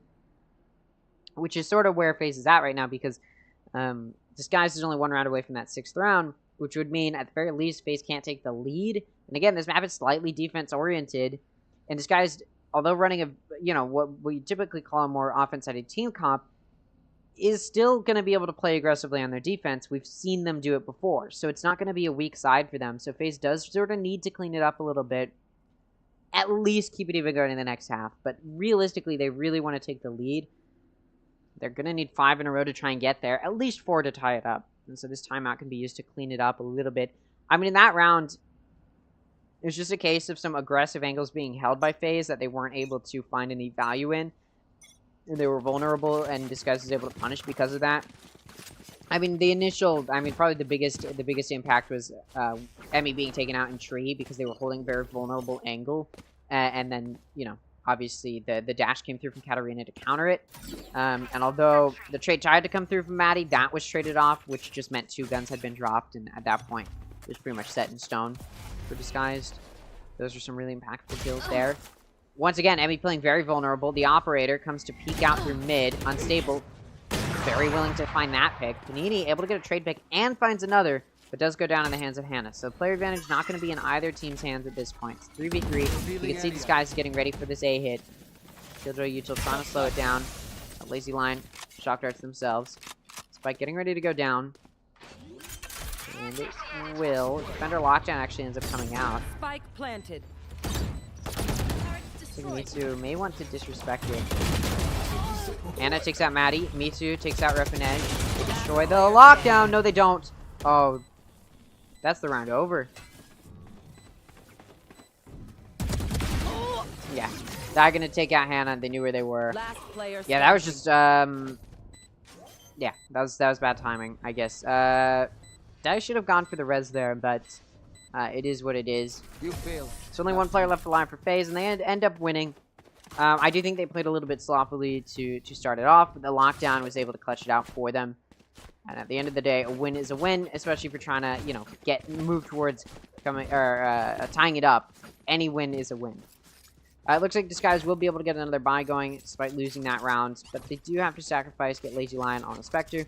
Maybe okay, though, because FaZe is having to sacrifice Ref and Edge and put them on a Bulldog. So, you know, weak buys here and there. Should be pretty much equal buy. Obviously, Bulldog is probably better than Spectre. But, still. See, looks like Unstable gonna pull out Yoru. Gonna trying to enter into site. Emmy, what on earth with a flank from mid onto Cat? Finds 3. Unstable, though. Ooh. Dimensional Drift, able to allow Unstable to get into enemy lines and find 2. And Emmy went down to the hands of Lazy Lion, which evens it back out to a 2v2. Neither team has players at super low HP. Unstable's taking a little bit of damage, but, you know, instead of 4 body shots, it's now only 3. Not the biggest difference. Looks like this guy wants to re-hit into A.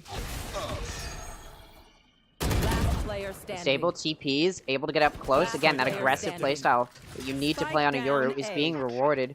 Raffinesh takes out Lazy Lion. Turret goes down. Spike needs to be picked up by Unstable. Oh, and Raffinesh able to clutch out the 1v2. Finds the final kill. Not quite going to get it from Disguise. So Disguise made it close, did some good eco damage, but they do end up losing. I don't think Disguise... Ooh, actually DSG will be able to get a buy going here, I believe. Yeah.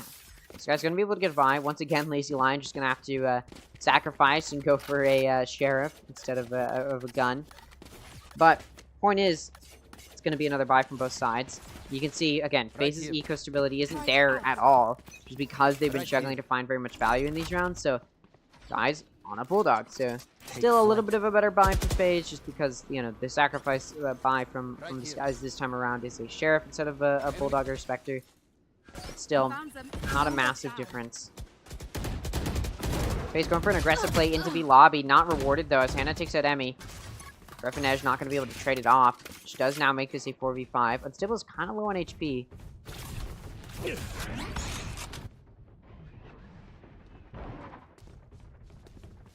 Players in FaZe aren't shooting this Yoru clone very much. Okay, that was weird. Maybe doing some anti-flash. But regardless, Maddie and Panini are able to find 2 picks on players coming in through main. He takes out Lazy Lion. Down A.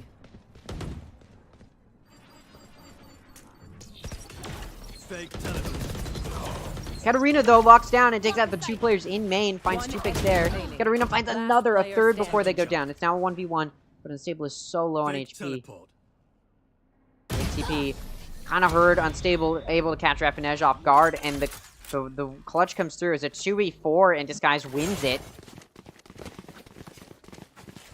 Again, this is unlike when we've seen Yoru. I've seen Yoru played in lower elo tournaments. I've casted. I've even seen Yoru. We've seen Yoru come out. I believe in Challengers or in Ascension, we saw Yoru come out quite a bit. And none of those teams that I've seen pull out Yoru, other than maybe with the exclusion of like Paper Rex in Pacific and franchising. But for the most part, I very rarely see a team that knows how to use a Yoru well. And Unstable is a player that knows how to work well with the team and still put up an impressive individual performance that allows Yoru to be a good pick here. Again, I saw Unstable plays before it was DSG Unstable, and I think this guy's made a very good choice here. But look at this, Emmy with 3 kills of the Blade Storm. 2 kills from DSG. Emmy finds another, looking for an ace. Can they find it is the question. Straight off the gun, Lazy Lion takes out D, and it comes through. Emmy with another ace today. Onto Lazy Lion to find the final kill. Last round in the half. This guy's not going to be feeling good about that one. And now they have to move into the last round of this half. Look at their eco. It's not looking great. FaZe Clan could tie it up good in the next half. Which, a reminder, is what I said at the very least they should be able to do. Still not looking great for them, again, because it is a slightly defense-sided map, slightly CT-sided map. But, you know, keeping it even is the least of what you can hope for here. It's sort of what they're doing.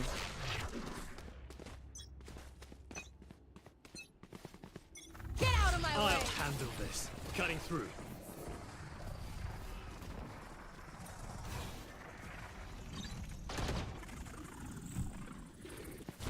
Dimensional Drift. Managed to get up already again for Unstable, despite using it just 4 rounds ago. It's up now. Getting out of the site 3 rounds ago, actually, I think. It allows DSG to clear up so much space. And considering Disguise is on a half buy, it's so good to get onto site this quickly. So now they can work on playing time. Lockdown's available for Hannah, but they're very aware that a flank could be coming through right now. Punish Fury comes out from FaZe. Not gonna find a pick. Never mind, it does. Time to jump. Fake teleport. Finesse able to take out Unstable. Last player standing. Ooh, Die takes out Katarina. It's down to Lazy Lion to try and clutch out a 1v4, and all they have is Spectre. Yeah, not gonna come through. Panini takes out Lazy Lion. The final round of the half does go to FaZe Clan. So we're going to the second half, tied 6-6. No one kills my crew. I think there's overtime potential. Switching especially sides. considering Disguise's team prop is, I'll be honest, a little bit more offense-sided. Again, they're still a team that knows how to use Yoru on defense. They know how to play aggressively to support a defensive Yoru, so that won't change just because they're on defense. That Unstable will I still believe Unstable will be able to perform pretty well. Because Unstable's a player, a lot of times when I've seen Yoru, one of the biggest weaknesses in Ascension, I believe it was 9Z team, potentially, or the Union. No, I don't think it was the Union. It was Fusion. They were really good at using the Euro 2 piece to rotate quickly, and that was it. That was all they would use the Euro 2 piece to, because it's difficult to find good Euro 2 piece. But we have seen Unstable able to make it work. Bodes well for them. Look at this, though. FaZe starting this pistol round. Second half. Going right into B site. Pushing in. Site hasn't been cleared out, though. There's quite a few players here. He's line, one of them in backside. Emmy gonna take out Misu. Hannah takes out Maddie. Dai takes out Hannah. Lazy Lion takes out Dai. Panini takes out Lazy Lion. Katarina takes out Evie. Unstable takes out Rip and Edge. It's down to a 1v2 for Panini. It's winnable. Both of these players are very low. All one tap. You're not mad if you just head tap them. Spike's still not picked up, though.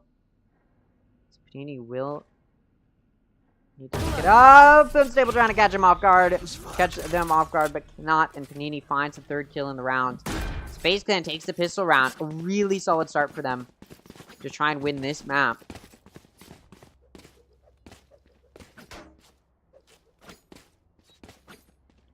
Off of that, FaZe will be able to force a buy. Traditional econ structure should play out here. Although, weirder things have happened. I mean, I believe we saw FaZe the previous series lose a pistol and then win the 2nd round despite being on eco, but this is disguise we're talking about. I don't know if they'll be able to do that. But it's always possible. Looks like FaZe getting ready to push in towards B. They're just holding a B lobby. They're expecting Disguise to play aggressively. They know that the only way the Yoru can really find value is by going for these aggressive plays, especially on eco. Unfortunately for them, though, it's not going to be rewarded. They've got time. They've got guns. They shouldn't be worried about playing it a little bit slower. 0 point going to be sent out in towards A main. Doesn't detect anything in wine. After that, FaZe just going to push up a little bit. So now their team that was near A main to, you know, send that 0 point is able to get over towards B. So Drone detects Lazy Lion. Lazy Lion does find a pick, though, before they go down. Which does allow it to be evened out coming into this push. And on top of box. Smoked off for many darts. Oh, not quite going to find the pick. Head tap is found, but no kill. Griffin Edge going to take out Hannah. Katarina takes out Maddie. Panini takes out Unstable. 30 seconds left. 2v3. Panini takes out Katarina. It's now a 1v3. Spike planted. She's able to pick up a Phantom. Only got 10 bullets, and the spray not going to come through with a win for Misu. So Panini able to get the 3rd kill and win this round for them. This time FaZe not really relying super heavily on Emmy. They've got Panini. They've got Riff and Edge also putting in the work. Although off of that round win, or off of that round rather, Disguise off of that eco going to be taking a buy. So in theory, Disguise should be able to take this round and move towards tying it back up. We'll say Misu does need to find a little bit more contact for Disguise.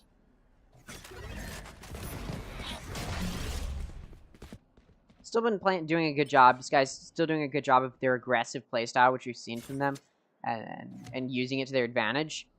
They haven't really been able to do it on their defense so far, so we'll see if they can. This time, they're just continuing to play passive. Wait for FaZe to push onto the site. Or wait for FaZe to try and push onto the site, rather. FaZe, 4 out of the 5 of their players pushing up through A main. 1 in B Link holding into mid. Katarina waiting. Operator gonna find a pick. Goes out the dash. Gets away after a flash comes through.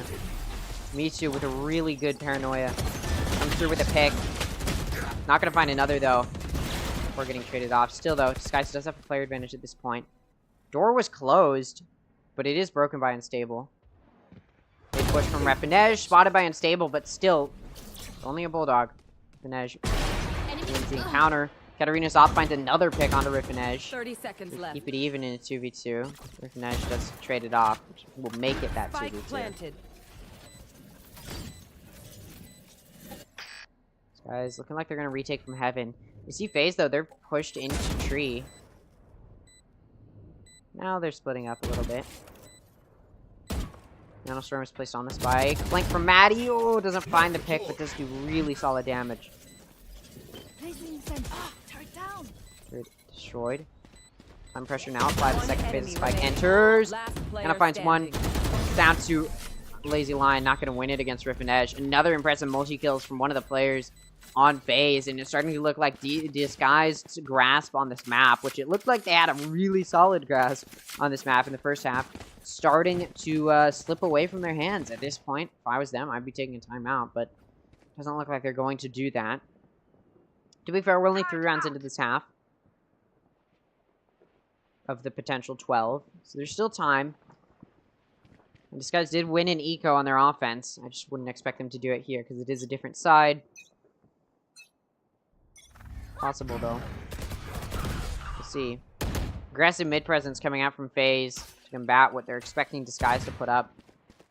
They do end up finding a pick early. Nini takes out Mitsu. Bladestorm from Katarina finds one. Emmy takes out Katarina, but then Lazy Lion takes out Emmy and Panini with a Sheriff. Long-range Sheriff down mid. Apparently, you're going to find 2. Which does even it to a 2v2. Lazy Lion wants to go push up Cat, grab some guns. That's what they're going to do. This FaZe is getting the spike down on A. Planted. Looks like both of these players are going to go to pick up guns. The question is, where did they try and retake from? Lockdown comes out. Does make it quite a bit harder to try anything crazy here. It's like maybe Disguise is going to start pushing. They wanted to push through tree, but that lockdown pushed them out and into Cat. They're running, stomping around on Cat, and guess what? That can be heard. FaZe knows where these players are coming from. One enemy remaining. Lazy Lion able to take out Maddie. Nanostorm goes off. Finesse just gonna try and play time. Like now needs to be held. And it will be. Lazy Lion with the 4th kill in the round to take out Ref and Edge. Very close, but this guy still takes the round. So the eco from Disguise, I keep saying it's not gonna happen on an eco, and then it does. So the eco round from Disguise converts to a win. Question is, can they turn that into momentum? We will see. They'll need to in order to prevent that double digits scoreline for FaZe. You know, the op in the hands. It looks like Disguise is ready for a B hit. FaZe is looking like they're going to go for a mid hit, though. So we'll see what kind of damage can be done here.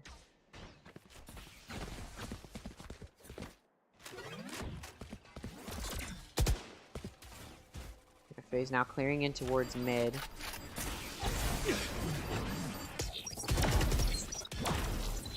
Yeah. Shock darts, fragment being thrown in to make sure nobody's holding. It was unstable. Stable stands in the open smoke for a little bit, but as it's getting ready to dissipate, then you just decide to back off. Alarm bot destroyed in mid. Lack of vision now in the hands of Disguise. They do have to figure out a way to regain that vision. So drone coming into tree.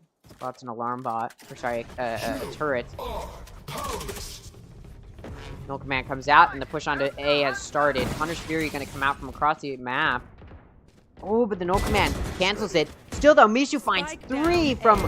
One enemy remaining. I mean, what on earth? Lazy Lion finds 1 and Unstable finds 1, but Misu mows them down in the choke point that is tree from on top, or sorry, from on site. I was sort of knocking on Misu earlier for not finding very many kills, but 3 in 1 round is the way to do it, I suppose. Now FaZe gonna have to take an eco. Disguise, 1 round away from tying it back up. It was tied up coming into this half. Because FaZe has to take an eco, they may be able to do just that. Panini does have a Hero Vandal. We'll see if they can find anything with it. Get out of my way! Flawless round for Disguise, though, is such a good way to get your eco back in the game. Especially when you're on... Especially coming out of a round on an eco. Look at that! Katarina from CT and into mid finds 2. The lateral kill with the operator. Panini takes out Hannah coming out of market, but unstable. Breaks it off. Misu able to take out Refinej as well, flanking Refinej, who is in market. Now down to Die, who's pushed in towards tree through garden, now coming into CT. Ooh, timing there. Both Sovas miss each other narrowly. So Die is getting ready to push in towards CT. This guy obviously knows FaZe Clan's on an eco, so they just want to try and deny that. Yeah, there you go. Die goes down. So this guys knew Die wasn't going to save, which is why they were, you know, waiting for it. So it does allow Disguise to tie it up. FaZe gonna take a timeout. Reminder, they lost an eco round. Then Disguise flawless to them on a buy from both sides. And then on FaZe Clan's eco, they didn't really find very much of anything. So now FaZe Clan taking time out here to figure out what are they doing wrong. And I think the issue is they're sort of slowing it down. They're hoping, or they're expecting Disguise, knowing Disguise is a more aggressive team comp, they're expecting Disguise to push into them, but Disguise really isn't. So then FaZe is playing a little bit slower, and then they start pushing in, and at that point, Disguise is very, very ready to take wherever they push in. And that's exactly what we see. So if FaZe can clean that up just a little bit, get themselves in a little bit of a better spot in that regard, we may see them able to do a little bit more. In case you're wondering, V1 versus Complexity is currently 8-3 on map 1 in favor of V1. Just to keep you updated. Looks like FaZe is going to get ready to go for possibly another mid push, which they've had sort of shaky success on. Hasn't been great, but it also hasn't been bad for them, so that's what they're sort of just going to push for. See what type of value they can find. Do have a lurker in Panini in A main. He's now getting ready to push towards mid. Looks like they're going to want to go through market to B potentially. No, they just wanted to get up there. Now they're backing out. Nope, now they're going back towards this garden area. Sova drone spotted by 2. We're watching from garden and into tree. Euroclone comes out. Nobody tests it. Still though, Unstable's able to take out Emmy. These two are going to take out Maddie. It's now going to be a 3v5. So this guy's easily, or seemingly easily, pushes through that smoke that's trying to keep them from gaining vision into tree. FaZe now off that timeout, lost for what to do.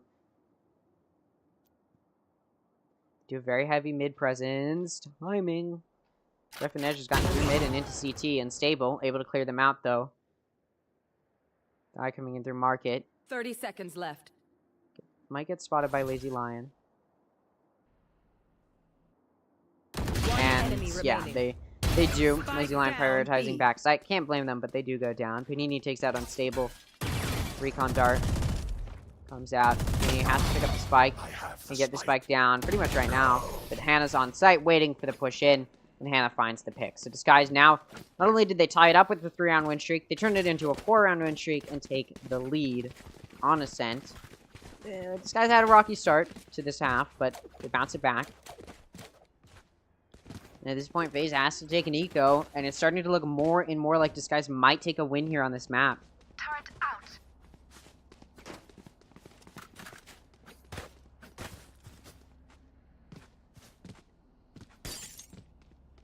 Looks like FaZe this round on their eco just gonna full push into B.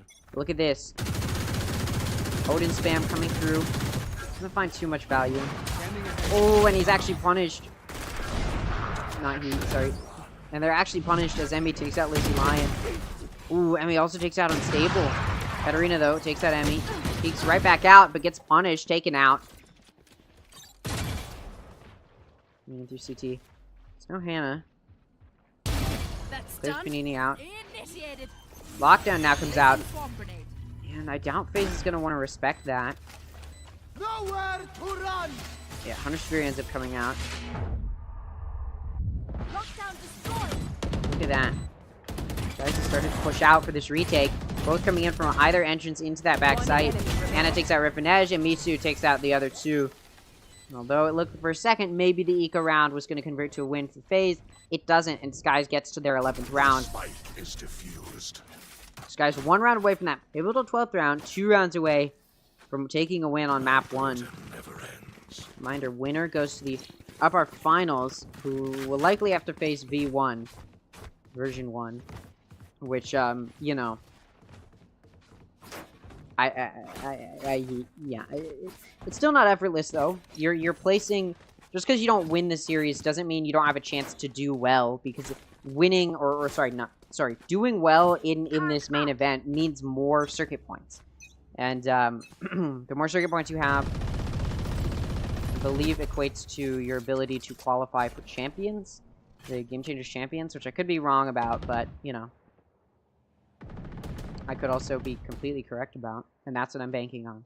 It's going to be a 5v5 as FaZe. It's getting ready to push through mid.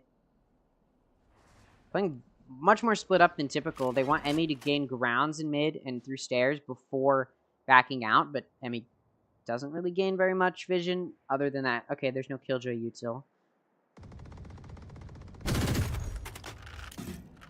Easy line making quite a bit of noise.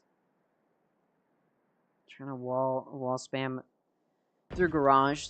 Typical Sova with Odin. Ooh, Dimensional Drift comes out from Disguised. Unstable is able to gain so much vision. Okay. Unstable has some very weird engagement there with Emmy.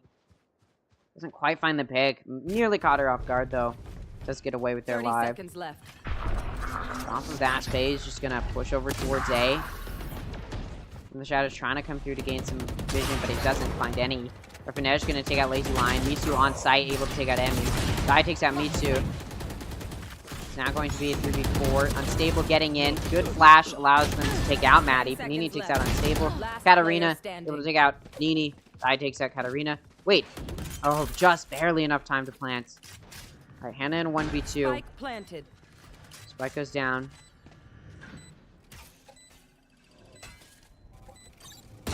Beacon Dart misses, but the turret's there.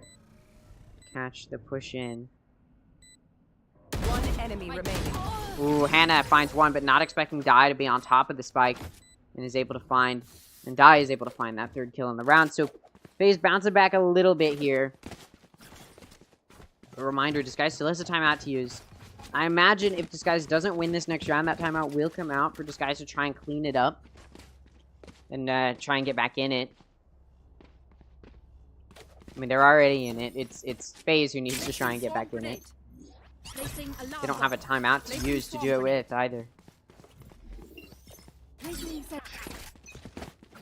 Still overtime potential. There's a Lion trying to wall spam. Completely missing, though. No damage done there. Attacker lockdown ends up coming out. Wallbang trying to destroy it, but will not be able to do so. Revealing area. Lazy Lion in a little tiny crack in that Killjoy lockdown is actually able to find a pick on the Emmy, and he got to take out Maddie. Katarina with the op takes out Dai and Rafinej, and it's just down to Panini in a 1v5. What can you do here? In garage, Katarina cooking a little bit too hard, I think. That off, and yeah, punished for it. Now they know where Panini is. Shock Dart comes through, trying to do some damage here. Panini pushing up into this Omen smoke. Shadows traveling. And yeah, immediately gets taken out by Misu. So this round will go to Disguised, and they've secured the 12th round. FaZe needs to win 2 in a row in order to take it to OT.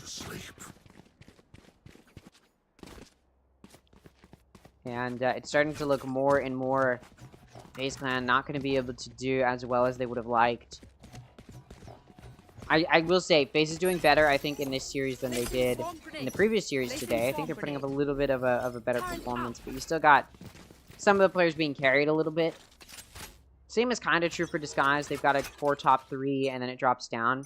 This core top 3 are finding enough kills and doing enough damage, and the bottom 2 aren't horribly, they're like super far behind. I believe they're both at 14 kills, which means they're also doing a decent amount of damage. Katarina, another collateral kill with an operator for Katarina, taking out Dai and Rafinej. Unstable takes it at me. Lazy Lion takes out Maddie. It's down to Panini, who's coming in through mid. Able to take out Hannah. It's not going to be a flawless round. Panini also going to take out Mitsu. Finish Fury now comes out. This guy just wants to shut it down here because, reminder, it's the last round. Just going to shut Panini down. Use everything that they have. I haven't found too much value, though. Ooh. Crazy Lion knows paninis and pizza, and the smoke tries to come out unstable, able to swing to market though. And DSG wins the first map in the best of 3 between Disguised, GC, and FaZe Clan Game Changers. You know, I came into the series saying I think Disguised can take it, and I think they're trying to prove that. Again, keep in mind, Disguised beat the 3rd place team already, or 3rd place team from Series 1 they beat already, and now they're coming into this series where FaZe Clan did not look that good in Series 1. DSG is looking really strong, and they just formed, so there's still time that they need to take to, like, make themselves look stronger, and that's what this week in between the end of the close qualifiers and now would have been, which was, like, trying to clean their act up, make it look more like they're a cohesive team, and I think they proved that for the most part. So it is quite impressive. I'm looking very, very optimistically at Disguise here. They did put the map picks and bans. FaZe actually picked Ascent. That was the FaZe pick, and Disguise won. So now we're moving into Bind. Keep in mind, in case you missed it, Bind went 13-3 from Disguise on XZ. So it's not looking good for FaZe. I don't know how well FaZe will look on Bind. I don't think I've seen them on Bind. Maybe they've played it so far in Game Changers, but I'm not looking super optimistically in favor of DSG right now. Or sorry, in favor of FaZe right now. Disguise just looks way too strong. I think FaZe struggled a lot to win gunfights that they needed to win. It looked a little bit incohesive, like they were all pushing into a site, for example, one by one, just trying to dash in. You know, they had Emmy trying to entry, but then that would just get shut down, and then they were sort of just at a loss for what to do because they lost their entry, and just seemed like they didn't practice well enough what to do in case that entry goes down. They were just sort of hoping that their entry wouldn't go down, and it definitely showed. Yeah, it definitely showed a little bit, yeah, it'll be interesting to see where it goes. Now, again, I'll highlight it again. Game Changers is not for any stake in the franchise league. It's not for Tier 1. It's not even for Challengers. This is all just its own little league. Still, there's money. There's a title behind it. And I think this is a good opportunity, and this is what it's for. Essentially, it's a good opportunity for these teams to show themselves off, for the players to show themselves off. And keep in mind, Challengers is open, it has an open qualifier. So any of these teams in Game Changers can also compete in Challengers and still get to Challengers League. This is just for teams that are specifically comprised of marginalized genders, because oftentimes teams, especially franchise or, yeah, especially like franchise teams or, you know, orgs, don't typically sign people of marginalized genders onto their main roster of teams. So you don't see the guard with people of marginalized genders. You don't see evil geniuses, right? Like, you don't see these teams have these like main teams of players that are people of marginalized genders. You don't even have teams with players of marginalized genders. This Game Changers is that opportunity to show off these players, so hopefully they get picked up by those orgs. But also, again, let's say version 1 is like, wow, we're really happy with how we played this year. Let's continue to sign our team, and then we'll compete in next year's Challengers and Challengers 2024 to try and get to the main Challengers event. I think that could also be an opportunity, but winning Game Changers Champions or winning Game Changers North America doesn't grant you a free spot into Challengers. Personally, I think it should, but it doesn't, and that's the way that it is. So yeah, it will be interesting to see these teams again.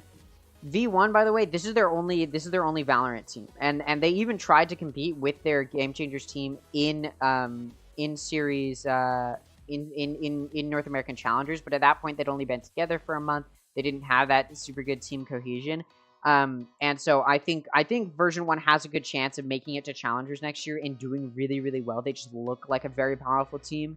And then on the flip side, if any of these teams feel like any team that they put together for Challengers won't look as good as their teams look here in Game Changers, these teams can always enter into Challengers as well.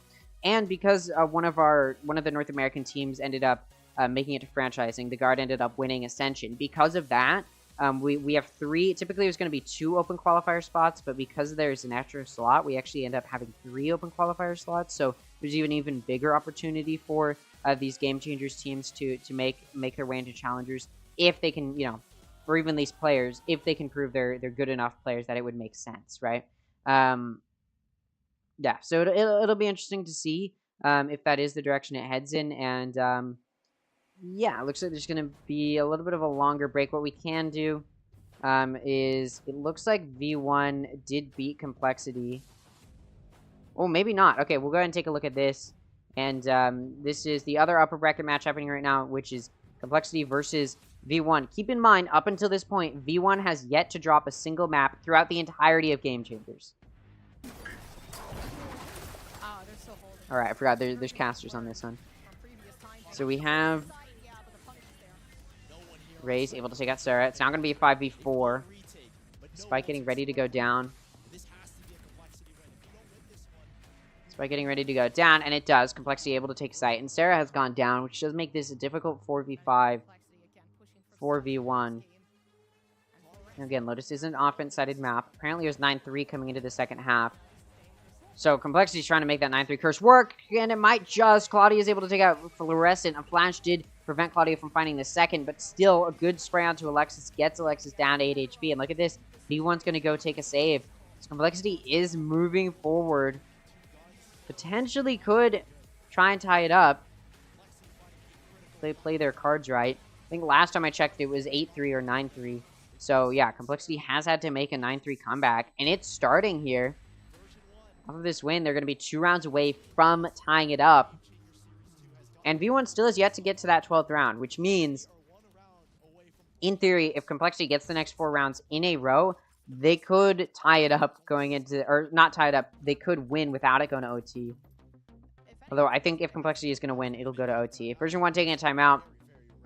Now, I haven't seen the way they've been playing, so I don't know exactly, how to analyze it, because I haven't been casting this series, or even V1 at all. I haven't been watching very many V1 matches, just because I have thought in my head this isn't going to be interesting. But yeah, keep in mind, the winner of this series faces the winner of FAZE versus DSG in the upper finals. So it's really big. And also, Complexity versus V1 is a rematch. In Series 1 of Game Changers, these two teams faced each other in the upper semifinals in the exact same position that they're in now. And V1 2-0'd Complexity. So Complexity, in order to show that they've grown since then, and to show that they are a team that needs to be recognized as a threat here in Game Changers, they would need to beat V1 at least on a map, show some improvement, and show V1 isn't as good or isn't going to dominate as heavily as V1 did in Game Changers Series 1. And honestly, if Complexity is able to get a map up on V1, there's a chance. I don't think it's going to happen. I think FAZE versus DSG is like those are easier teams compared to V1. But let's say Complexity is able to even just get a map up on V1, I'd feel more confident that there's a chance another team could beat V1. And maybe even the winner of DSG versus FAZE. I don't think it'll happen even if Complexity gets a map up here. I think the only real way I'd have hope that whoever wins between DSG and FAZE could beat or could win in the upper final, it would have to be Complexity who beats V1 and then makes it to the upper final. I think that's the only way I see this. I see V1 not in a good spot. So, yeah, we'll see. Looks like Complexity getting ready to move towards. They were pushing into A, but some good smoke denied them. Now they're getting ready. Complexity getting ready to move towards B, but Mel, the operator, just going to find a pick, make it look easy. Now it's a 4v5 rather than a 5v5. Still, though, Complexity sort of in a standstill here. Keep in mind, V1 did just take a timeout, so this is their opportunity to bounce back.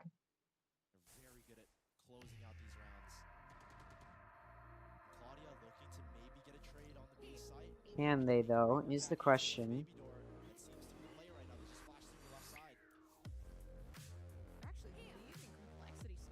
As Complexity gets ready to push in towards B, they've broken Breakable. Getting in. Fluorescent and upper, though. Destroys the dog, who's trying to gain some vision. Mel actually able to take out Raze before they go down. That did not look like it was on, but it is what it is. It's a 3v4. Complexity getting ready to get this spike down.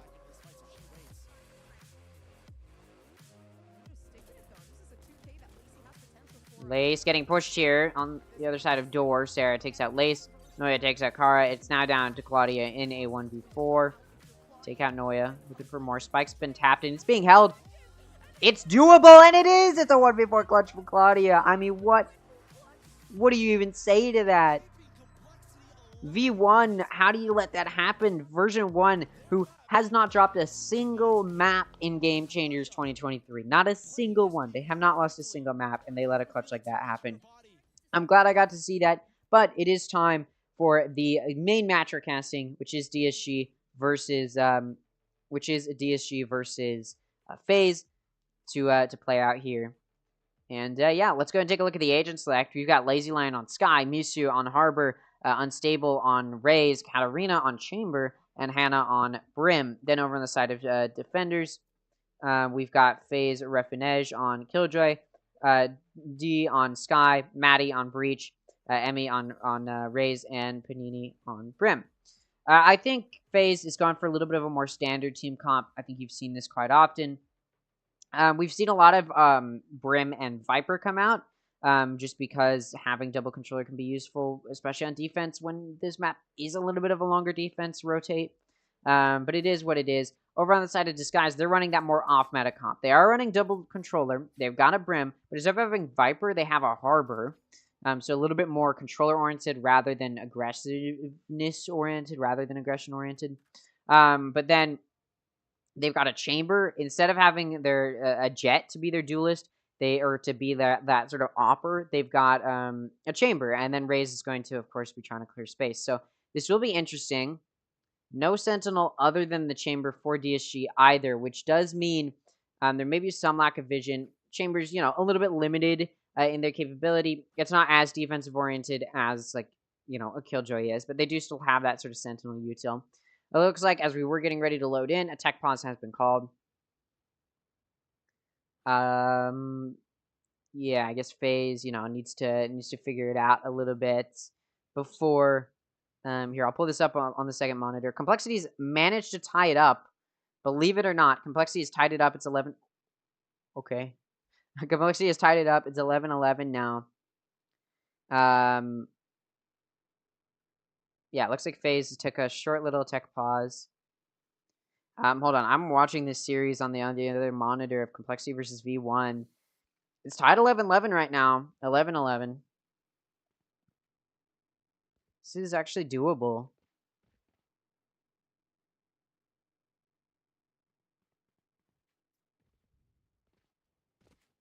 All right, but it looks like we're coming out of the tech pause over here, so I guess we'll stop. Oh.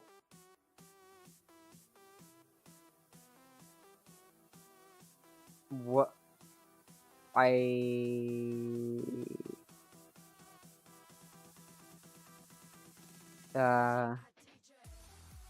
Okay. Alright, just keeping up with the stuff on the Complexity versus V1. Since it's going to this, break stuff, it does make me think it's going to be a bit of a longer start, so I'll go ahead and keep up with that one on the other monitor, and we can continue to listen to this one, or continue to watch this one. Okay, Fluorescent with a 3K, very quick end there. Wow, okay. Very, very quick end to this round. V1 going to be able to pick up, I believe it's an operator they're looking for as well. Maybe not. Yeah, it was. So now, V1 able to take the 12th round. Oh, never mind. We're getting back into the game. Oh, it looks like there was a mispick on the agent select. Oh. Okay, so I think what happened is... Yeah, it looks like Refinej did not want to be on Killjoy, but instead wanted to be on Viper. So... Yeah, a little bit sus there, because they, you see the agent picks, and then you're like, oh, wait a minute. But obviously, it would have had to be a thing that Disguised agreed to as well. So, it looks like maybe that was just autopilot. They didn't intend on picking Killjoy type of situation. But it is what it is. So we remade the match. FaZe will be... Hold on, I'm still going to pull this up on the other monitor. Still want to look at this. Complexity is taking a timeout, by the way. Regardless... yeah. Regardless. Alright, give me a second. Here we go. Alright. regardless, we do have this series, or this map starting up. Again, this is map 2. Disguise has already secured the map 1. Let me turn the audio up. It looks like Disguise getting ready to push in towards B. Here. Getting on their offense. Getting ready to push in here. Okay, coming in. Again, this is the map pick from Disguise. Ascent was picked by FaZe Clan, and they lost it, so they really need to put up a good performance here. And Disguise 13-3'd Xset on this map. So, you know, Lazy Lion takes out Emmy, Unstable takes out Maddie, Katarina able to take out Die. Anna takes out Panini, Refinesh catches Katarina off guard, but nothing else is going to come through. It's a final pick comes through. This guy's now going to be on their 4th round. What am I saying? This guy's now able to take their pistol round. And that does allow them to force a buy here. I don't know why I said it like that. Again, I'm expecting this guys to be able to 2-0 here. Again, they 13-3'd Xset on Bind earlier today. So clearly Disguise knows what they're doing on this map. Watch and learn. And so, yeah, I'm sort of expecting Disguise to be able to 13-3, or not 13-3, but 2-0.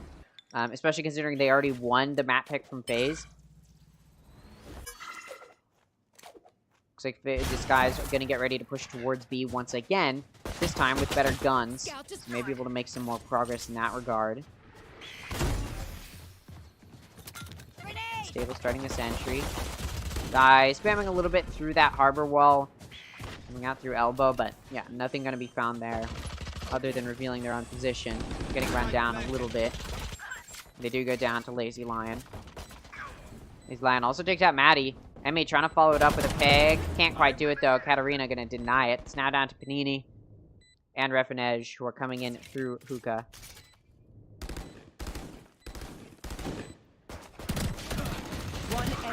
Unstable takes out Panini, and Misu takes a Refinej. A flawless round. Keep in mind the pistol was also nearly flawless. They only lost 1 player, so yeah, already starting to look a little bit better than we'd expect. Complexity versus V1 is going to OT on Lotus, 12-12. All right.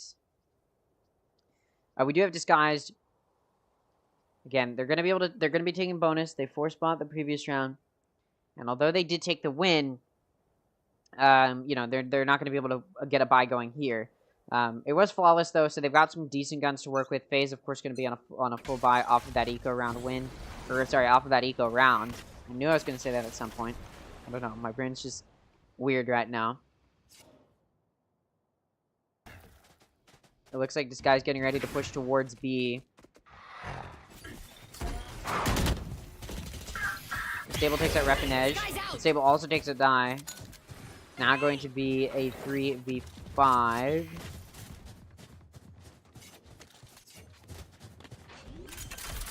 Spike getting ready to go down. And it will go down. Planted.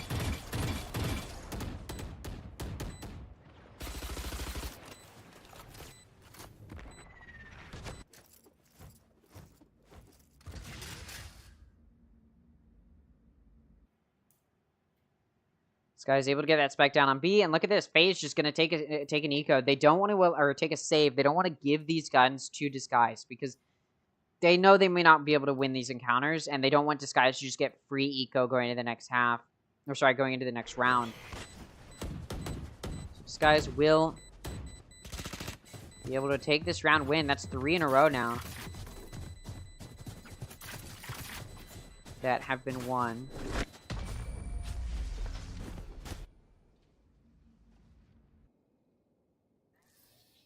This guy's starting off fine, similarly in dominant fashion to what we saw from them on Xset.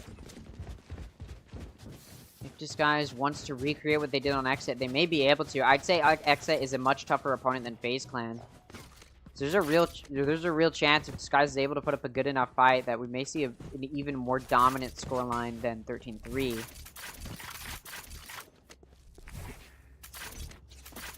It would require quite a bit of work. Definitely possible. Time to hunt. Skydog coming out, clearing some space into A.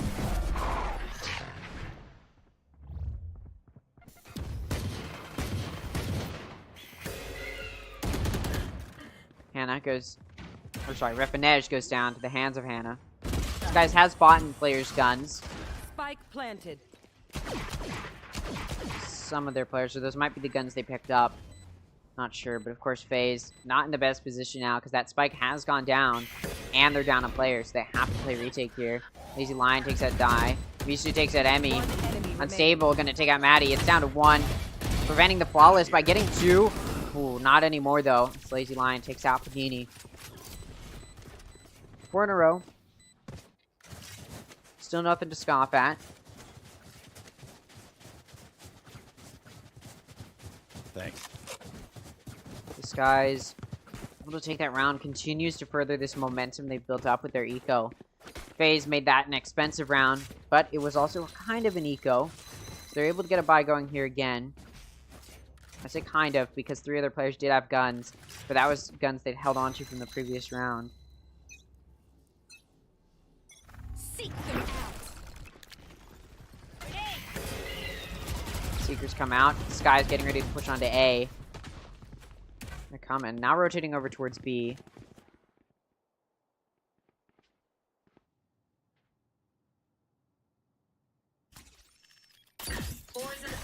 Trap destroyed.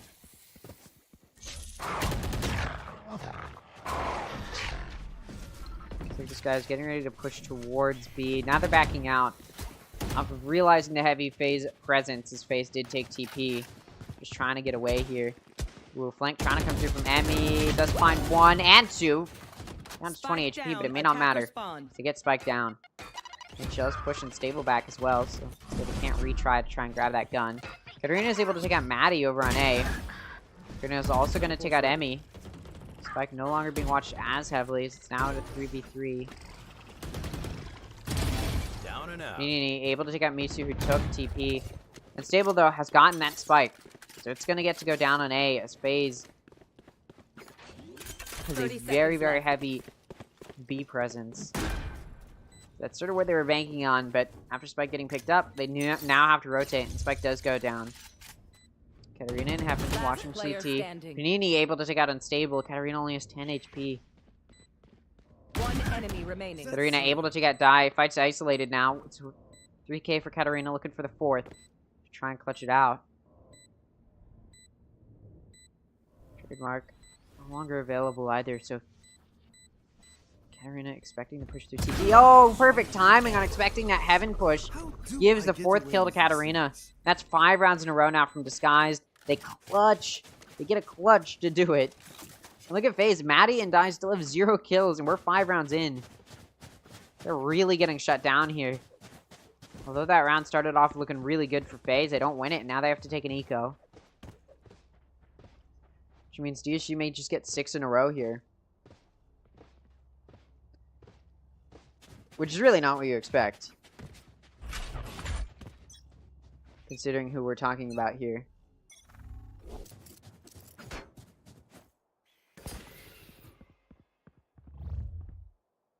Here comes the party.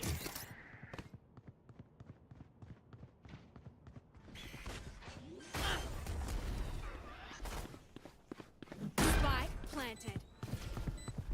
Spike goes down. This guy is able to enter into A with 0 pushback from FaZe. Again, FaZe is on an eco. Look at this, though. Katarina with such a heavy flank. Running it down. You know they've got good presence here. This flank going to come through with so much. It really will. Oh my... Oh. 1 enemy remaining. Oh. You know what? This guy wins it. We won't talk about we won't talk about it. We'll pretend it didn't happen. V1-1 versus Complexity, by the way, you know, too. Still though. Still a good performance from Complexity regardless. Timeout. It's now gonna be active.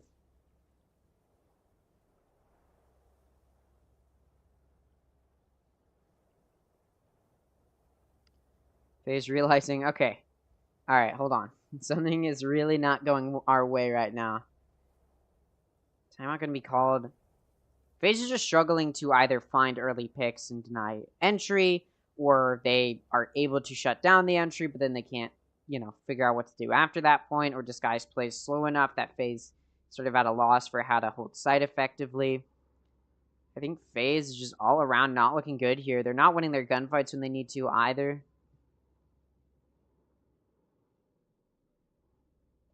This guy's just gaining too much ground here in these rounds.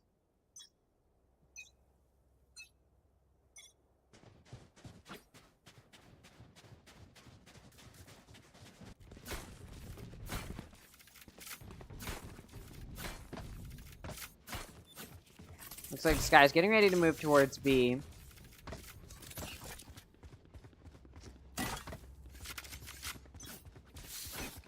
See, FaZe is probably expecting that, possibly expecting that. They got 3 players on B. This guy's doing a little bit of split play, though. But yeah, they've got 3 moving down long. Unstable gonna be going short through hookah. Oh, but look at this! FaZe so ready for the push. Expecting that heavy presence in long, and it's rewarded. Dime finds a pick. It's now going to be a 5v4.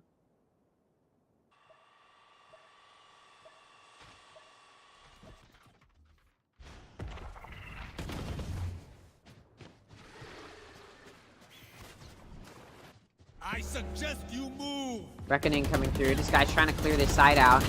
May not be able to, though. Panini finds 2, although no. Katarina is able to take out Maddie, and Mitsu takes out Panini, which will clear Spike. Ooh, and both of those FaZe players took TP. Try and get to B. And this guy's like, alright, let's just rotate. And that's what they're doing. Let's play. Tour de Force now comes out as well. This is not going to be easy for FaZe. Once again, a 2v2 is found by DSG. Spike goes down. Looks like FaZe just going to take TP. Take TP. Ready to move in here.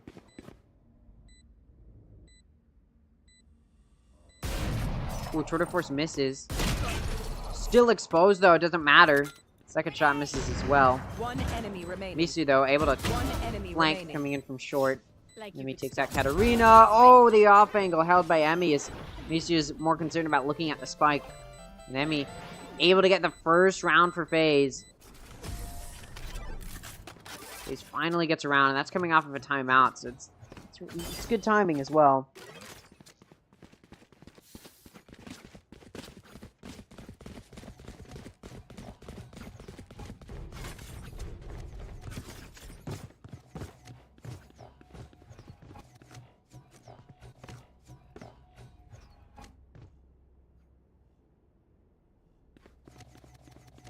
Showstopper's available for Emi.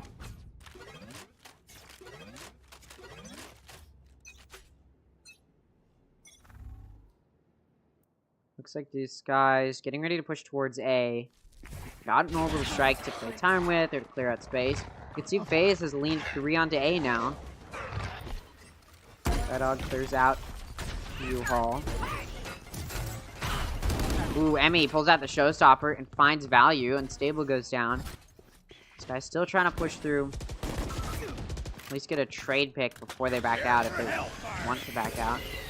Ooh, what a good flash. Lazy Lion able to flash both Emi and Maddie as they get swung, or rather pushed out and forced to swing by that orbital strike. Lazy Lion does get traded off, but they've already found a kill, and then Mitsu able to trade Panini off means play advantage in the hands of Disguise. Spike gets to go down. It's planted for CT once again. Disguise has been doing this so often.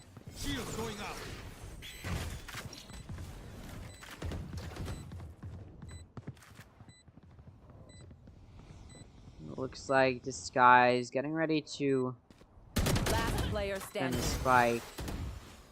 And I do believe Refinej is having some tech issues. Ooh, maybe not. Maybe they're back.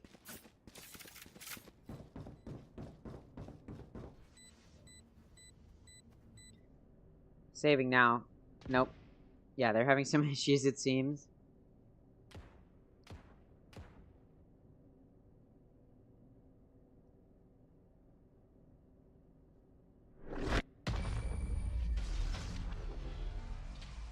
So we likely will go into a tech pause, but at the very least, Disguise has secured the lead going into this next half.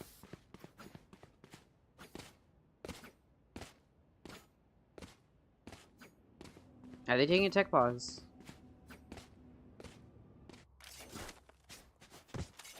Are they? Wait, are they?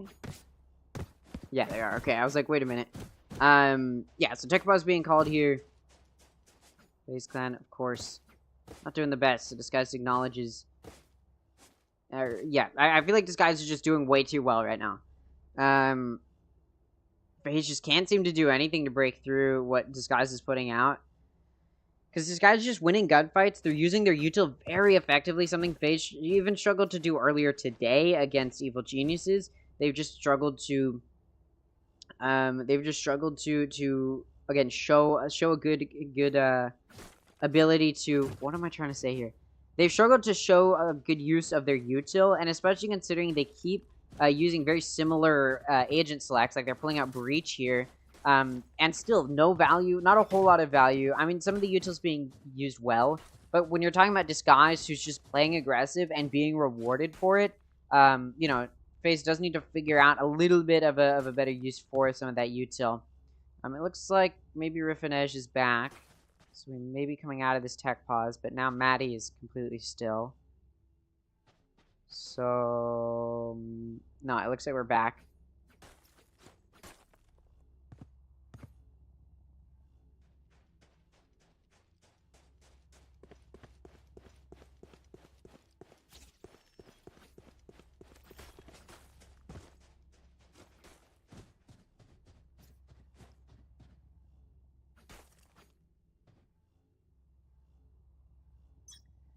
Alright, so we come out of the tech pause.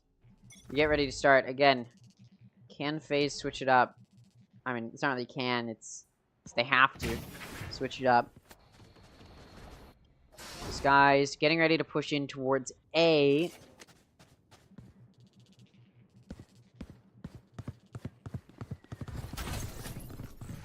Satchel out.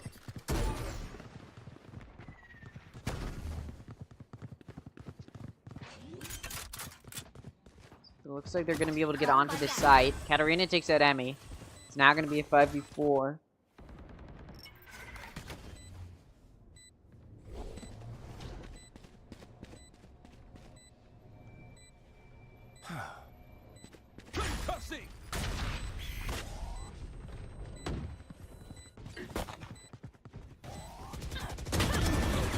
Lazy Lion going to take out Die. Misu takes out Maddie. Misu also going to take out Rifanej in U-Haul. And Stable going to clean it up, make it a flawless round. Now, that was an eco from FaZe. I wouldn't expect them to win the round. Again, getting flawless, not really the way you want to do it. It's just looking like Blind is going to be the map team's ban when they're playing Disguised, because yeah, the Disguised GC looking so much better than the Disguised roster for Challengers by a mile, by a very wide margin.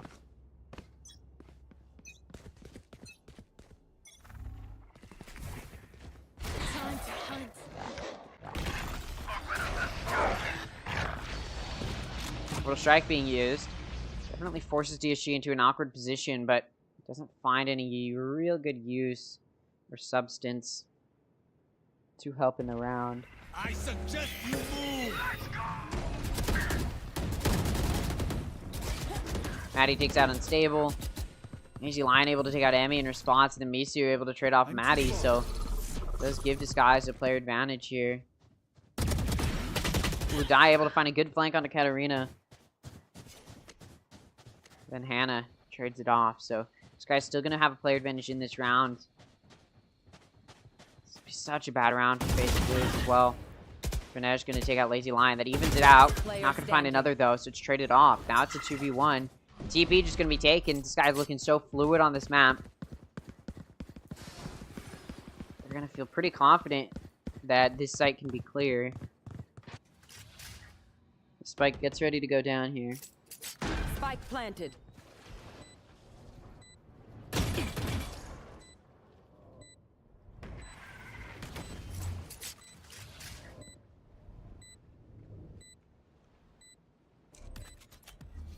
Launching smoke. Molly. Molly's being used here. He's definitely caught out here in showers. It's a big choke point. Nini is able to take out Mitsu because of it. Nice Spike gets try, tapped. Has to be cleared, and Hannah there to get that kill. Give me 1 second.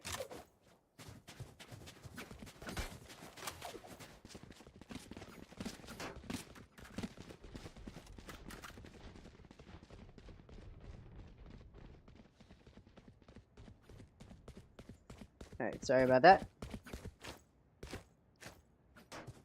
FaZe gonna have to take an eco now. I did say that would be a really bad round for FaZe to lose, and there's a reason. Because now they're having to take an eco. They may just have to allow Disguise to get to this 10th round, which would mean Disguise is only 3 rounds away from a win. And there's only a few more rounds left in the half. This is the 10th round, or this is the 11th round. So next round's the last round of the half. And anything greater than 9-3 is pretty much a done deal. And now that FaZe has to take an eco, we could be moving towards that possibility of it being a done deal. They can cut. Walls up.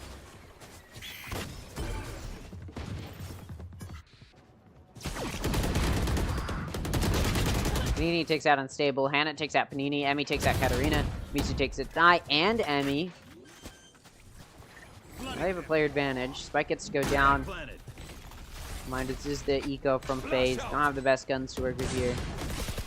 Hannah gets taken out here. Completely flushed out. Refinej takes out Hannah. Maddie takes out Lazy Line with the Aftershock, and Refinej beats Misu. The eco round turns into a win for FaZe. Okay. Alright, definitely looks very winnable here.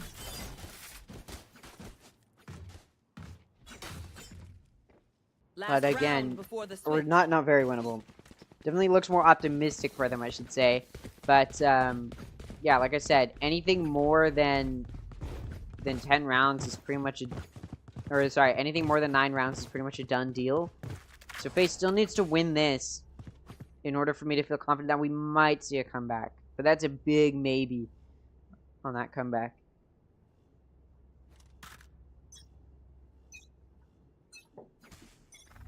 Looks like this guy's gonna get ready to push towards B. Time to hunt.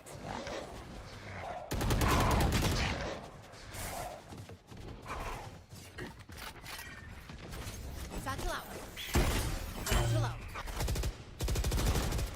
I've got your trail. Stable takes out Refinej, who's coming through hookah. Katarina takes out Emmy. The flank gonna be spotted here. Katarina there to launch and lock it down. Panini's still able to take out Katarina though. Die inside a tube gets taken out by Lazy Lion. 2v4, now a 1v4. He's looking like the last round of this half, not going to be won by FaZe. Panini gets flushed out of hookah by the orbital strike. Ooh, able to catch a Hannah out. But getting ready to enter second phase though, so we're going to really need to push for this. Panini's going to find something. Which Panini takes out Misu and then goes down. So Disguise will go into the second half up 10-2. I said anything more than 9 is a done deal, and I'm going to agree with Cal. I'm pretty sure it's over for FaZe. If they get this pistol, there's still a chance. But if they don't get this pistol, it is over. For sure. In my book, for sure, it's over. So FaZe will need this pistol.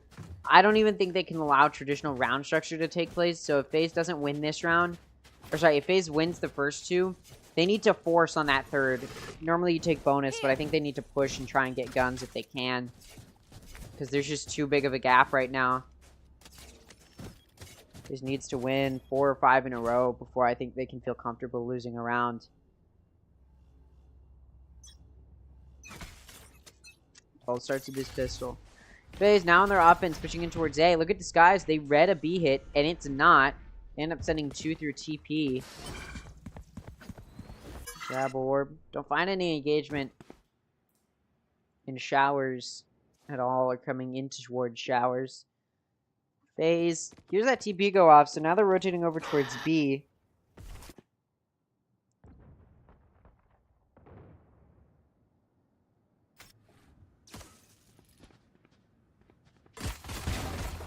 Lazy Lion takes out Refinage. Emmy takes out Katarina. Lazy Lion able to take out Emmy. They're locking down this B site. Entirety of FaZe coming in through Hookah. Misu takes out Maddie. Die and Hookah. Still there. They still know that Die's there. Still, the smoke's being played.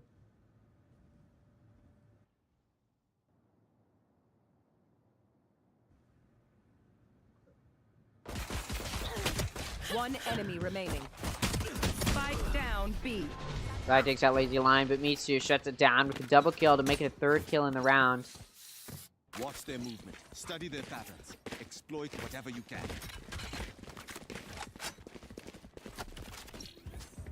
And FaZe not gonna force. I heavily disagree with that decision. You should force here. This is they just allow this guys to get to this 12th round. It's impossible in my book for FaZe to make a comeback a reality. So I don't agree with FaZe's decision to eco here. I think you force a buy. But of course I'm not FaZe clan.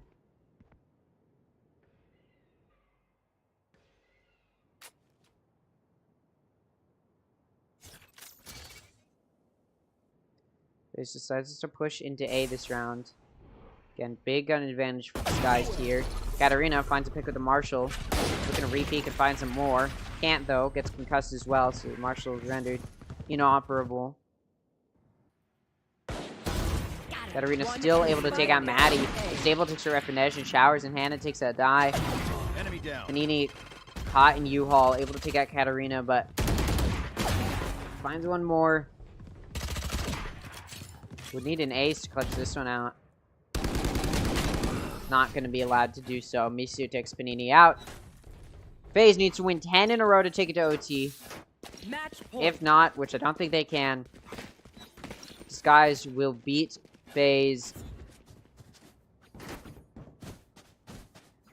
And if Disguise beats FaZe, then they fight V1. Pretty sure. Most likely.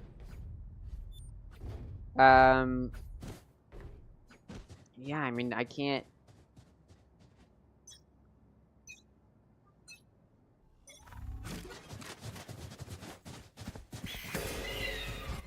And it looks like this guy is getting ready to defend this B site as FaZe is pushing up towards long. The orb was trying to be grabbed by DSG. Oh, what a good flash, but nobody's able to play off of it. Lazy Lion tries to, but Guy takes them out. It's not going to be a 5v4. Katarina going for this flank. FaZe does lack a sentinel. So flanks are very viable. And, well, there you go. Katarina takes out Refinage. Unstable, able to take out Emmy. Makes this a 3v3. Spike goes down. See FaZe trying to clear into elbow. Misu there to lock it down. Not going to find anything, though. Now Katarina coming in through Kuka. Skybird. Alerts FaZe to the position. Stable takes out Maddie. Die takes out Katarina. It's now 1v2.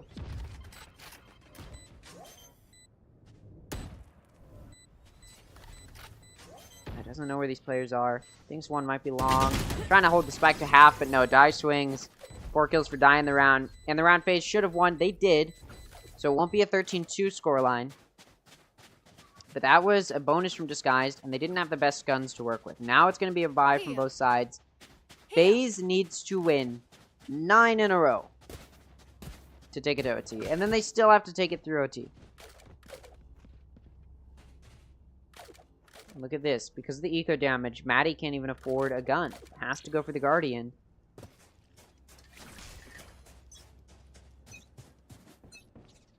Does mean this guy has a bit of a gun advantage here.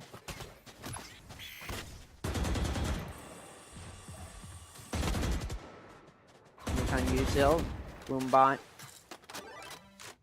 Skydog, come out, down B, don't find anything though. They are destroyed. FaZe has left that spike near B lobby in Market. Now they're taking note over towards A. I've got your trail. Seekers come out, getting ready to clear into A site. Stable is pushed back via concussion, has to go back into U-Haul. Hannah is hit by Seekers as well.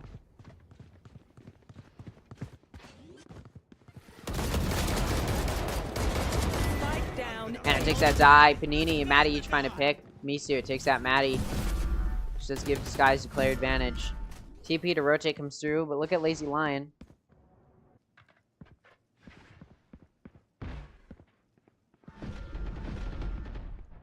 Lazy Lion is still there.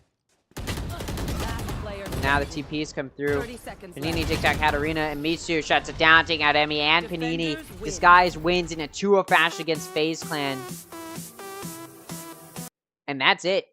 Disguise will be moving on to the upper final, where they will face off against the winner between version 1 and Complexity GX3. Now, because map 2 of Complexity GX3 versus version 1 just started, I'm actually just going to end stream here. I was thinking about maybe, switching over to that, but they just started, so they're very early on in the map. And I don't really have the time, nor do I want to spend another hour here. So, I'll be back tomorrow. I'll be a little bit late tomorrow, so I may miss the start of everything, but I should be back before the end of any series. So tomorrow, oh, by the way, Shopify's knocked Overkill Black out of the main event. So yeah, so to recap, version 1 2-0'd Overkill Black, Complexity GX3 2-0'd Shopify Rebellion, Disguise GC 2-1'd Xset, and FaZe Clan 2-1'd Evil Geniuses. Then in the lower bracket, we don't know exactly what happened yet, other than that Shopify Rebellion knocked Overkill Black out, and Disguise just 2-0'd FaZe Clan to make it to the upper final. So it's looking like this is going to be an interesting game changers. Keep in mind, this upper semis isn't done, but map 1 went 14-12 in favor of version 1, so it had to go to OT. So there's still a possibility. Version 1 is still human, definitely still mortal. So, still a possibility for everything. But yeah, that's going to be it for me. I'll be back tomorrow. Tomorrow, to start it off, is going to be the upper finals. It's going to be the upper finals and the tomorrow it's going to be both of the lower round 2. I misread that, sorry about that. So it's just going to be lower round 2, and then there is a, why are they doing them both at the same time then? I don't know. Anyways, lower round 2 is going to happen. Both of those are happening at 2 p.m. After that, or rather the next day, we've got the upper final, and then not at the same time, but after that is lower round 3, and then, following succession. But so tomorrow it's just lower round 2. I'll be a little bit late, but I should catch at least the second map of whichever one I decide to view. I think I'll probably view whoever ends up winning this match. I'll view their game, because they'll be playing the loser of. Oh yeah, it should be said. FaZe is gonna have to face Shopify Rebellion tomorrow. So. Anyways, that's going to be it for me. Thank you guys so much for watching today's live stream. If you guys did enjoy, make sure to scroll down, see if you're subscribed. If you are, thank you so much. If you aren't, I'd hope you would consider it. And, good luck to Disguise in the upper final, I suppose. And I'll see you all tomorrow. Goodbye.